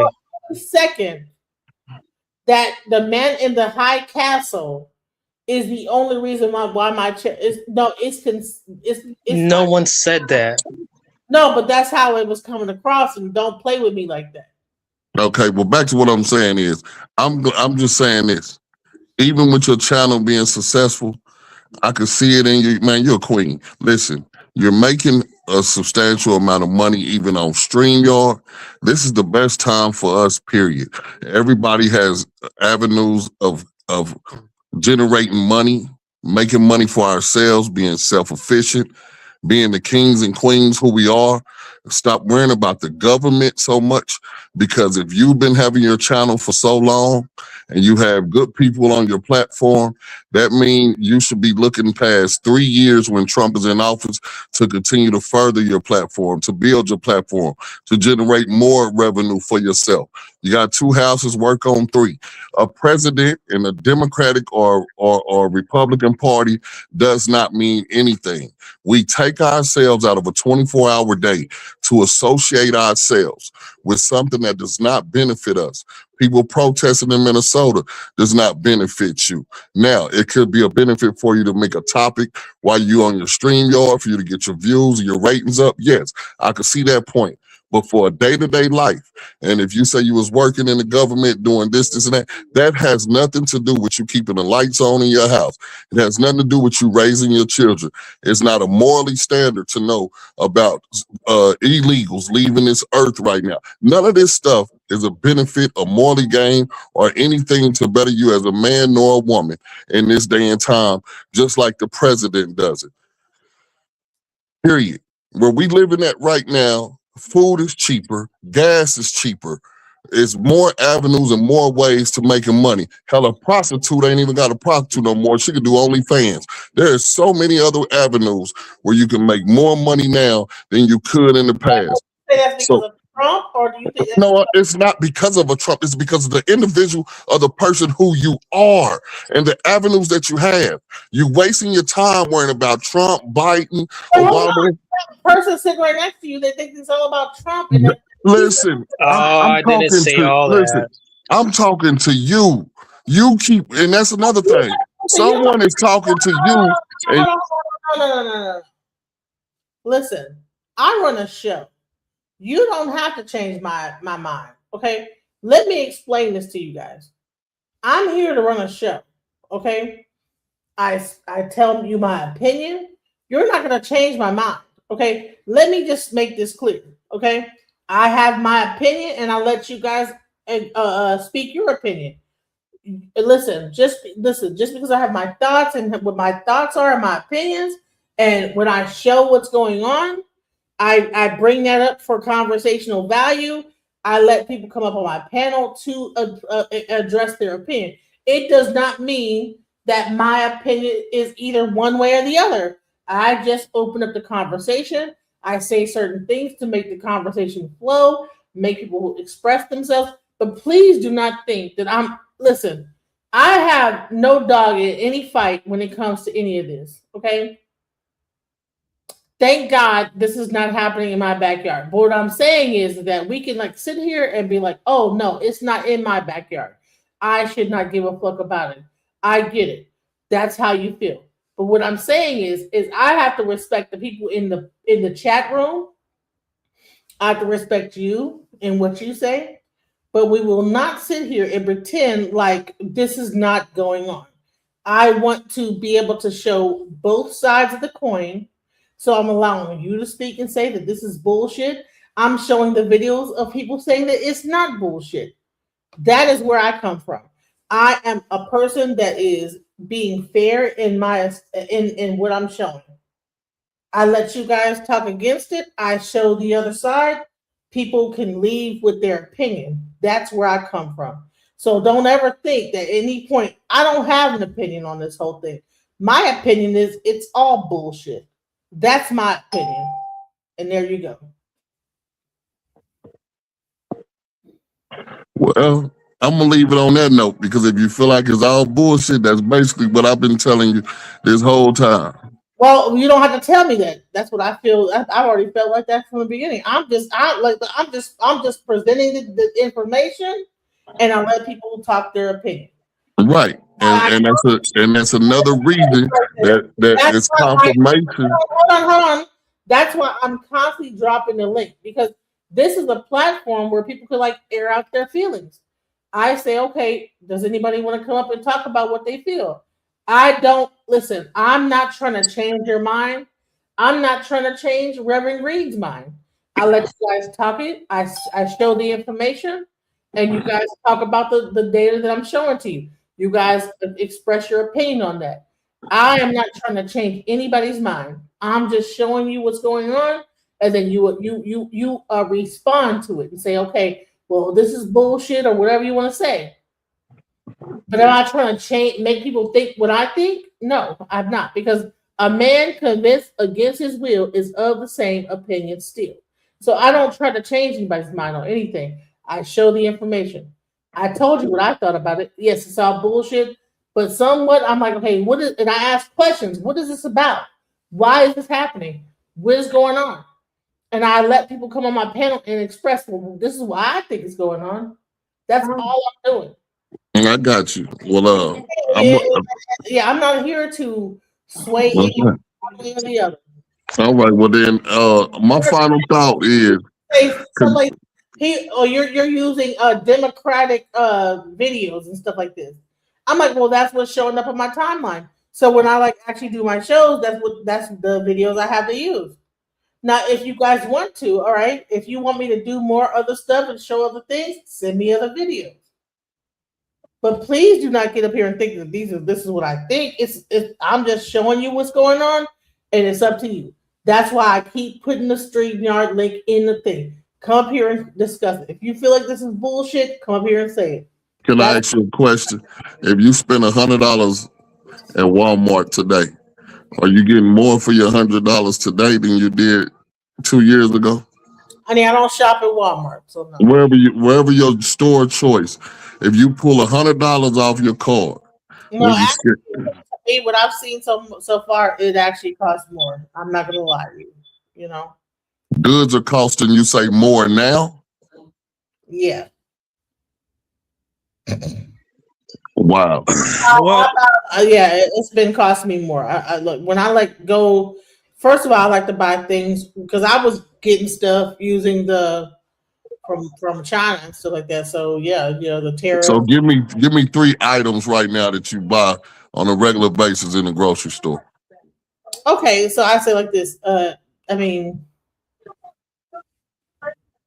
well, I like to drink beer, right? So beer went from 12 to like 14.90. It's 12.99. So it went up to. Okay, I'm talking about something that a person that's first time getting an apartment, they just going to buy groceries. You're telling me right now in 2026, compared to 2023 and 24, items that you that you buy in the grocery store, you're saying you're paying more now than you did? Yeah. Could I answer? Different, like, Interject? No. Just let me ask you a question. Hold on, homie. It does cost more. So, how was it? How much were you paying for eggs 2 years ago? Like, so it was like about $1 something, like $1.99. Now it's like about almost like $2.99. Yeah. Hold on, man. So you're telling me you never knew nothing about paying $8, $9, $10 for eggs just before 2024 and 25? Where was you live? You live in Dallas, right? I grew up in Carrollton. Please help me out. You go to Kroger, Albertsons. You go to. I never had to like pay $10 for eggs, but I didn't. I don't know what eggs was with $10. The one thing I can point out is this. All right, if we're talking about within the past 5 to 6 years. All right, in the very beginning, during the pandemic, yes, when President Donald J. Trump sent off the stimulus checks around these times, yes, groceries were cheaper and more affordable. Everything was operating on a skeleton crew. However, even up until the very beginning of the Biden administration, things were cheaper around 2022, 2023. That's when it started to get iffy. 2024, everything skyrocketed. I want to point out this big deal for people who are young and trying to afford groceries and products. The thing is, yes, the price may seem affordable, but the weight of the product is less. We're getting less for our buck. Say for instance this. I agree with you. Say for instance this. The one thing I buy is toiletry, paper towels, tissue paper for the bathrooms. I look at the weight of the product and I measure it with the dollar. We have to start doing these things more and more. They're downsizing on these products and we're paying a little bit more. It's gonna get better, Americans, but don't be fooled. Well, that was my whole point. What I was telling her was we're on the come down now. Now sizes of products are now smaller. I believe anybody in this chat, when they go to the store, can tell that what they're paying for, you're getting less of it. But 23, 24, the last couple of years when Biden was in office, stuff was high. It is much cheaper now than it was then, but it's not cheaper than it was previously before. But it's headed into a better direction. And I feel like, honestly, all we got to do is continue to allow for what is going on to go on and stay out of things that does not benefit us, because what I feel like is a benefit is your day-to-day dollar. As long as you getting more for your dollar now, you can like or dislike who's ever in office, but that's what I look at life as. If I'm spending $100 and I can get more in my groceries to feed my family, that's what at the end of the day when it's all about. When you worry about things that can't benefit you nor your family, I feel like we're just wasting time getting away from really what really matters. I feel like the day-to-day crime in your own area should have more of your attention than things that is happening in other cities that can't help you. So you just in Dallas just lost. Personally do about the day-to-day crime in my area? What can I personally do? And you could do more about that than what you could do about something in Minnesota. No, I don't. That was I could call so many of my people in Dallas and say, "Hey, stay out of Pink Kitty." You know they just now killed Z the Wizard up in there on New Year's. I could communicate with a crime area that I know is going on 35 and Empire Central with people that I could pick up the phone with on a day-to-day basis. Hey, stay out of that area of this area that's going on, because I know your car physically really drives up and down this area. You talking about I could look out my window and see military people. No, I could drive down Military Road going into Pleasant Grove and know that it was just now shooting at the gas station at the Exxon off 30 and Jim Miller. So those things to me are more realistic than, hey girl, don't you go out there to that day party out there. I know it's out there in a good area of Frisco, but they cracking down, they doing this. It's communicating to in your local area first, before you worry about a hypothetical thing that can happen statewide and going into Arizona and Phoenix and Minnesota and Chicago. That's not Dallas, Texas.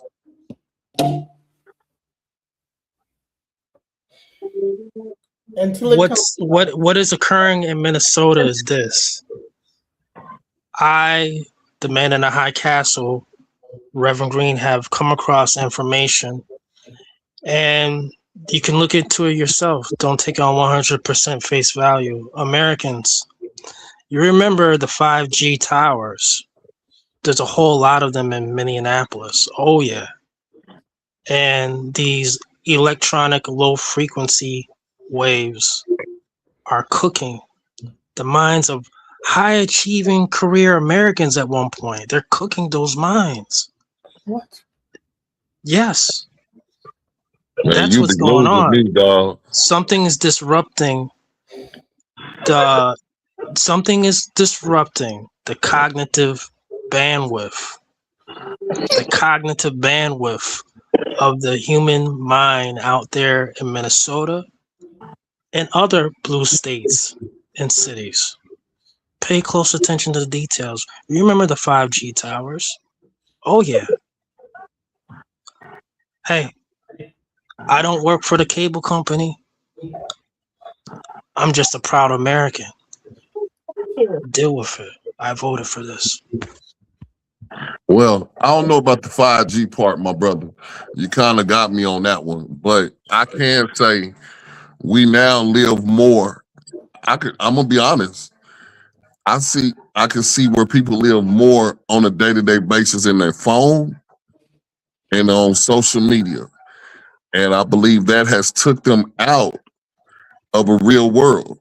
I've heard people within the last couple of years say, I'm in these YouTube streets.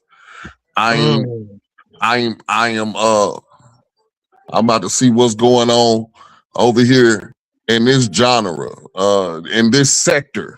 You know, I've never heard us growing up in the 90s, early 2000s talking about sectors, you know? So I believe our minds are now more converted to your phone and to social media. You know, I agree with you, brother. Also, I would love to add on to your point. See, these smart devices that are in the palm of our hand or just in our face, the blue light, yeah, that blue light setting is for real. The blue light has these frequency waves that are cooking our cranium inside. And also, they call it smart device. Remember smart when you get an eye examination. It means hurt. This is going to smart. Now you kind of got something going on, because I know people could tell when they think about something. You used to say to yourself, man, every time I talk about something, you could tell this phone picking up on what I'm saying. But I know everybody has realized within the last year. You could be thinking about something now, and it'll pop up on your phone. So you have to realize Message. this is definitely. Now I was laughing at you just a little minute ago, but that 5G, that's what they was fighting over when all this war was going on, was the towers. And y'all really talking about the end days and the chip and this and that. You already done gave to it, especially why do you think you're biting into the apple? You remember when they told when God told Adam and Eve, eat from every tree except this apple, but why do you think on the back of an apple is bitten out of? And that's why all your data you have to put into an iPhone, and kids now are in junior high school. They be mad if they mama buy them an Android. They got to have a bite of that apple early in life. And it's connected to everything in their life. It's in that phone. And that's how y'all don't realize we already have a chip. The chip is in the phone. The phone is in your mind. Everything you're thinking about is connected to this phone. Go 2 days without your phone and see if you feel like you as that individual are the same person. You're going to feel like it's something that is your body. It ain't floating right. It's unbalanced. You missing something. You just like a dude that smokes cigarettes that need a cigarette. You need that phone. And I want one more thing. If your phone ever go dead, watch how your adrenaline inside of your body feel. And then watch how it feels when you see that it powered back up. You're now being controlled through your phone. That's amazing, brother. And I was laughing too when you were bringing up and dropping metaverse. Do you know, brother, when the promotion of 5G and metaverse, people were all amped up like, oh yeah, metaverse coming too, 5G. But then suddenly it just didn't kind of go through. But now, I believe we're here, brother. We are there. Anytime you can put on some glasses and watch porn and have a sexual orgasm, that's letting you know this is more than just technology. There's no way you can put on some glasses. You can put on glasses and feel like you're looking down, like you're on top of a building, really up that high, and your adrenaline in your body will go crazy. You'll feel like you're about to fall off of a building, but you knew when you put on them glasses, you were standing in your living room. That's why I tell you the stimulation of the metaverse is here, and people don't realize we living in it. But then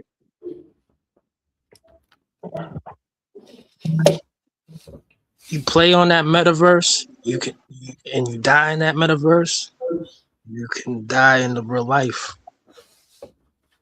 Pay close attention. Your career, your livelihood at times. Yeah.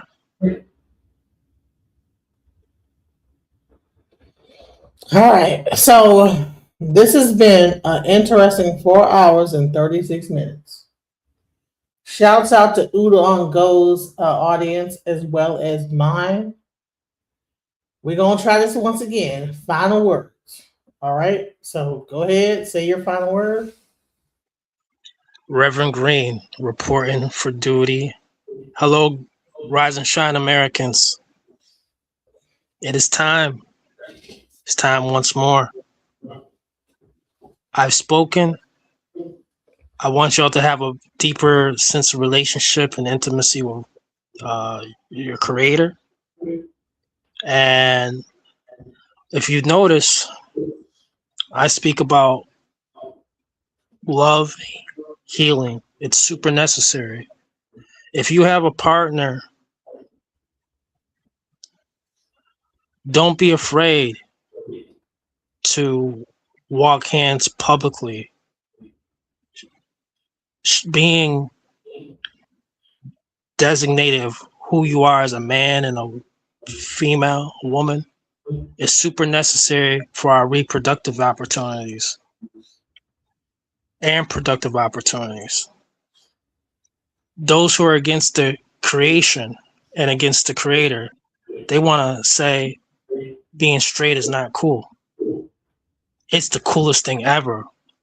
So when you get time, every now and then, fellas,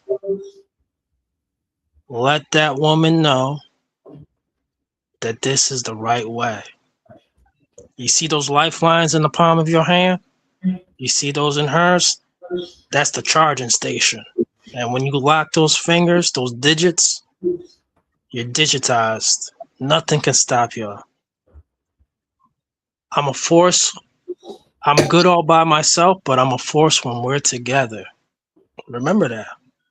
Look at all the Fortune 500 companies. They're usually married. Pay attention to details, Americans. We got this.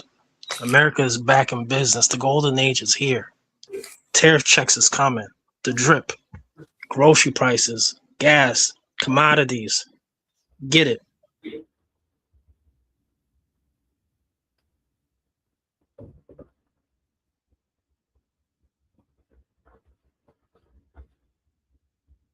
All right. Okay. Is that it?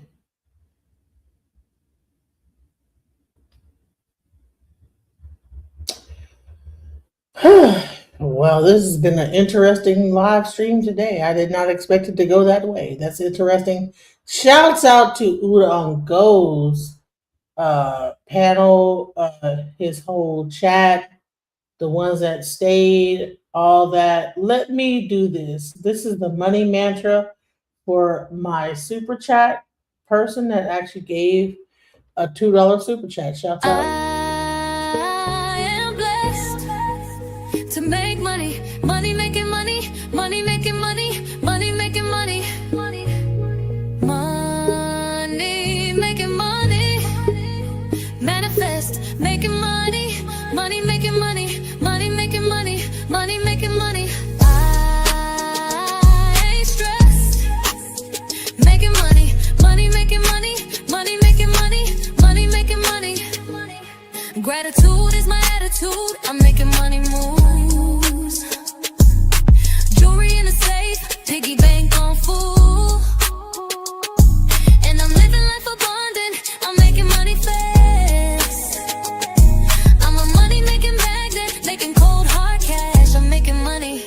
Oh, I am blessed. You could have been called in. I keep putting the link thing in the what you call. Oh man, shouts out again. I got another little super chat. Thank you. I appreciate every dollar counts, you guys, because I be over here trying to make it happen for you guys. And like I said, I am impartial. Sometimes it seems like I'm on one side or the other, but I really ain't. I'm like, okay, it's all to me, it don't. It's like, okay, you know. And I just let people come up and express their feelings about how they feel what's going on. I show the information.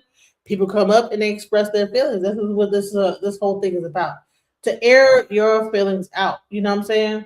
And let me explain what that money-making mantra is, because once again, I want to show where I got that from, because I got it from Reverend Ike. If you ever heard of Reverend Ike, right? Reverend Ike, he was a preacher that taught. They said, "Oh, you're a what was it? It's called you're a prosperity minister, right?" But his whole thing about making money, I mean, I thought it was a really cool thing, right? Money making ideas, right? Keep rolling into my mind, right? So when I heard like his whole speech, his whole thing, I was like, wow, you know what I'm saying? That is a beautiful thing, you know? And so when people like donate, you know, oh man, thank you for the debate. Shouts out, much love. So let me show you where I got that whole idea of money making money. So I don't care about a person being a prosperity minister. You know what I'm saying? I don't care about that, you know? And so I don't mind saying, okay, when a person is talking about like, and especially at a time like this, how to create affirmations and how to make money, you know, we need to like begin to how to meditate this type of stuff, you know? So that's the reason why when I made the song Money Making Money, it's not just like a gimmicky thing. It's actually an affirmation and a mantra, right? So I'm going to like play you guys what inspiration on the song Money Making Money. And then I'm going to play it again. And I really want, because right now in a time like this where money is kind of like struggling, I want you guys to meditate on this and think about this. Let's go. You see people pass by in those big fine cars, bless them, love them.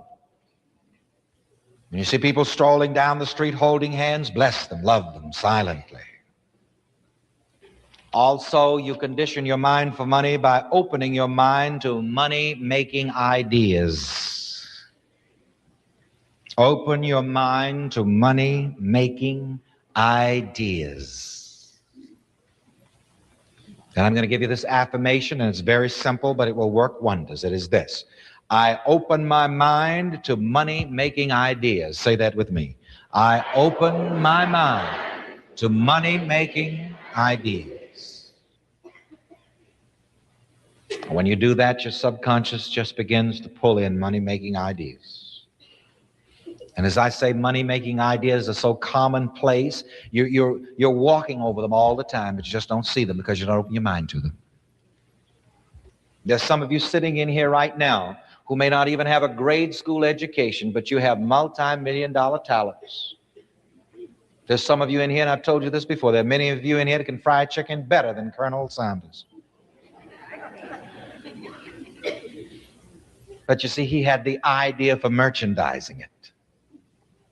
And there's some of you here that can make hamburgers better than McDonald's. And that isn't difficult to do.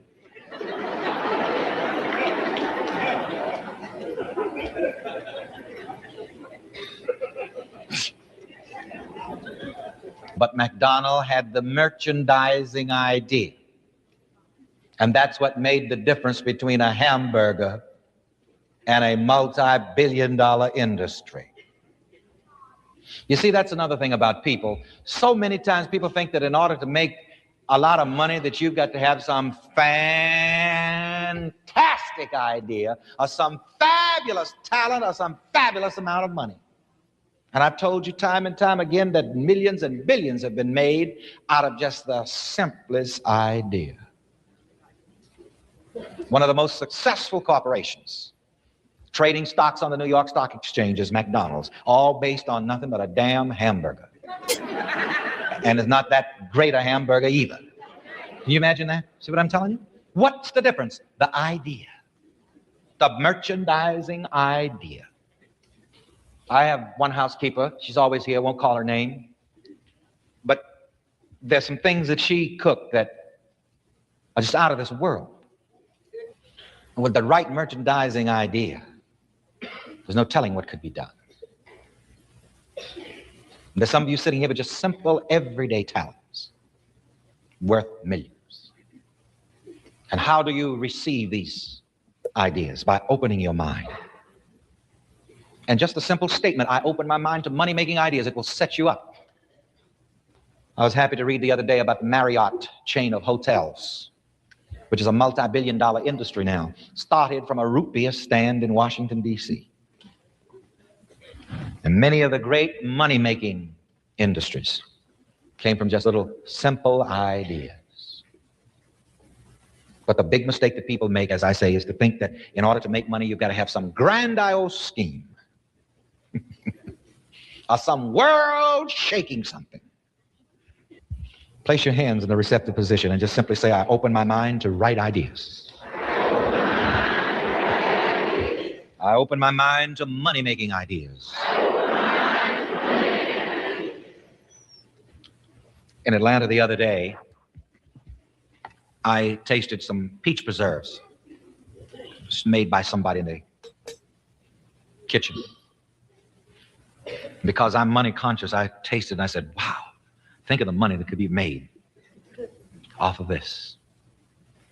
I said it would be expensive, but you know, there are still those people who want better things and who are willing to pay for it and who can pay for it.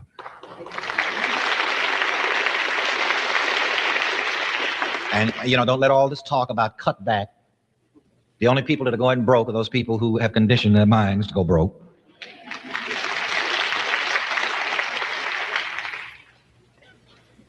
They're selling more Rolls Royces than ever.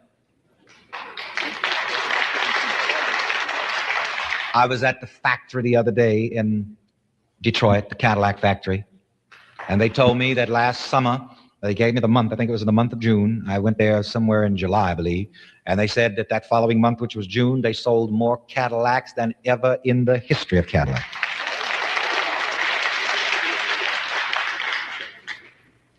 The teachings that I give you on this come from a different level of mind. It doesn't simply come from the intellect. And it will help you, will be a blessing to you. So that's another thing that we have to do in conditioning our minds for what we want. Remember that it is a constant work that you have to do. This is what Jesus meant when he said, I must be about the Father's business. You see, the Father's business is keeping your mind conditioned for good. Remember that. The Father's business is keeping my mind conditioned for good. Together, the Father's business is keeping my mind conditioned for good. That's the Father's business. The Father's business is casting forth the good spell, the gospel. You see, and I must do this constantly. Because as I say, from some direction or the other, your mind is definitely going to be conditioned. And the world mind will condition your mind for poverty, for sickness, for failure. This is why you must consciously condition your mind for health, happiness, love, success, prosperity, and money.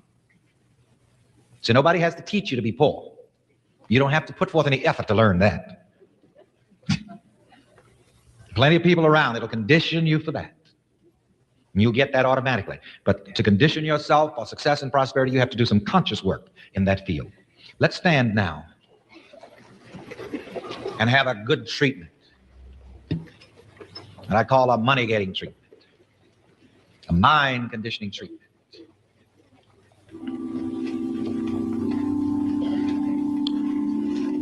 Matter of fact, let's just have a general mind-conditioning treatment for everything good, for health, happiness, love, success, and prosperity. Because these are the riches of life.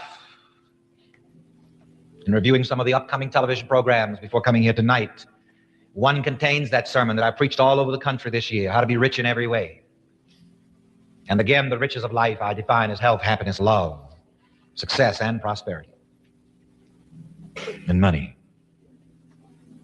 Now, this is not something that you do just every other day, because your mind is constantly receiving and transmitting. You remember it constantly. And your mind receives that which is like unto its thought. Place your hands in the receptive position. Repeat this with me.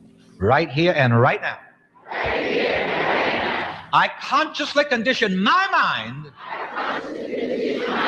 for the good which I desire. Right now, I condition my mind for health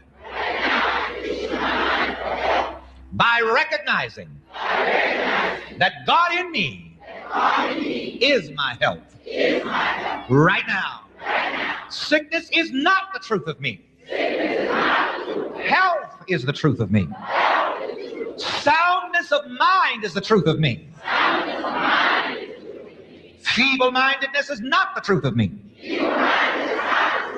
Forgetfulness is not the truth of me. God has not given me the spirit of fear, but God has given me the spirit of power and of love and of a sound mind. A sound mind is the truth of me. Health is the truth of me. Strength is the truth of me. Weakness is not the truth of me. Disease is not the truth of me. God's perfection, God's soundness, God's wholeness God's completeness. God's totality are the truth of me. Thank you, God, in me for help. I condition my mind for health right now. I consciously condition my mind for happiness. Depression is not the truth of me. Discouragement is not the truth of me. The joy of the Lord is my strength. The cheerfulness of God is my strength. Thank you, God, in me for this happiness. And I share this happiness with everyone in my world.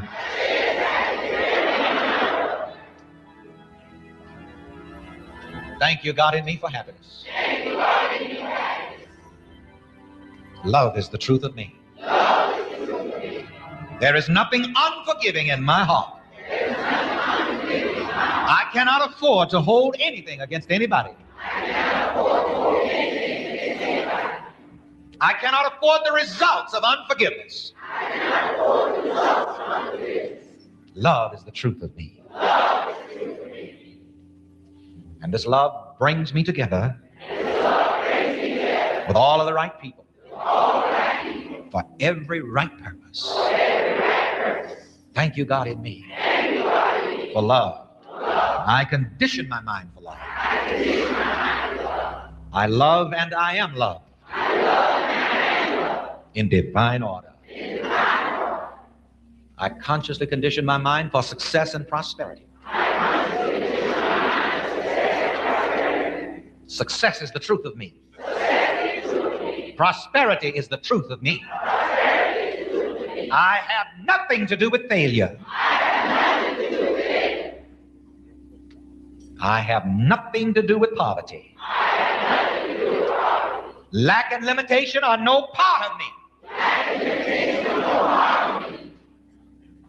The Lord is my shepherd. I shall not want. Success is the truth of me. Prosperity is the truth of me.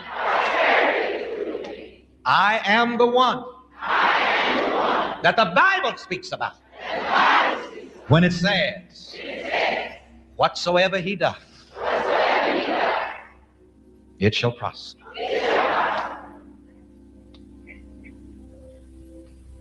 Money is the truth of me. Money is my getting power.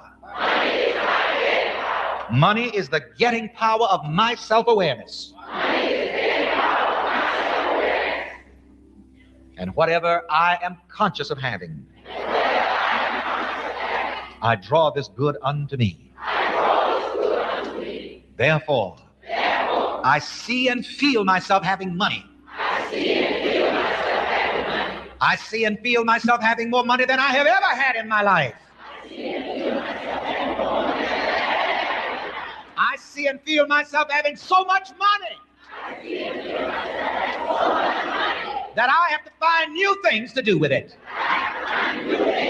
This is exciting. I am fascinated by money. I am fascinated with wealth. I am fascinated with success. I am fascinated with prosperity. I am fascinated with love. I am fascinated with health and happiness. And I draw this good into my life more and more. I enjoy money.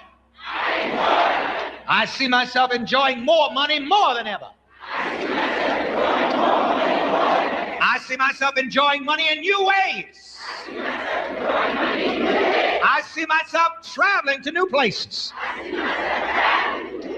buying new clothes, buying everything new that I desire. I am excited about having money. It is a wonderful feeling to have money, to do the good that I desire. I'm excited about having money. Money is my servant, my willing servant. I do not serve money. Money serves me. I do not serve any of these things, but all things serve me. Now, money, you're welcome.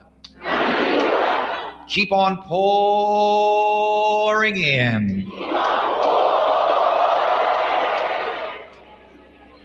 And I see money. And I feel money. Pouring in. I see money. And I feel money. Pouring in. Money-making ideas keep unfolding in my mind. I see myself with extra money, surplus money, and money-making money. Money-making money. Money-making money. Money-making money. Money-making money. Money-making money. Money-making money. Money-making money. Money making money. Money making money. And I'm fascinated by money. Thank you, God, in me. And now I bless you with the blessings of health, happiness, love, success, and prosperity. Good evening. I am blessed to make money. Money making money. Money making money. Money making money. Money making money. Manifest making money. Money making money. Money making money. Money making money. I ain't stressed. Making money. Money making money. Money making money. Money making money. Gratitude is my attitude. I'm making money moves. Jewelry in the safe. Piggy bank on full. And I'm living life abundant. I'm making money fast. I'm a money making magnet. Making cold hard cash. I'm making money. Oh, I am blessed.